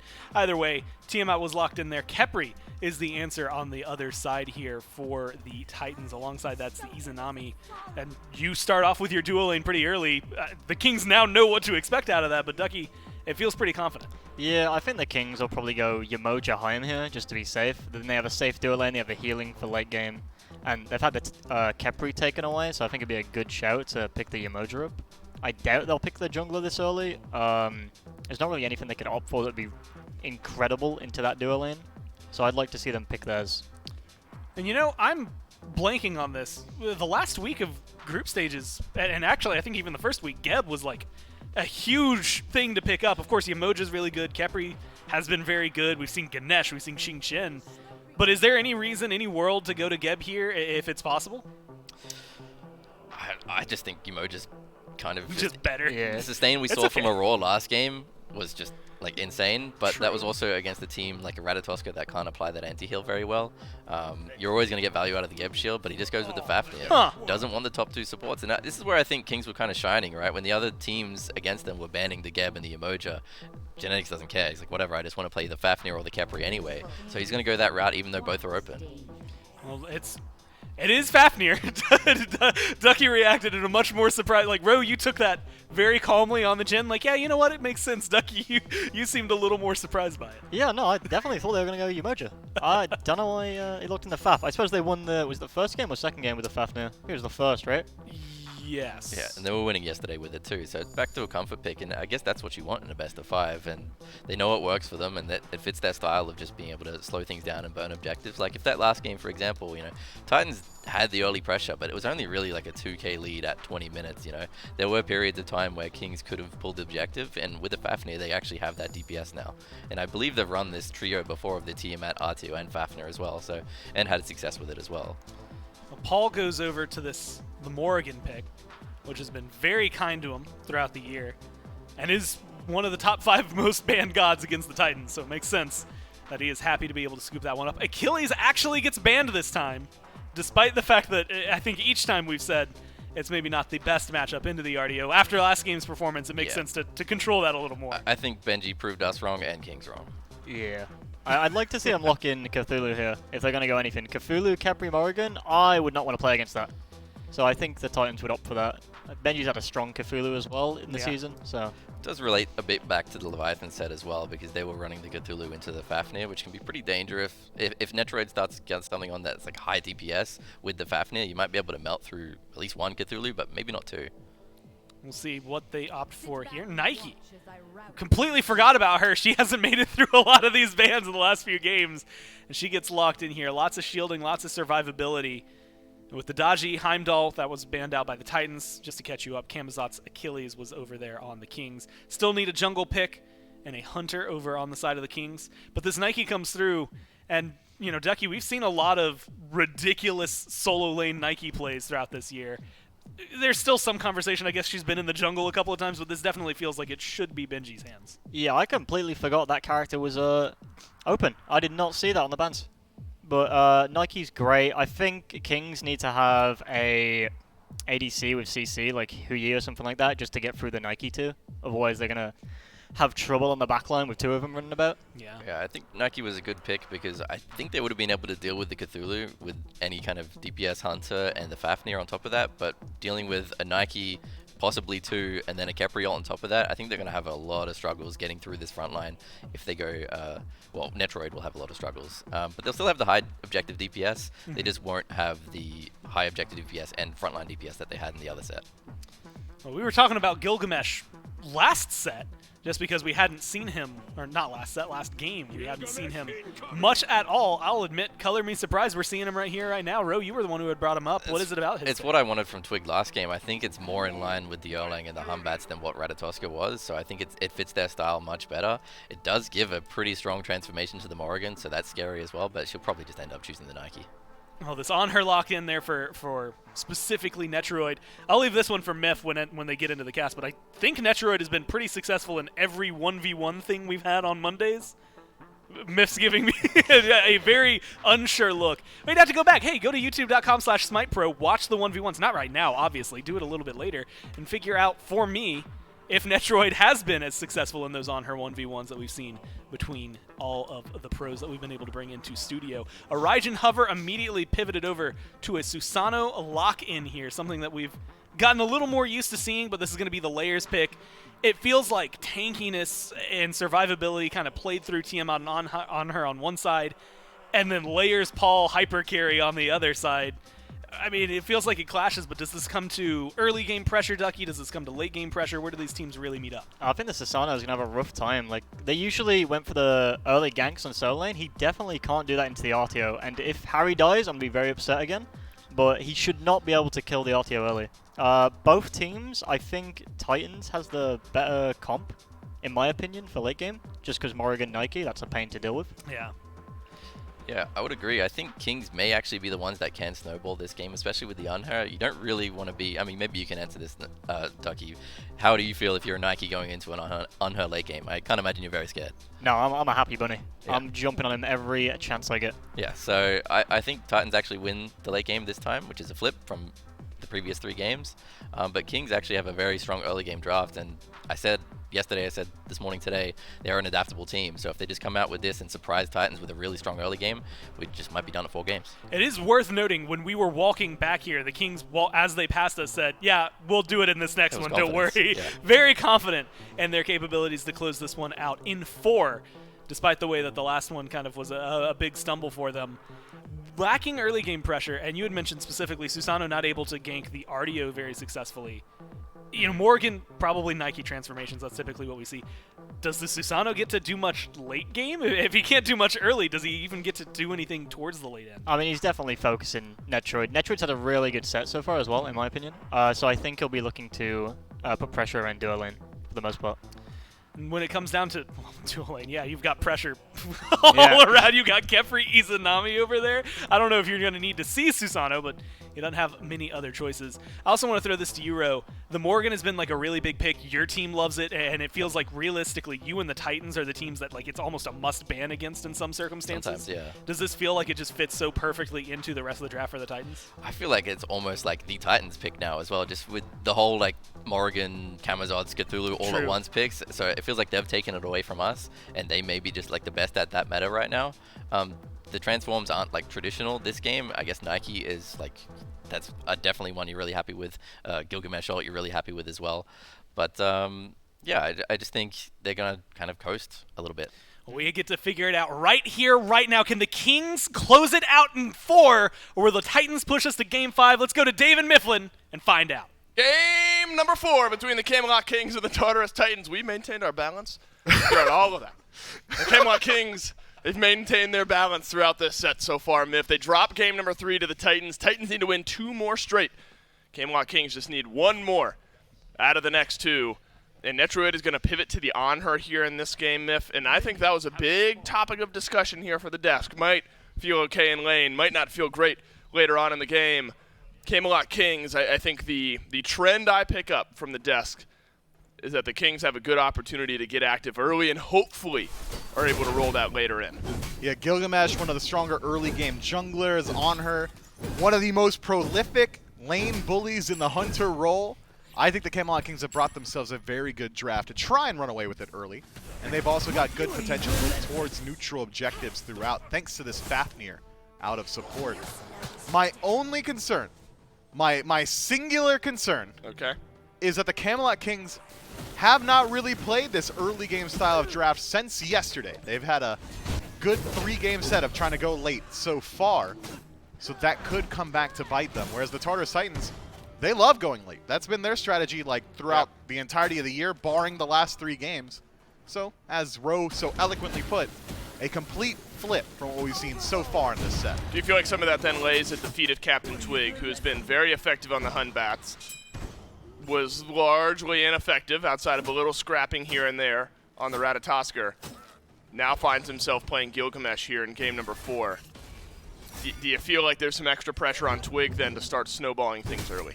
I think there's pressure on him to get involved, or maybe just right here, but instead it is a disengage. Doesn't have the drop kick just yet, so does not love his odds in the fight. Big Man Tings, though, losing the beads, that's massive. That's layers blinking over, taking the beads away from BMT. So small early win for the Tartarus Titans, especially if you're able to make a return there towards the mid lane. And the Susano pick as well, Miff. What a dynamic we've got out of the jungle here. If Layers is able to do that, of course it's a big if throughout the entire game, you're going to be feeling just fine. But we've also seen the 1v1 potential of these Susanos as the game goes on. And so that's where you maybe start to lean into the late game conversation and Layers and his ability to have an impact later in, whether you're fighting Twig, BMT, Netrioid, should be able to find a pick. Yeah, I think he's more than likely going to try and gun it down the duo lane. Layers has got a pretty decent matchup into on her, as long as you're able to avoid the impale. You chase out the leap very well. You can displace him pretty easily. You might not win the DPS race at level 5 specifically once both these guys get their ultimate available. Onher's got an advantage there, but like around level 10, Susano's going to start winning that one just about every time. Genetics and Netrioid on the Fafnir and Onher respectively. Plenty of pressure for Aurora and Cyclone Spin, Izanami and Khepri. But that said, Myth, you know, we're talking about early pressure. We've put a lot of emphasis on the jungle. But this is a more traditional look back at what has been working for the Kings anyway, even outside of the power curve of this team. Genetics on Fafnir with Frenzy tends to equal early objective secure and then gold and XP for the rest of the Camelot Kings. I'll hold that thought. See if Aurora is able to steal this one away. It would be difficult, but might be able to get it done nonetheless. It's annoying, if nothing else. Netroid is able to pick up his own purple. And abducted back. Cyclone Spin not in range, though, to find any damage. But that's something the Titans, I'm sure, are aware of at this point. You've had time to adapt in this set. You know you see a Fafnir. You know you see a Frenzy. Got to be there when the objectives spawn. And you should be. The Tartarus Titans absolutely know it. The Camelot Kings have not hid their cards. They have not hidden that strategy of just trying to gun down these neutral objectives. Aurora in some trouble here. I thought maybe we'd see a jump in from Netroid, considering Aurora only has meditation for safety, but maybe that meditation just enough to dissuade him. Big Man Ting's 25 seconds away from getting those beads back up in the mid lane here. Paul is such a dynamic player just in what we've seen so far in this set. Had been kept in check in games 1 and 2. Finally has the big Paul standout performance on Morgan Le Fay in game 3. And the Morrigan will be his option here in game 4 to bring us on to a game 5. And this is not a pick that needs much introduction from Paul. We have seen storied success from Paul on this pick, and he's got some good transformations. He does. Nike going to be the transformation more often than not because you just want that added layer of safety. You're already engaging the fight, getting in there very early on, close range in the base stance on the Morrigan. So transforming into a Nike to give yourself a massive health shield, always going to feel very nice going forward. But you do have some other options. Ro brought up the Gilgamesh transformation. Yep. That's a great way to separate some of these team fights. Even turning into like one of these hunters, kind of expedite some of these neutral objectives could be an option going forward as well.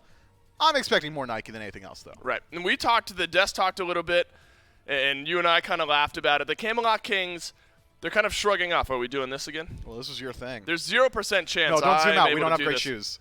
I have alright shoes. I got some Nikes on. The bottom are very, very gross. We talked a little bit to the Camelot Kings kind of between these two games. A team that still showed some confidence despite a bit of a stumble there in game 3. And I say a bit, I'll say that nicely. That was a dominant performance from the Titans. But still, and kind of walking by, they're like, yeah, don't worry. Game 4, we've got it. And that's important in these sets. You know, you're playing with house money, as I like to word it. You need to win 1 out of 3. Camelot Kings still feeling confident in their chances here in game 4. I'll say this about the Camelot Kings. Say it. They have never once told me, specifically Mifflin, that they think they are going to win any individual game. I walk by and Variety's like, yeah, can't wait to get bodied in lane. Or Captain Twig walks by, he's like, yeah, we probably lose in 3. If they're saying they're going to win, for some reason that gives me a little bit of extra confidence in them. Or does that make you nervous? Because they tend to win when they're down on themselves, and right. now suddenly they're feeling Where's good. this confidence coming from? Oh, no. Right, could be detrimental. No, I think the Kings, they've got their heads on right. They'll get a greater Scorpion early in this game. Now you're starting to hit that level 5 mark for effectively. That's the word I'm going for. Everyone here in this game. And the Gold Fury is going to get opened up as the greater Scorpion taken down on the left side of the map.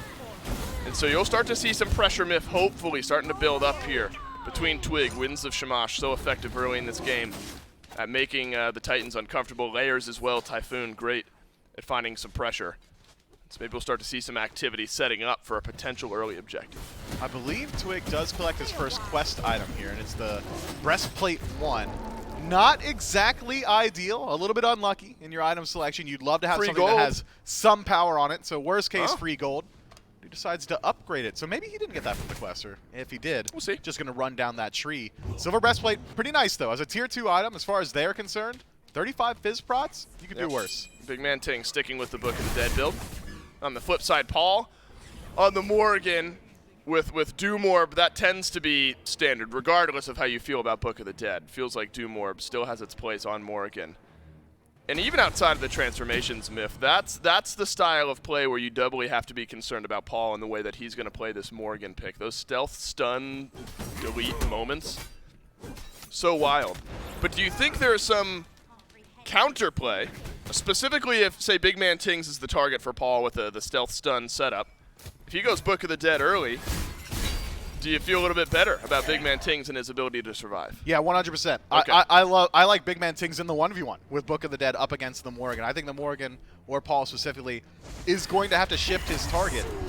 Oh, could be first blood here. Netrioid jumps away, had to use the beads, holds on to his ultimate. Would have also provided CC immunity there. Watch out, Layers. Blinks, Typhoon! Oh, no. My goodness, from range. And Netrioid did not see it coming. Layers sends the ultimate right down Main Street. And Netrioid takes a seat. So simple. My man did it blind over the wall. Maybe the minion was in range to give him the vision that he needed, but Layers exactly where his team needs him to pick up first blood for his squad. And if the Camelot Kings were trying to leverage early game advantage on her as one of your strongest early game gods, you may have missed out on a little bit of that opportunity as Cyclone Spin now pulls an entire level ahead. It's a good combo there as well to set up Aurora and Cyclone Spin, just combine all their CC. Here's a transformation, Paul, into the Good Nike. Lord. This is very close to a solo kill. This will happen, and it's going to be Layers grabbing his second of the game. That one helped out in large part due to Paul. And that Morgan finding a lot of damage on the Big Man Tings. A fantastic start to game number 4 for the Tartarus Titans. They'll pull 1.5k gold and 2 kills in the lead. And if both of them are on that Susano. Susano, 1.5, 2 levels ahead over Captain Twig. Fantastic start, fantastic spot for Layers to be in. And he's gone for a much more aggressive build than Captain Twig. So even though Twig probably wins the 1v1 up against Layers, I don't think Layers is taking that 1v1 too often. So it's about relative value in the fight. Layers has got it. Do you have enough damage here is the question. Benji takes a lot. Drop kick from Twig. Good at providing a little bit extra. This is a 4 versus 3. Typhoon out. Double knock up, double pull in. Layers playing it perfectly. He'll dash away. Paul has gotten the kill on the Captain Twig, but it's a re-engage from Benji.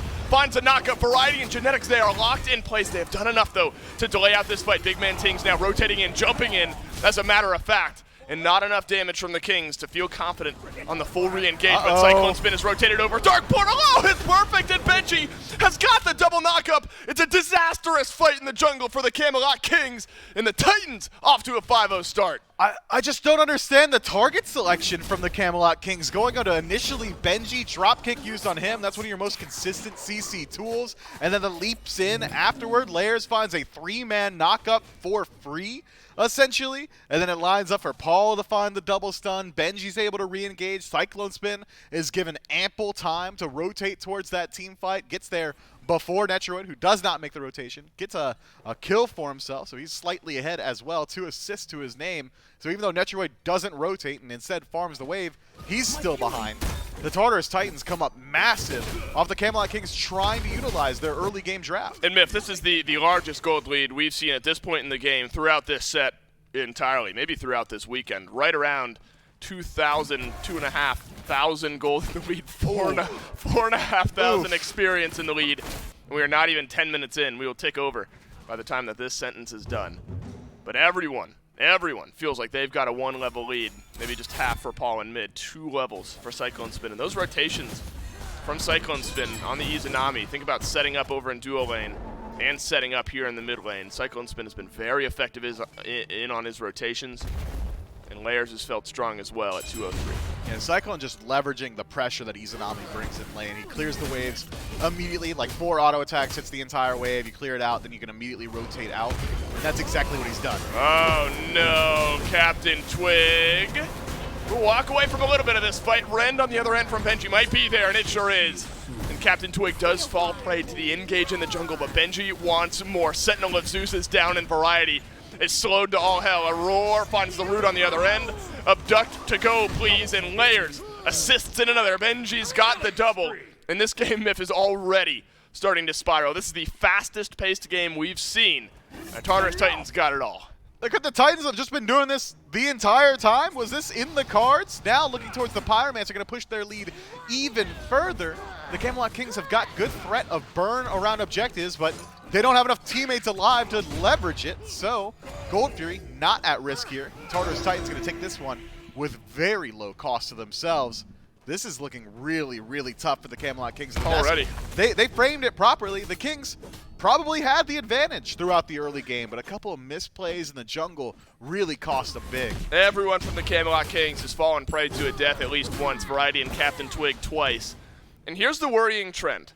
Twig has played fantastically in the first couple of games this set. The Ratatoskr didn't look great, and now the Gilgamesh yet again has been left in check. And you can see how different this Camelot Kings team looks now, where Twig is off. The one pick that he's looked good on so far this set. If the Titans are able to close out this Game 4, we go on to a Game 5 in the Phase 3 finals.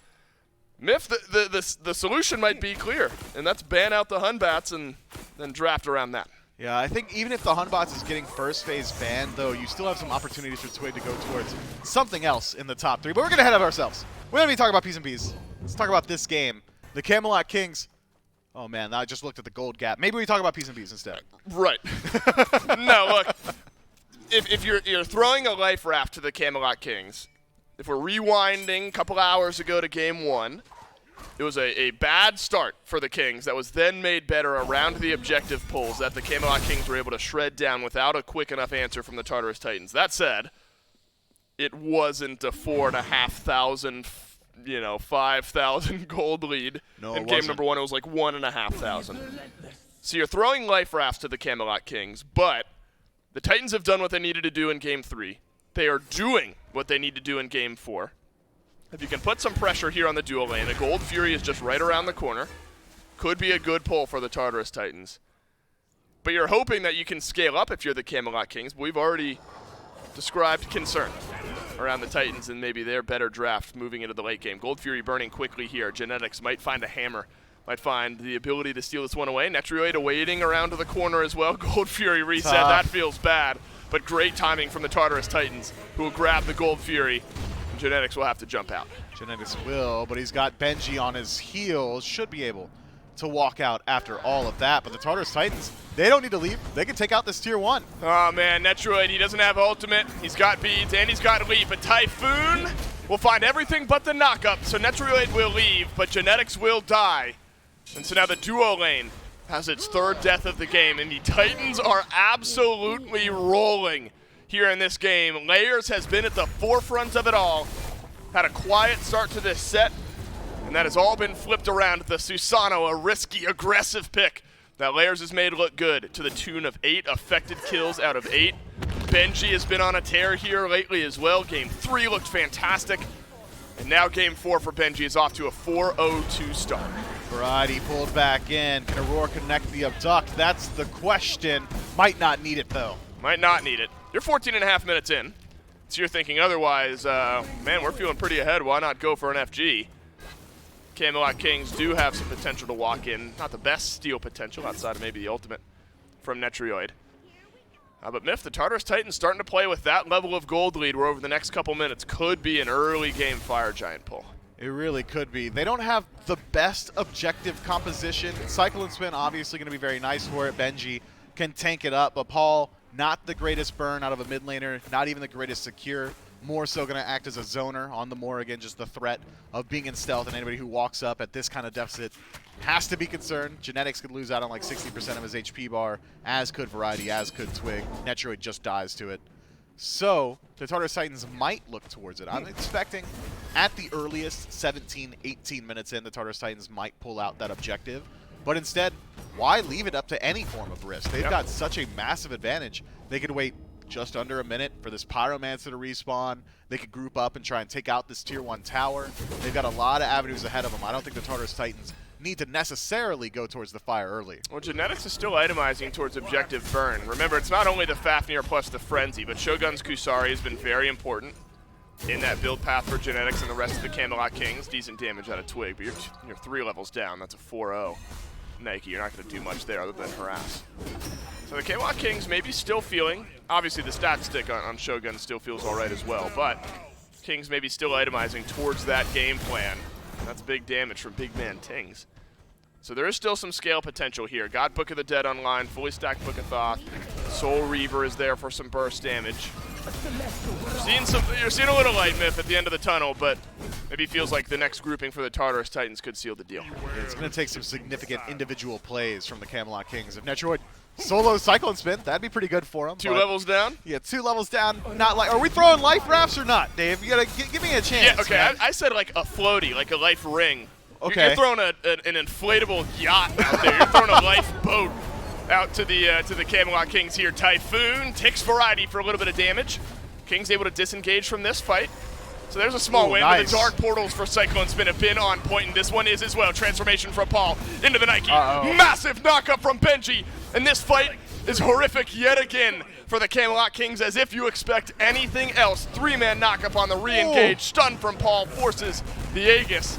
Looks like the clone maybe baited out the ultimate there. Paul re-engages, has Scarab's blessing, and he'll get the kill to go. Okay. Life Raft's got some holes in it now, Dave. That thing is holding Good thing water. we got a backup Life Raft in Yeah. the Life Raft. Good lord. Tartarus Titans pull out the Fire Giant. It's burning pretty quickly, but the Camelot Kings are nearby. They might be able to slow this one down. Yeah, are the Kings nearby, or is like Variety close and he's gonna die anyway? Re-engage from Twig. A chance for the first kill of the game goes by the wayside, and the Titans 13-0 up, 17 and a half minutes into game number 4. Genetics respawns. Miff, we are starting to think about game 5 here, because this is a decimation. I'm thinking about it. These are the types of moments, though. You asked earlier, why aren't the Titans doing this, all set long? This is the type of moment you're watching your football team play, you're down in the fourth quarter, and suddenly they dice up the field in 15 seconds and score a touchdown. You're wondering why they haven't been doing it all game long. Maybe desperation, and you need sort of these low, high odds plays. I don't know, man. You throw layers onto a strong pick in the 308 now, Susano.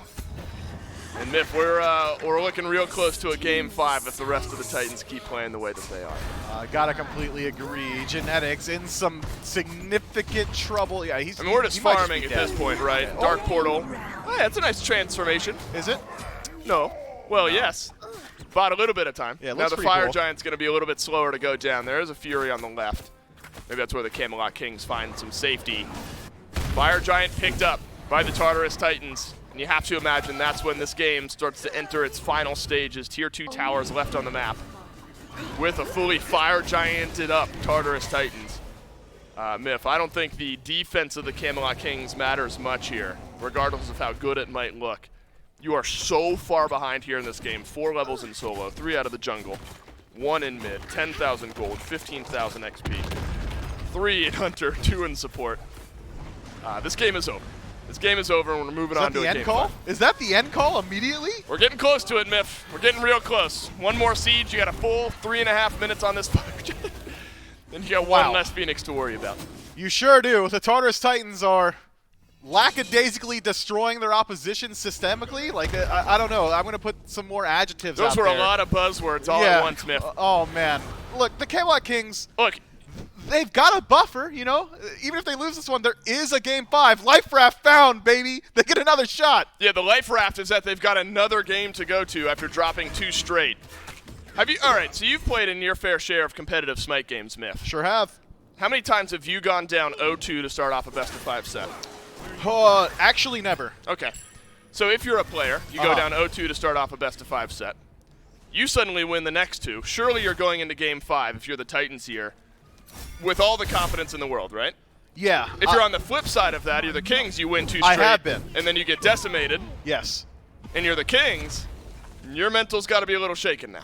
No, it is so hard to come back mentally. Communication starts to shut down. People are starting to get in their own head. Oh, man, we had such a large lead. How do we start to throw it away? We lost 2 straight. It wasn't even close. Game 4 took less time than any one singular game, even half of a singular game. Game 2 required a backdoor. Yeah, game 2 took us a backdoor. We're out here fighting tooth and nail. The Tartarus Titans, they're not fighting tooth and nail. Feels like we're one fight away from a game 5 here in the Phase 3 Grand Finals, and a lot on the line. Camelot Kings will not go down without a fight, but that fight is fleeting. Captain Twig, Variety, Good deleted. Lord. Layers is on a rampage. Typhoon might have just one-tapped Netrioid on the back of this fight. Layers goes in with 2 kills in his back pocket here in this engagement. This game is over, and a game 5 looms large. That was the longest end I've ever seen, in that I think it was over at the 6-minute mark, and the Tartarus Titans took another 15 to do it themselves. Game 5 coming up. What else is, well, we'll wait till the camera gets back onto us here, Miff. When the turnaround from the Tartarus Titans in the last 2 games cannot be understated. because they are down. You're fighting this uphill battle, and that's the mentality I'm talking about. You got to talk about how yes, we have to win 3 straight, but let's take it one game at a time. We're confident enough of our abilities to win each individual game. And now I think the argument has to be made that the Titans are the ones with all the momentum going into Game 5. Okay, look, we do this every single time the brooms come out. I talk with my hands. Yeah, you too do. much. Yeah, stop talking with the broom. Talk with your hands, man. This is how you do it. The broom is in my hand. The bit was we were going to do reverse sweep coming up. Yeah, sweep. No, you got to say it, though. Reverse sweep coming up. But we're doing it forward. Yeah, get out of the. I'm sweeping you off. You're sweeping me off. I'm sweeping me off. Game number 5 right after this. Hey there, SMITE fans. Aggro here. Look, every single year, the SPL just keeps getting better. Season 7 was incredible. And in Season 8, I'm sure our players are going to take their game to the next level. But in order to do that, they're going to need the best gear they can get their hands on. And that's why I'm so excited to announce the title sponsor for Season 8 of the SPL is Alienware. Yeah, that Alienware. Our players are getting the best of the best in computer gaming. These Alienware Aurora Ryzen Edition PC setups are insane. Not only will these be the PCs that the players will compete on once we are in studio, but Alienware is also providing one for each player at their home setup to make sure their practice is as good as possible. Now let's get down to brass tacks. The specs on these Alienware Aurora Ryzen Edition desktops are amazing. An AMD Ryzen 9 16-core processor. That's a lot of cores. That's plenty of processing power. Plenty of cores. If you want to stream, this is the way to go. I know a lot about my cores, so. I mean, Pilates, right? 64 gigabytes of DDR4 RAM. What? Is that true? That is true. I mean, this thing has 64 gigs of DDR4 RAM. Which you can do literally anything with. Literally anything. I've never had more than 16 gigs. That's quadruple the amount I have at home. And one of the hottest commodities in the PC world, an NVIDIA GeForce 3090 graphics card. Insane how much better this is than what I have. The best graphics you really need, Ultra, of course. Content's gonna look good. And what's the point of all the power if you can't see it? Players will also be using the Alienware 25-inch 240 Hz monitors. Man, when I load into scrims with this bad boy, I'm gonna feed so hard. And it's gonna be in perfect picture quality. We are so excited to be partnering with Alienware for Season 8 of the SMITE Pro League. And the best part is, this VIP treatment, it's not just for the pros. You too can get the best possible SMITE experience. Just go to smitegame.com/Alienware and use code SMITEAW to get special discounts on some of Alienware's best products. Thanks again to Alienware. Make sure you're following them on Twitter and Instagram. That's at Alienware on both platforms. And you can join their community at alienwarearena.com.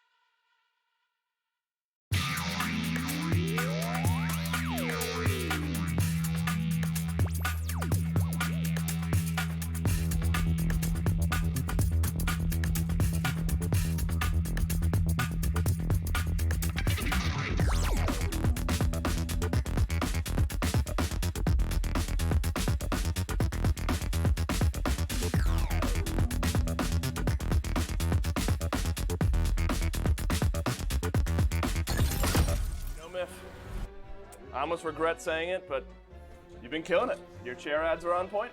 I'm a creative genius, the likes of which the universe has not seen until this point, Dave. I feel like I do have to ask, though. There's no way it's just you. Who else would it be?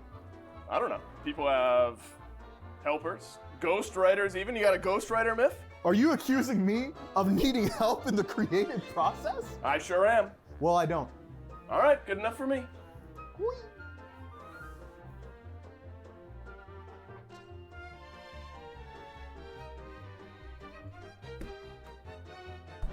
You got the next chair ad? Okay, yeah.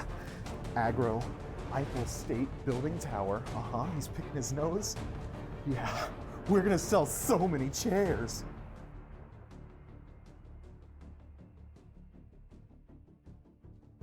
Game 5 guaranteed now for these two teams, Kings and Titans. And of course, if you're going to play all the way through 5 games, you have to do it in comfort. And you've seen it in the player booths, through the player cams, that they are sitting in a SMITE Maxnomic chair, much like one modeled right here. And I believe if I leave it right here, it doesn't glare. Of course, you can see how pristine this looks. This one is not actually the size of a normal SMITE Maxnomic chair. It's much smaller.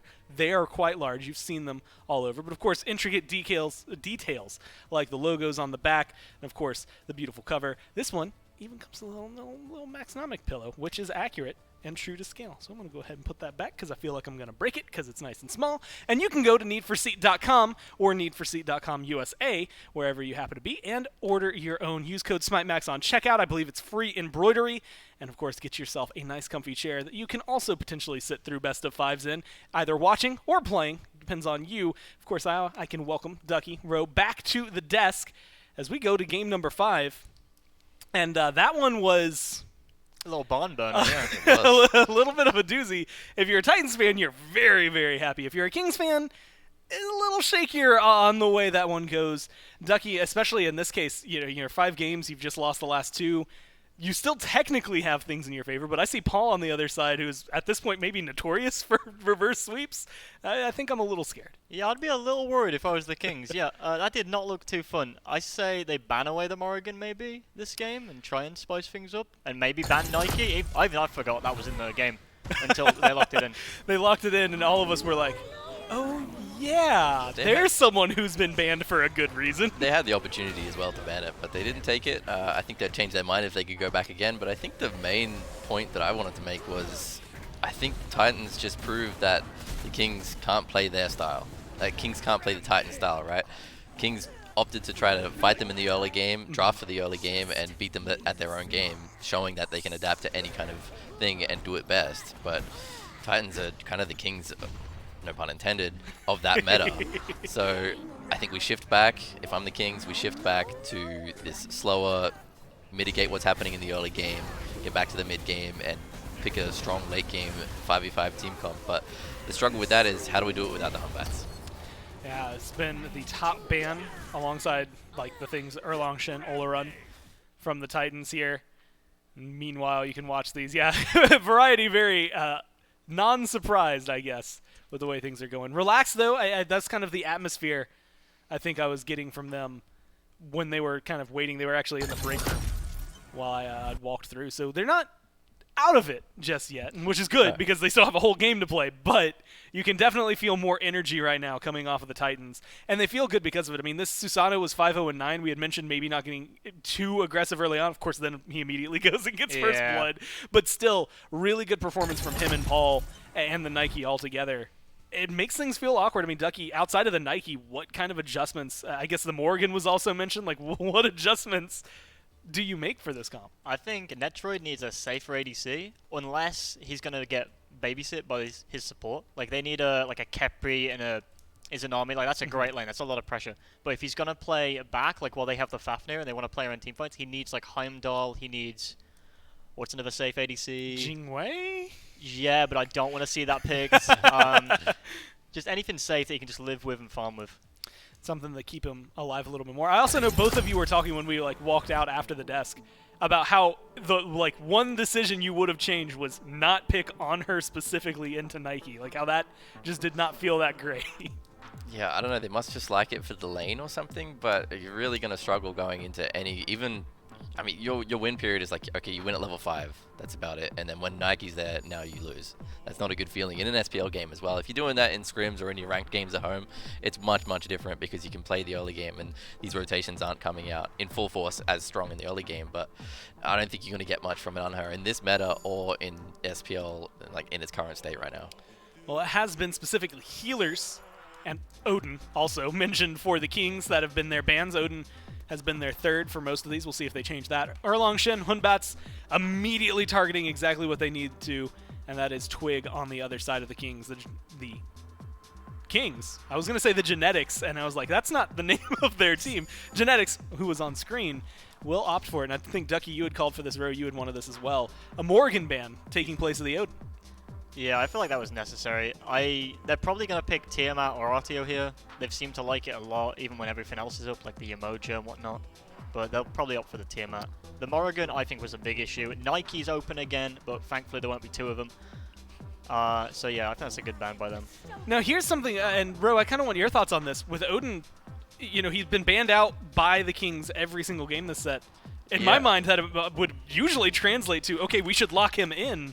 Why do they let him I through? don't think Variety's playing that god at all. I think he can play that style, no problem, but it just doesn't seem that they want it at all. I think they're opt for the Izanami.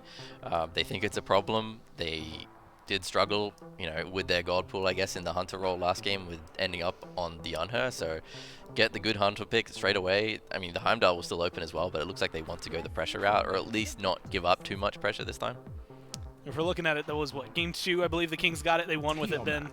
So they go back to this Izanami. Nike plus Tiamat.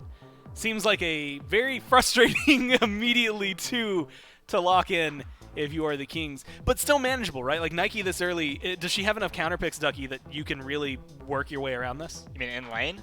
Well, I guess just in general. No, she's just farming, then she's showing up and your carriers are going to cry. So the answer to no was both yeah. no. I mean, Harry's either going to go Odin, Artio, and I think that's it. I don't think I'd he'd like opt to for see him anything on else. the Achilles, but it's not really his style, but I'd like to see him on his Achilles because there is an army can silence the Nike and they can actually kill a frontliner, but not without an Achilles, in my opinion. And at least they haven't got 2 of them to deal with, like Ducky said before, because of the Morrigan ban, but I think this could be a switch up into an Achilles, otherwise he just goes for the R2 in, what, the 5th game, I think, in a row? Yeah, I Oh, mean, that is rough. if you want to, like, look, you've got 2 successes, 2 losses on it, right? So you have to break the streak one way or another, either 3 losses or 3 wins. We'll see what they do decide to try out here. They're burning through their bank time. But the Tiamat as well has been a very solid pick. And for Paul specifically, didn't win them a game earlier, but again, very, very high success rate for them. You do get the Emoja with the lock-in for the Kings. Alongside that's the Ratatosker. It feels like a very Kings-centric top 3. I mean, well, Emoja's anybody as of right now, but the Ratatosker, the Izanami definitely fit their team really well. Yeah, I think the Ratatosker just kind of shows Twig is scraping the bottom of the barrel for his jungle picks right now. Yeah. He's not really expanded much. He hasn't had a big god pool this playoffs, despite the amount of games that they've played. And I think the Ratatosker, when we saw it, was pretty disappointing. I can't remember how it went, I think, in the Scarab set, but it's not on the level of the Humbats or the Erlang that are both banned away. I thought I would like the Gilgamesh more, but that obviously didn't go very well. So he's gone back to the Ratatosker, but there hasn't been the results that I want to see from it. It would be so much better if he was on the Erlang or the Humbats, and Titans would just continue to take it away from them, which is really smart. If I'm looking at this right, I don't think this Ratatosker's won a game for I them. I actually think the Rat's going to go solo. That's a good point. Oh, so giving it over to Variety. Yeah, I do not think Twig will play that again after that one game. Makes sense. And that's actually the question then. You know, we've talked a lot about Daji, although with Camazot's there, maybe not necessarily up at the top. But, like, a lot of these, like, extraneous still fit Twig, but, you know, not necessarily bad junglers and the meta have been banned off. And so he's been, like you had said, Rose, kind of scraping the bottom of the barrel. Yeah. What do you do when you know you're going up against a Camazot's, which admittedly has also been losing almost every single game he's played?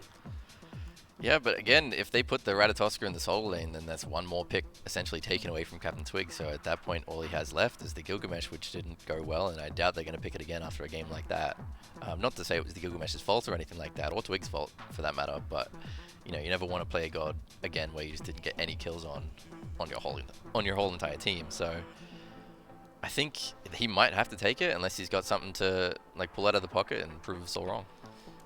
That's what you're hoping right now, I think, if you're a Kings fan, especially after the way the last game went. The Titans, with an overwhelming amount of control. Olorun, completely blanked out of my mind, did make it through a majority of these picks, and even the top 6 in bans, which he hasn't done for the last few games. But he does finally get banned out here by the Kings. Chang'e gets banned out, something that we've seen only a couple teams really pull out. Ducky, your team's one of them. What does she bring to the table, and would she have fit well with the Kings draft? I mean, she's a lot of pressure in mid lane. It's obviously not worked out well for us, otherwise I'd be in the booth. But it's definitely a good thing. I feel bad that I asked it now. No, it's all good, man. Yeah, she's a strong pick in mid lane if you're going to play around that for a lot of pressure. However, I think Kings are going to go Osiris jungle. It's what I want to see, because they have a lot of pressure in duo. If Rat goes solo, he should be popping off there. So I'd like to see them just change their playstyle a bit and just play aggressive. Twig does have a reputation of picking Osiris in important tournaments, so we'll see if he picks that again. As long as we don't see a Poseidon, since it's a Game 5 finals, right? Everything's fine as long as that pick avoids us. We already got our Poseidon Game 5, and the Kings were able to beat it then. Of course, it wouldn't be their sets this weekend if they didn't take us 15 full games for all of those guys, so it's not necessarily unfamiliar territory. Maybe not happy they had to get here, especially losing 2 in a row. Xing Shen gets locked in for the Titans to go over into the duo lane. Still waiting, presumably, for their Hunter, unless they're doing some really wild shenanigans, which I doubt, for their last lock-in. That's not something you see often, is a last-pick Hunter. No, but, I mean, you're talking about shenanigans. We have seen... Now I don't know if I'm leaking scrims or not. I guess I'll find out on Twitter later. We have seen Camelot's ADC before, so... Yeah. And admittedly, Cyclone Spin is the one who's playing all of these assassins in the carry role. Exactly right. So yep. It is not necessarily outlandish to think about the Titans specifically doing something like that. Susano gets locked in here. Now, this was a really good pick on the other side for layers. I'm going to admit, Ducky, I don't have much of a... I think we've seen Kings play it, like specifically Twig play it like twice, maybe? And they haven't been stellar games. No, I think Susano's a decent matchup into Camelot, so I could be wrong. I don't play jungle. But I'd like to see Twig play this. He didn't have a good showing on Rat, so I'm glad it went to Harry. Agreed. And I feel like his Susano is gonna pop off here. It's a fun combo in mid. If we can get some pulls into those Scylla roots, that's going to be great. It's a lot of CC. Lockdown, you get the healing from the Emoja as well, so team fights should look good. Charybdis gets locked in. And for a while, it felt like only a couple of people were pulling this out. Should, in this case, be going over to Cyclone Spin. How do both of you feel about this pick? Charybdis, is that how you say it? I did not know that's how you say it. That's how I say it. I don't know. I'm pretty sure I've only actually read it up to this point, and I've just kind of been going with my own flow. I don't know. Yeah, I think she's a real strong character. I'm glad to see her get You picked. got me second guessing my life now. No, I was just curious. Okay. I think it's Charybdis. She's very safe. She doesn't have to respect the rat much. She doesn't have to worry. If there's a rat landing, you can always press that 3 in time. If you need the CC immunity, you've got the ult as well. So she's not going to be too scared. Same with the Tiamat, not going to be too scared about this Ratatoska diving. But the important thing that the Ratatoska brings, as well as the Izanami, is the pressure to the side lanes, which is what Kings need to get to the mid-late game, where their Susano and their Scylla will start to actually make these big combos and win the team fights, hopefully for them. Now, when we look at this, you had mentioned Ratatoska and his dive. Like, Tiamat not worried about it, Charybdis not worried about it. I start to think Camazotz doesn't seem like he'd be too worried. Nike doesn't seem like they're going to be worried. No. If I'm looking at sustain or survivability, whichever one you want to call it, for the late game for the Titans, Ducky, it feels like it's all on their side. What was that, sorry? I completely zoned out. What did you say? Sustained survivability there for the Titans in the late game feels like it exists in tenfold. Yeah, no, I completely agree. They have a much. Sorry, it's 5-game set. I was not prepared for this. Yeah, I know. You came in looking at like your wrist, like, all right, man, like 3 games. Come on, I got things to do. I'm completely sorry. Yeah, I don't know. The dive's really good. I do think they kill Camazotz in the mid game, a lot with the Rat and the Susano. I do think they look for layers. So that's probably their game plan. We did see a Camazotz get one shot in that other game as well against the Scylla and the Izanami as well. I believe was in that game, but I think it was off a Capri pull. So. It was a lot of damage in one go, though. So a huge splash. Camazotz not maybe as survivable as possible. Kings are in their position. They were up 2-0, and now it's tied 2-2. In one word for both of you, which team do you think has it? Ducky? I think the Kings. You think Kings got it? I think Kings are back to their style, which is I really, really like, but we saw the Titans with Mo on their side against Jade Dragons yesterday. We might just see another blowout game. So you're Titans is what I'm getting out of that one. I don't know. There are definitely two team names that were thrown out there. I've yeah, got to be playing both sides as Dave said it the other day, playing both sides of the coin, making sure you're doing things exactly right. $24,000, almost $25K, can separate first and second place. And of course, again, the coveted prize, choosing which side of the bracket you are on at Worlds, is on the line between these two teams. Who will win it? Game 5 starts now. Kings win 1 and 2. Titans win 3 and 4. Game 5 will find us a winner here in the Phase 3 finals. And the Camelot Kings, talk about changing up your strategy, Miff. When all goes wrong, you got to make something new happen. Variety back to the Ratatosker, and Captain Twig, for the first time this set and the first time in a while, finds himself on the Susano. It's a volatile draft for the Camelot Kings. The only lane that I think is incredibly consistent is the duo lane. Genetics and Netrioid together should be able to establish pressure. And when I say should be, I'm going to say will. They will establish pressure in the long lane just by nature of being Yamoja and Izanami. There's no way Charybdis and Jingxian can match up, barring a wild kill. So elsewhere is where you got to keep your eyes on. I think, if anything, Variety's got a lot to prove on this Ratatosker out of the Soul lane, especially up against a god like Nike. Keep your eyes on him. Talk to me about jungle dynamic here this game, Miff. It feels like we haven't had this scrappy, both wanting to assassinate 1v1 style matchup yet, where maybe Twig's been on more setup, Layers has been on more setup. Layers has usually been on the Camazot, so it's usually been Twig. Feels like this time we do have the ability for maybe some of those late game 1v1s that could make a big difference in some of those later game objective dances. Yeah, we could. Layers has got a little bit more survivability on the Camazots, but they've both got, Susano and Camazot, similar levels of just burst potential. Right. The ability to close gap onto either Paul and Big Man Tings and eviscerate them, remove them from the game. I think, if anything, you got to talk about who's coming online more quickly, who wants to get involved a little bit sooner, and that's got to be Layers on this Camazots, man. The level 5 spike for both of these junglers is very high, but I'd argue that in a 1v1 or a 2v2, Camazot's probably bringing a little bit more. And Miff, Paul has quickly become a problem over the last couple of games for the Camelot Kings. A quiet start to this set for everyone on the Tartarus Titans. Paul has started to warm up a little bit. Morgan in the last game looked scary. Your consolation prize for being banned out a little bit is Paul on Tiamat. Congrats. Variety maybe receiving some pressure from Layers early in this game. Instead, it's a look towards the blue buff. We'll be back off cooldown. Variety's just going to take away some of those back camps there. So Paul on Tiamat versus Big Man Tings on this Scylla.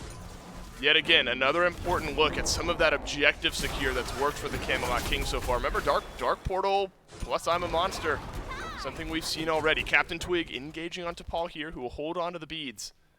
We're already seeing some decent pressure from the Kings here on left. Yeah, Paul, tanky enough to deal with just about everything that Captain Twig is tossing out here. Not much risk of death, barring Big Man Tings being able to work his way all the way forward, but just not very likely. 2v2 around this purple buff, and that's one that Cyclone Spin looks like he's able to drop down. Captain Twig has got he's got no mana. He's already used all of his escape. Netrioid is here, though. He'll make it a 2 versus 3.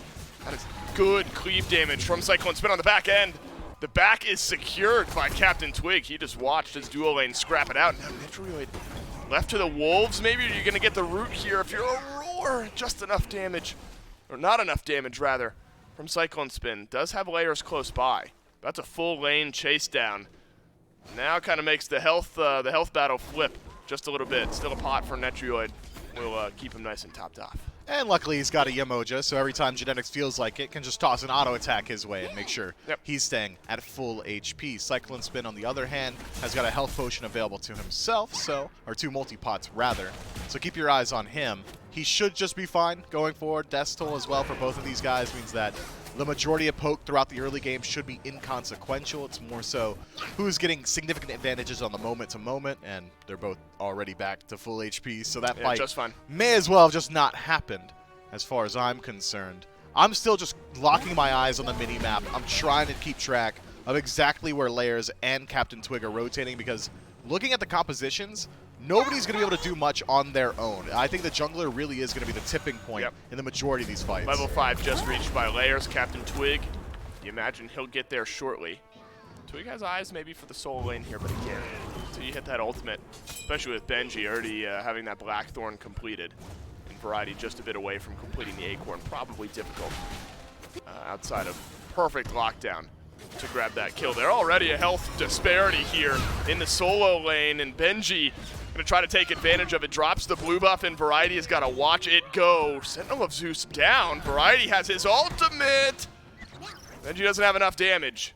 And so at least it's a blue buff secure by Benji and already putting pressure on this Ratatosker. And Variety had just come back from base. He bought that Chalice, used one charge of it, and immediately has to go back. Yeah, and get used to seeing that out of the solo lane. Ratatosker does not win the 1v1. He simply doesn't. He doesn't have the ability to box up against a Nike. You don't have that same level of survivability. The ranged poke benefits Benji. The close ranged battle benefits Benji. You go for Ratatosker out of the solo lane more so for his ability to rotate out. Once he ticks over, once he gets that ultimate back and available, might be able to put some pressure onto Paul, but as far as the 1v1 is concerned, he might as well not. Now, Miff, you're talking about thin margins this early in the game. You don't love seeing all four of the Camelot Kings outside of Big Man Tings on the bottom of the net worth charts on the left side of your screen. And really the worrying trend right now is what could be a growing gap here in solo lane. 2 levels. But other than that, Variety is also now second to last on the net worth charts, whereas Benji is top of the net worth charts. You are 5-6 minutes into the game, and there's already about a 700 gold difference for Benji here in this solo lane. And Benji's on a pick that wants to do this. Variety doesn't have his ultimate. Layers does, and there is first blood 6 minutes in to the Tartarus Titans. Captain Twig hovering nearby. Layers low HP, but healing up inside of his own why not? pool. Captain Twig, I'm not sure you want to take this fight, bud. I'm not sure what Twig can do. He's got his ultimate to pull in Tings. onto Benji. Typhoon is out. Crush on the grab, but Benji has gotten the kill. An important I'm a Monster answers back here, gives a kill to the Camelot Kings, and that needed to happen because Benji starting to widen the gap even more. 3 levels up, 6.5 minutes in. And this Nike's only going to get tankier and tankier. Steel Mail picked up as well. Benji, he's won the lane. Variety is on full recovery mode right now. I think, if anything, some more rotations from Big Man Tings could alleviate some pressure over towards the right. Captain Twig can't super get involved over there because he's already at a level deficit as well. Double physical, solo laner, and jungler means that Benji is getting to double dip on the defense towards Steel Mail. Yeah, it's got to be Big Man Tings. Maybe Genetics could rotate, but then you're dedicating your Mojo to the opposite side of the map, and that leaves Gold Fury exposed. I think the Camelot Kings have to seed pressure in the solo lane. Start playing through the duo, start playing through mid, and just leave Variety to his own devices. Yeah, I don't know if you have much of a choice at this point. From mid to left, the Kings are just fine as far as gold and XP go. You're even in all those categories. Jungle, Captain Twig just caught up. I'll say he's a little bit behind Layers, who went back to base just a moment ago as far as XP goes. And again, it's that solo lane where the concern is. Variety has closed up the gap there a little bit as far as levels. But Benji is going to widen that right back up. You'll just call it a 2-level lead, depending on where the waves are over here in the solo lane. So you're right, Miff. You have to start looking elsewhere maybe. Because Variety at this point, I mean, you have your ultimate. You'd like to be able to rotate out. But it feels like maybe keeping Benji in the lane with you is more important than bringing him to the fights along with you. Yeah, and it's not up to Variety. Sure, if he rotates, Benji will follow. Go, right. But if Benji goes, Variety's not bringing the same level of pressure. This is 8 minutes in. The Tier 1 tower just fallen, by the way. Is there any... No, we're really nitpicking here. Okay. It's been a fantastic laning phase from Benji. Is there any value in keeping that tower up any longer? There is, in that you don't have to play on the Tier 2 if you want to farm. Variety can now freeze the wave at his own Tier 2 and keep Benji this far up, but I don't think Benji's under much threat of gank either, so even that silver lining, not exactly there. This just makes it easier for him to close gap to the back camps and steal those away. Man, now Captain Twig is starting to lose some farm. What was isolated, at least to the solo lane just a moment ago, starting to make its way onto the left side of the jungle. Benji takes some back camps, Layers does as well. Now Captain Twig is going to fall a little bit further behind. Considering sending BMT over to the right here from the mid lane, but the Scylla will just hover right back to where she belongs. And Aurora's warding up the speed buff. At 9 minutes in. That's not good. The enemy support is warding on your side of the map, on your side of the speed buff. Yeah, not good to say the least here, Myth. Still a chance for Captain Twig. Maybe to put some pressure on mid, on left. Decent rotation in. Maybe Cyclone Spin receives some pressure here, but that's Charybdis. It's so hard to gank. But you got enough damage, and there's a Dark Portal that'll avoid a lot of that disengage. Cyclone Spin used the beads, not enough.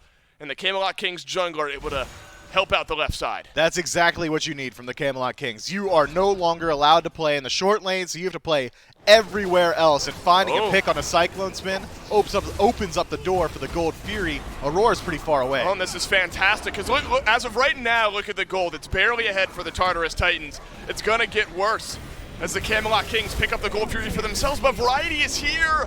He has his ultimate, but he doesn't have much mana. Benji still over in the solo lane. You might as well consider Variety out of this fight. He uses the last bit of mana. Only has his Acorn upgraded, whereas it's Blackthorn, and the second completed item for Benji coming out of the solo lane.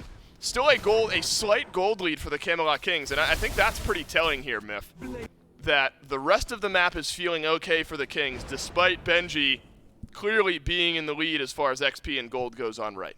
Yeah, fortunately for Variety, with his Tier 1 tower already down, there's no way Benji can take a Tier 2, so he can just sit here and farm up. The only risk is that Benji can start doing this, rotating towards Pyromancers, rotating towards mid, and throwing his weight around. This does open up the door for Variety to find some farm. No. Yeah, don't dunk in, bud. No. You don't win those. No, we don't want to do that. He does dunk in, but Benji happy to walk forward and receive some of that pressure. At least Pyromancer delayed. Genetics is making his first rotation out of that lane. So 6,900 gold is what Benji's worth at this point.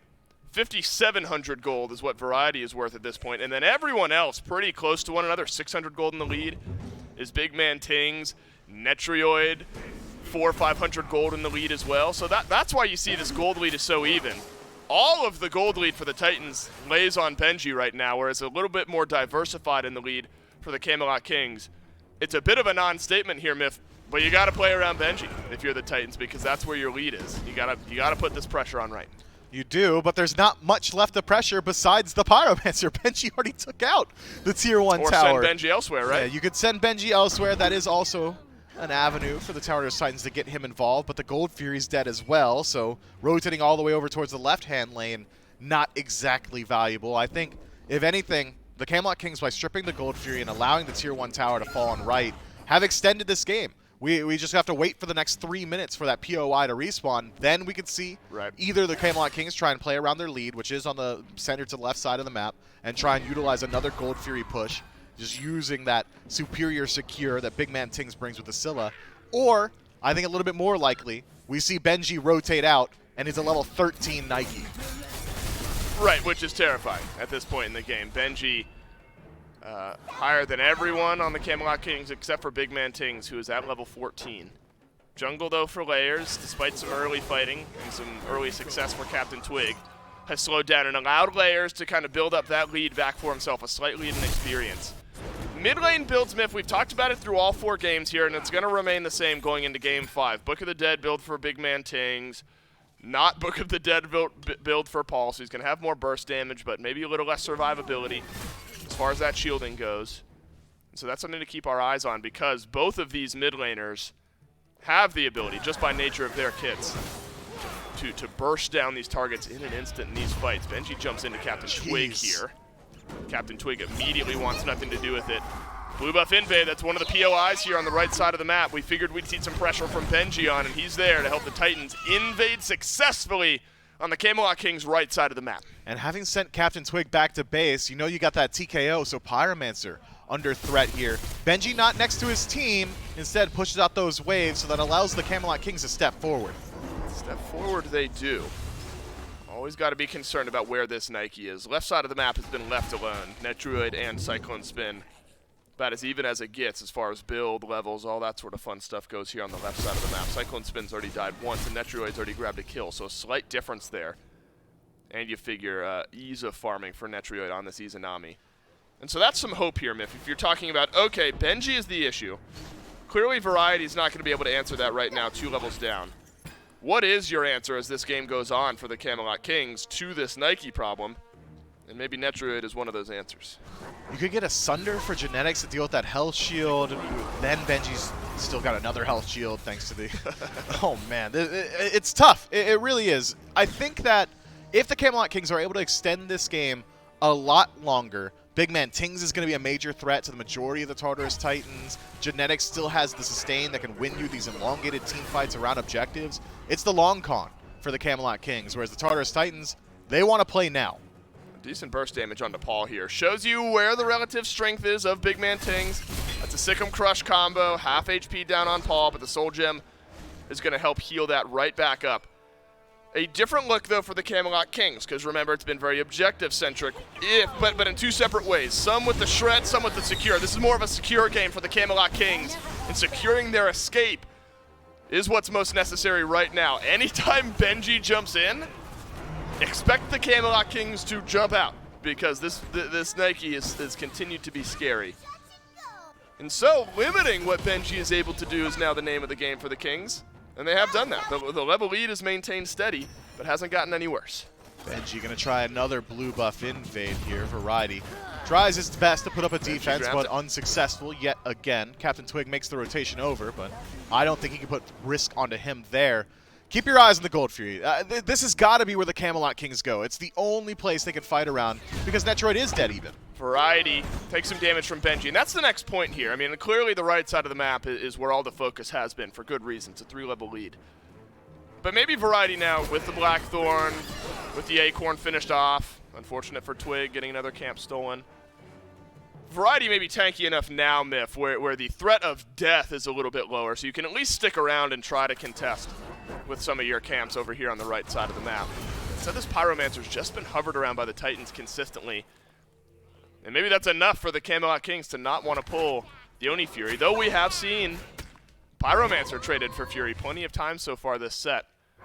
But not wanting to roll the dice in an already scary situation of the Camelot Kings. Keep an eye on these power spikes. It's going to be a Wind Demon very shortly for Netroid. That might be what the Kings are waiting for, but the Titans won't give them that opportunity. Oni Fury started. Cyclone Spin's the one tanking this up, so your Hunter is low. now beneath half HP going into this fight if you're the Tartarus Titans. Netroid steps forward. Where is Benji?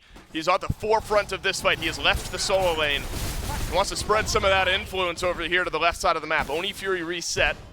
Cyclone Spin with the Aussie has some sustain, but of course the Fountain will do it a little bit quicker. So Cyclone heads on back. Just checking the response time of the Camelot Kings. And it is Cyclone Spin going for that Executioner, which has gotten a buff in the most recent patch, now up to 40 power, which is very nice. You're going to benefit both Benji and Lair is going to deal additional damage as long as Cyclone Spin is hitting the same target as them. But the Camelot Kings, who have got superior burn now, thanks to crit going towards Netroid in that last slot with the Wind Demon, as well as better confirm, thanks to I'm a Monster from Big Man Tings, do have an advantage around this Gold Fury, as long as Benji isn't there. And Benji's here. Yeah, Benji is here. He's a good enough player to be where he needs to be. Genetics. I'm sorry, my friend. You're going to have a hard time living through this one, and Paul is the one who nails in the final nail. Variety around to the right, but not much this Ratatosker can do. Benji is here, and that means dying is happening. And it's Genetics this time, despite the beads and the River's Rebuke, who will fall down. So what do the Tartarus Titans do? They still have Benji at half HP, but his ultimate still available means that he might as well have 150% HP. Variety dashing in. I mean, Captain Twigs in mid, Big Man Tings is hovering around here as well. There's no real chance for the Oni Fury, or for the Oni Fury to be stolen away by the Camelot Kings. Maybe Captain Twig can get some damage and kill off this Pyromancer, but the Titans are making their way to the right side of the map quickly. You're going to get the objective. Can you get out? The answer is yes. So at least a trade back from the Camelot Kings. Gold still right around that 1,000 mark, Myth. XP hasn't gotten horribly bad. We're not having to throw lifeboats this time for the Kings. No. We're still in life raft. We're still in life ring territory as far as your scaling and your ability to get back in the game. I mean, it's gotten better for the Kings as time has gone on. Variety is only one level down now, as is Captain Twig. The ADCs are still even, supports are even, mid laners completely even at this point. The Camelot Kings are in a position, maybe for the first time this game, where they could just take some team fights. They could try and stand their ground. They're even. In these Variety team and fights. Benji. I mean, you imagine Benji is closer to 17 than Variety is, but this has been a 2 to 3 level lead for the last 10 minutes of game time, and Variety has just been able to close that gap, and the XP in the solo lane is brought back to even. There's the level 17 for Benji, but nice. Still not a 3-level lead is what the point of this one is. And so Variety now maybe feeling a little bit more comfortable in his ability to impact some of these fights. You don't want to lose Genetics, though. The beads are still down. That's an easy whirlwind of Rage and Steel. and should be an easy kill here for the Tartarus Titans. The last bit of damage is done, and it is Layers who deals the final bit of damage on a monster onto Paul. But Paul uses the beads, uses the Aegis. That'll keep him alive in this fight. Soul Gem is there as well. The jump in from Benji, and the Nikes re-engaged. Layers and Paul sticking around at low HP. Netroid forced to take the defensive routing towards his tier 1 tower. The Tartarus Titans are hurt, but not out of the fight. They want this permanent objective. They do, and the tier 1 tower should fall down. The Tartarus Titans will pick this one up for themselves, as well as another kill on the Genetics. This Yamoja now has been bullied in the last couple of engagements. Netroid dashes away. Yeah, half the kills for the Titans are onto Genetics. Variety low, but watch out for Captain Twig, who's around the backside of this fight, but that's maybe not where he wants to be. The last charge will dash him on out, and Layers just doesn't have the damage or the mana to jump back in, and so Twig will live on. Twig does cost himself the beads, though, and for little reason. There was no CC coming his way. Can't know that Layers doesn't have enough mana to use the Vampiric Bat, so understood that Captain Twig does just feel right in using that relic. But as of now, the Tartarus Titans, off of sheer willpower, it feels like we're just talking about a moment ago about how the Camelot Kings are in one of their best positions to take a fight. Tartarus Titans say, word, let's take away some of that light. They strip away the tier 1 tower, the tier 2 goes down to the map state, heavily favoring the Chaos team. Both the Fury and the Pyromancer are going to be spawning up shortly. Now the Camelot Kings don't have nearly as safe a path to retreat if they start to lose out on these team fights. Yep. The gold gap has reestablished itself. Experience has reestablished itself as well. Layers now 2 levels up. Benji still a level up as well. We got a level on Cyclone Spin now. The Tartarus Titans, they allow the Camelot Kings back into the game, but just for a moment. Yeah, right back in control are the Tartarus Titans. You don't love beads being down on Twig or Big Man Tings going into this next fight. That said, Paul a little susceptible for the next 45 seconds or so. Beads down for that amount of time. 1 minute left on his Aegis. Though we already saw I'm a Monster and Crush connect onto Paul, and it didn't really come close to one-tapping him. Paul was kind of down in the yellow health threshold. You're going to need a little bit more than what Big Man Tings is throwing out right now. That Soul Reaver will certainly help with these healthy targets the Titans are building up. So there is still some scaling to be done by these bursty players of the Camelot Kings. And this is interesting. You're 21 minutes in. Maybe not interesting. This is necessary. You got to be wary. You got to be ready to answer a Tartarus Titans Fire Giant pull. But the Tartarus Titans, I don't think will leave the Fire Giant up to a coin toss. Again, the Camelot Kings have got significant advantage. Right. The Secure is so nice for them. Even Captain Twig might be able to match some of the Secure that the Tartarus Titans have with his own ultimate. Doesn't even necessarily have to be Big Man Tings. So the Camelot Kings, with their draft, are threatening enough that the Tartarus Titans will likely look for the team fight before they look for the objective itself. Pyromancer, Primal Fury, probably going to be where we start to see those fights erupt rather than the Fire Giant itself. Unless they spot an opportunity, and they might just have one. The Camelot Kings have scattered. Benji's still feeling good about himself despite not having that 3-level lead. The Nike has still been at the forefront of the conversation over these last couple engagements. Only one answer on the Nike so far. That's one answer more than the Camelot Kings had at the beginning of this game. Some decent damage from Paul. Finds its way into the backline of the Camelot Kings, and you do just get this feeling in this best-of-5, winner-take-all Game 5. All comes down to these next couple of fights that could totally change the shift, change the focus of the next few moments of this game. Layers at 103, back to 100% kill participation on this Camazotz. Had a good impact on the way the right side of the map ended up going early in this game.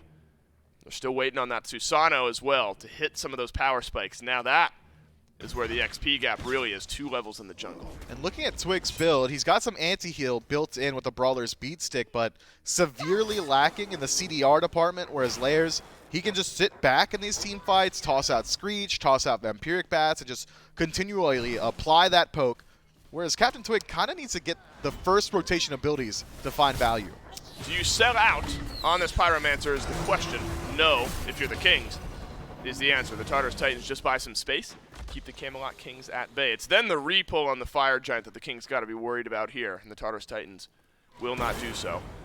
So this is maybe even an awkward moment, Myth, for the Camelot Kings, where you don't necessarily want to completely bail out on the Fire Giant pit to go for this Primal Fury. The Titans can burn down this objective somewhat quickly. You have to try to mirror where the Tartarus Titans are, unless you're confident in your ability and just sending a couple members over to the Primal Fury.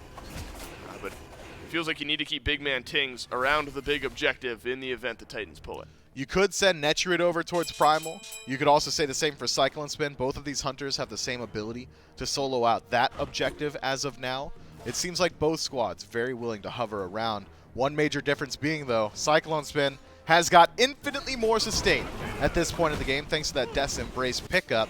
Netrud still not quite able to finish that item. Once he levels up once more, he might have enough gold in hand. Nearly, but 500 more. Yep. Then he's going to have that same level of sustain, but that's a long ways off when the margins are this thin. In a game like this, it's the Tartarus Titans on the fire. Yeah, look at this positioning from the Tartarus Titans. The Camelot Kings have to find an answer. The answer is not in the grave of Big Man Tings, but look at Book of the Dead buying a lot of time for this Scylla. Variety makes it up onto the branch. Big Man Tings up and over the wall. Massive. I'm a monster. Gobbles up Aurora alongside Captain Twig. And for the first time in God knows how long, feels like the Camelot Kings find a winning fight. Genetics still low HP, Variety low as well. That was an expensive engagement for the Kings. No ultimates available, but they do maintain the majority of their beads throughout that engagement. The Tartarus Titans, and specifically Aurora, stepping a little bit too far forward into the damage output of the Order team. They are resustaining with this Yamoja, but they're still playing at such a massive deficit. I'm not sure the Kings can do much with the next 15 seconds. Agreed, but you see the value of this Book of the Dead build where Big Man Tings uses both of the actives and there's still a chance that he goes down to the dive. That health shield was just massive, and the Camelot Kings, they've got a one-man advantage here, and they're feeling like that's enough. Despite all of the power that's still on the map, Variety brings himself back to a state of relevance here in this game, and now the tanky Ratatasker finds its way onto the front line. But the answer is quick enough from the Tartarus Titans, and the Secure is down long enough for the Camelot Kings that we find ourselves a win, Myth. We're going to take a deep breath, and we'll go back to the objective in a moment. The Kings hover the Fire Giant there, realizing that there's not much they can do to the objective itself. They just want to keep the Tartarus Titans hovering nearby. The only issue being, you've got great displacement on the Camelot Kings. Captain Twig can find a pull-in. Big Man Tings can lock somebody down. Even Genetics can find a pull-in with the Riptide as well. But there are no easy picks on the Tartarus Titans. Benji's got 2 HP bars. Layers with Mantle of Discord and Bat Out of Hell is incredibly survivable. Paul playing so far away. Even Aurora with a double leap. The Whirlpool stance from Cyclone could be tough. This is a pull from the Tartarus Titans on the Fire Giant. Camelot Kings, close by. Remember, that steal potential is there. The Fire Giant is low. Big Man Tings back around the FG pit.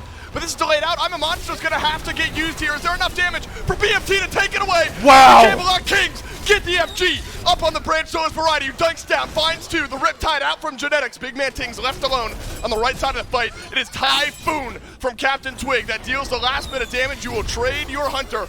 You will trade your mid laner, but the Camelot Kings take the objective. Big Man Tings buys his team a little bit of time, and he also nets Fire Giant for the 3 remaining members. Damage, I mean, Variety, what's the cost? Twig, Genetics.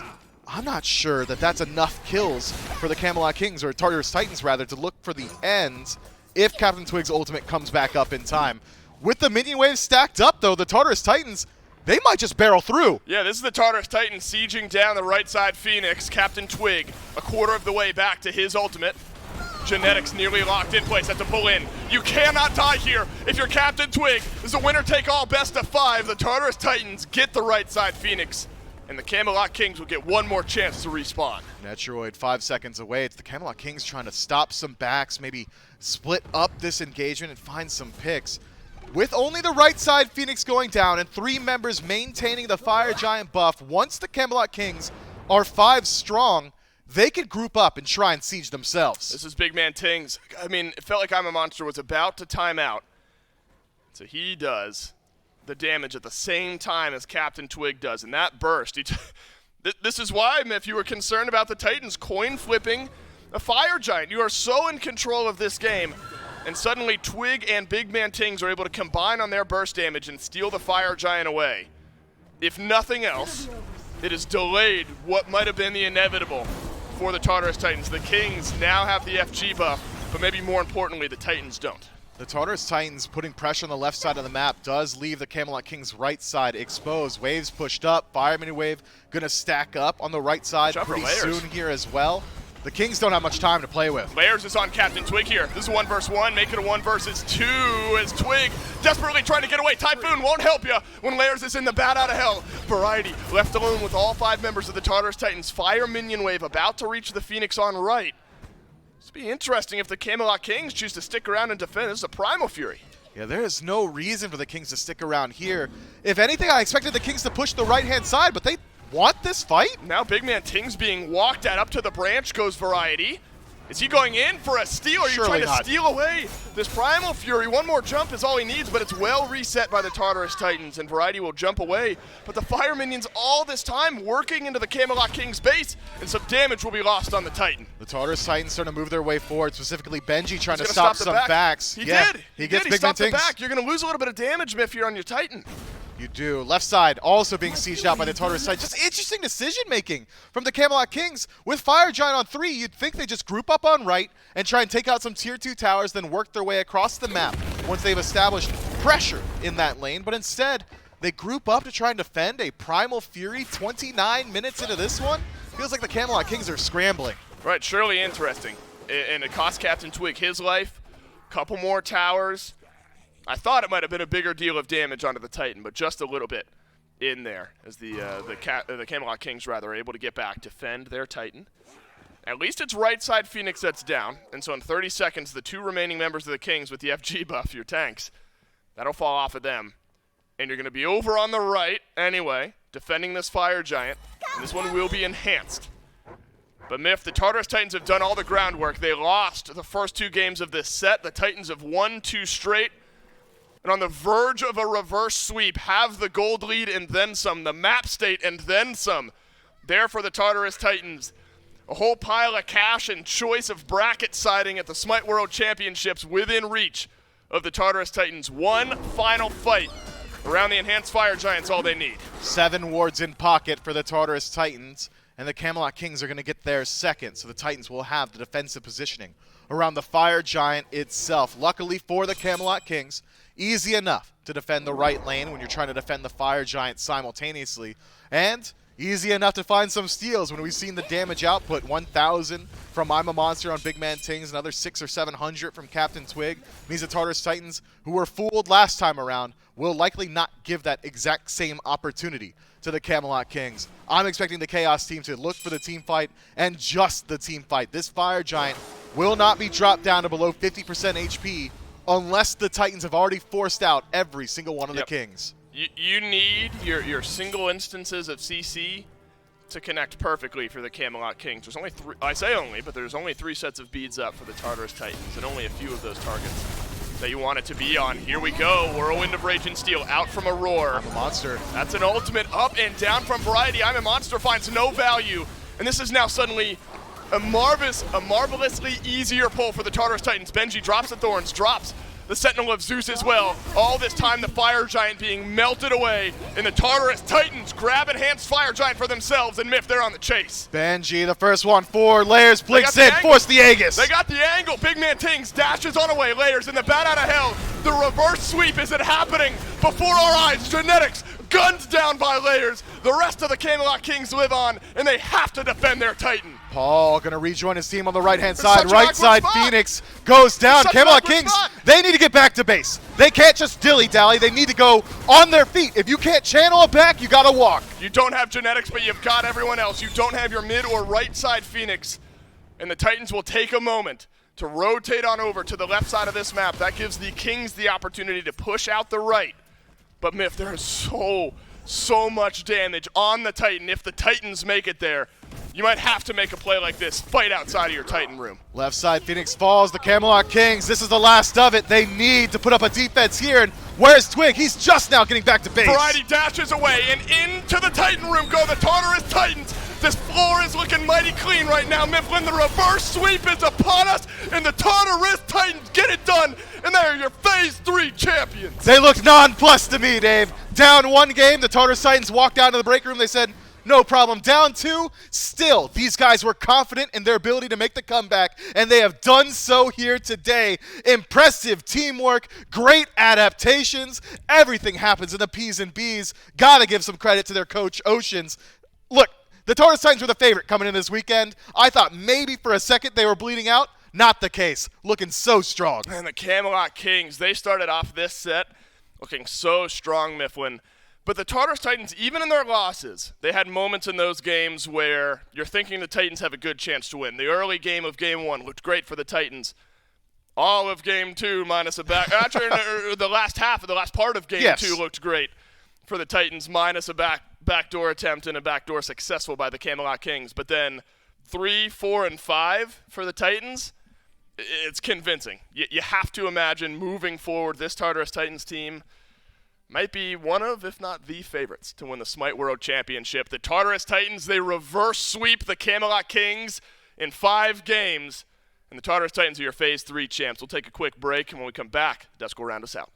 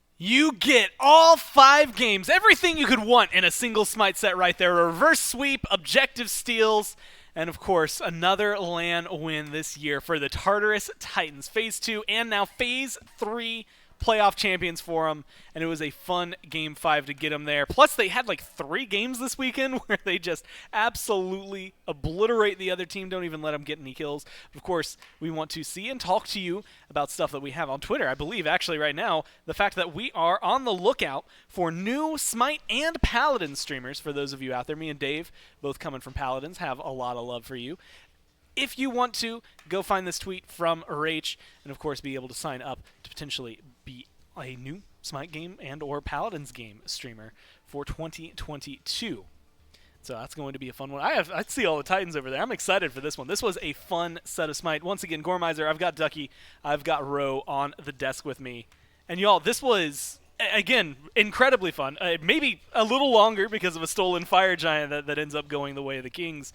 But it feels like the Titans, whatever happened between, well, actually not even between games 2 and 3, game 1 and 2, they figured things out. After that back door, every other game afterward, Ducky goes their way.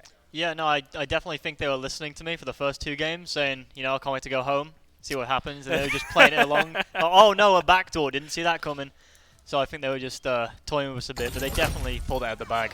And there's so many different things to highlight through this game, Ro. I mean, you get really good Nike plays in the last 2. There were a lot of moments where Camelot was able to get in there and absolutely destroy Twig at the beginning of a fight, which opened things up.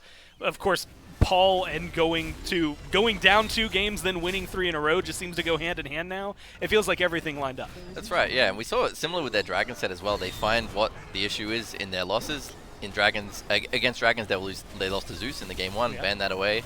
Easy from there, I suppose. Ban the Humbats away, a 3-0 from there as well.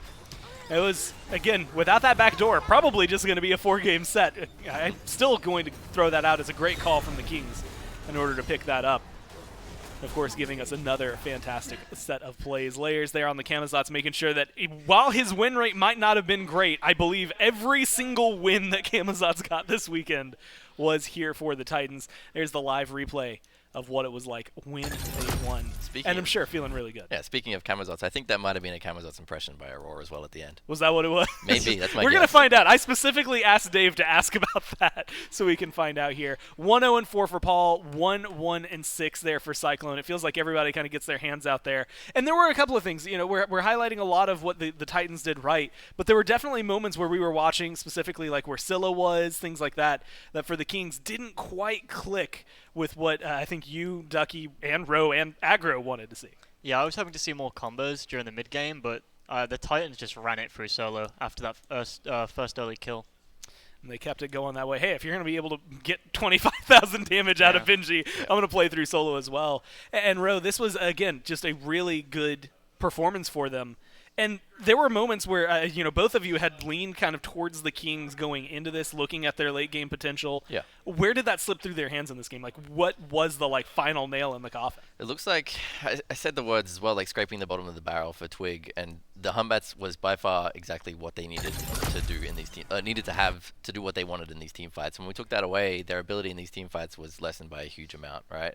I don't blame them for having, maybe a smaller god pool or, a bit of a god puddle in some situations because, they haven't been here long and they're playing all new gods as well. But I respect the fact that they came here, took it all the way to 5 games in the finals after not having any time on land. So I think even though they lost, they shouldn't be too sad because they got all the land experience that they need as well. The max that they could, right? They played That's 15 games out of 15 possible games for them this weekend. The Kings unfortunately fall here. The Titans, on the other hand, are the Phase 2, now Phase 3 champions, back-to-back for the lands. We've got them all standing by for an interview. Oh yeah, I've got everyone here with me. One Titan interview at a time is difficult enough, but I'll make my way through the entire team. I'll ask each of you a question. Aurora, I think the most pressing one for you is we saw the celebration after the Game 5 victory there, the flapping of the wings. Can you break down what that was? So I try to think of the stupidest celebration I could do within a second, and that's what came to my head. Ro seemed to think it was. And it was also a Camelot's. It was a Camelot's impression, but it was the dumbest thing I could think of at the moment. But it was a cool moment, and I think you deserve the praise nonetheless. So I'm going to scoot behind you here, and we'll go to the Camelot's man himself. Layers, you get Camelot's a whole bunch in this set. Feels like you're the kill participation machine. Are you tired of playing Camelot's? No. Camelot's every game, and you're cool with it? Yes. I'm cool with it because we do well with it, obviously. and we're back-to-back off it. I played Camelot in the Phase 1 playoffs the first game, and we won. Played Camelot, and we won Phase 2 playoffs with it, so. That's right, Phase 3 champs. Phase Worlds 3, around the corner. We're feeling good. Camelot, everyone, take notes. All right, moving on over. Now, Paul, there was some discussion on Twitter, Twitch, all that sort of stuff in these types of sets. We talk about the Neomop passive that kicks in. Seems like you're constantly in these high-pressure 5-game sets. You turn things around. Do you think there might actually be a Paul passive that we're underestimating here? Is it Paul that really turns on when down in the best of 5s? There's no hidden passive, man. It's just oh yes, there is. It's just playing the work and yeah, just trying your best and a lot of practice. I want an answer from you. Are you out of just out of contempt refusing to build Book of the Dead, or do you find more value in the big damage numbers? Yeah, no, I was testing a little bit in scrims, but it didn't feel that great because you're delaying your Soul Reaver and your pen. So it really wasn't feeling that great to me. Like getting the Reaver third on the Tiamat is really important. And so if you're going Book and then Book of the Dead and then it's not as good. Well, Paul, you did big damage numbers all throughout this set. The build certainly thankful for it.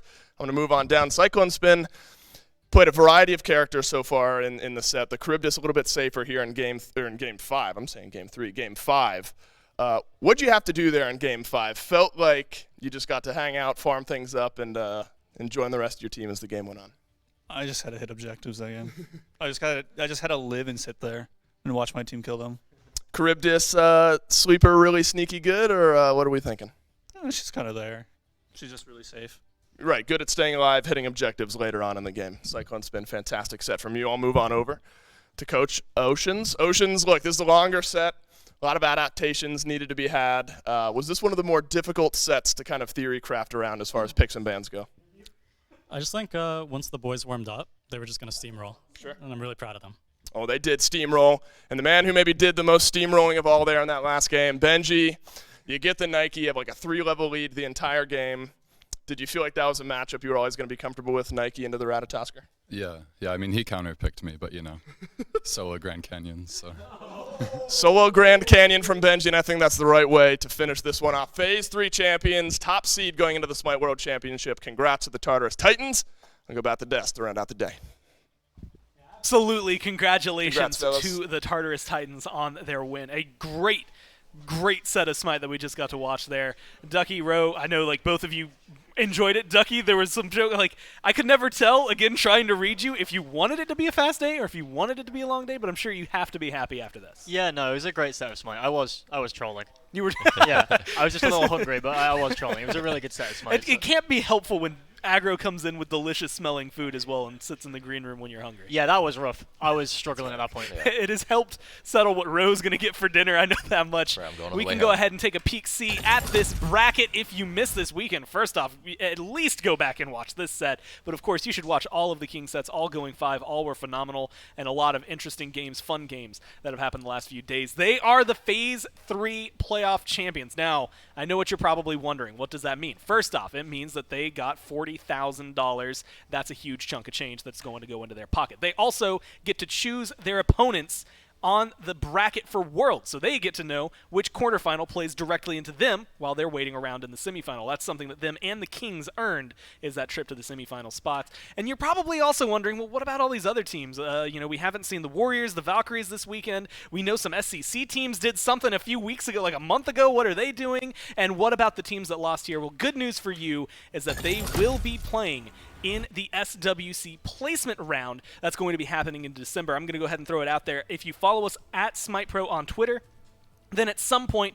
over the next couple of weeks, that bracket is going to come out, and you're going to be able to see what exactly these teams are going to be up against. You're going to have the time, the date, and of course everything that you need to know for your viewing pleasure. Before we get to that, though, there is going to be a charity event. Now, if you have been watching this year, and this is going to get sad. I legitimately cried about this last night because the Esports Award had a memorial for it, but we lost Finch earlier this year, and it legitimately wrecked us, and we are going to be doing the charity event in his name. So if you do !Finchmas in chat, you will get a link to the details where you can find out. We're going to be doing a community event where there's a 200,000 gym prize pool. Yes, you heard that number right, 200,000. There's 5 zeros on that thing. And that's going to be going around the weekend. There's going to be raffles in chat like normal. You can donate a certain amount and get certain skins if you do that. Plus, we are going to be streaming, I believe, 11 a.m. to 6 p.m. on December 11th, where we're going to have a bunch of fun events with a lot of guests coming in and hanging out throughout the day. So hopefully you join us for that one. All of the proceeds are going to the Southern Center for Human Rights, which is an organization that seeks to address the criminalization of poverty and other racial injustices here in the legal system in the South. So hopefully you join us for a good cause. And of course, to remember, a really, really genuinely good human being. But we'll see you then. Right now, we want to end it on a happy note, which is going to be hard for me. I am choking up a little bit. Say thank you to Ducky and Ro for hanging out with me here on the desk and, of course, enjoying some Smite with us here on the finals. Congratulations to the Tartarus Titans for being the Phase 3 playoff champions. And thank you so much at home for watching throughout this weekend. We will see you for the charity event. We'll see you for the SWC placements. And then in a couple months, we'll see you for Worlds. So thank you so much from myself, from everyone here on the desk, everyone here in production. And we'll see you in December. Have fun.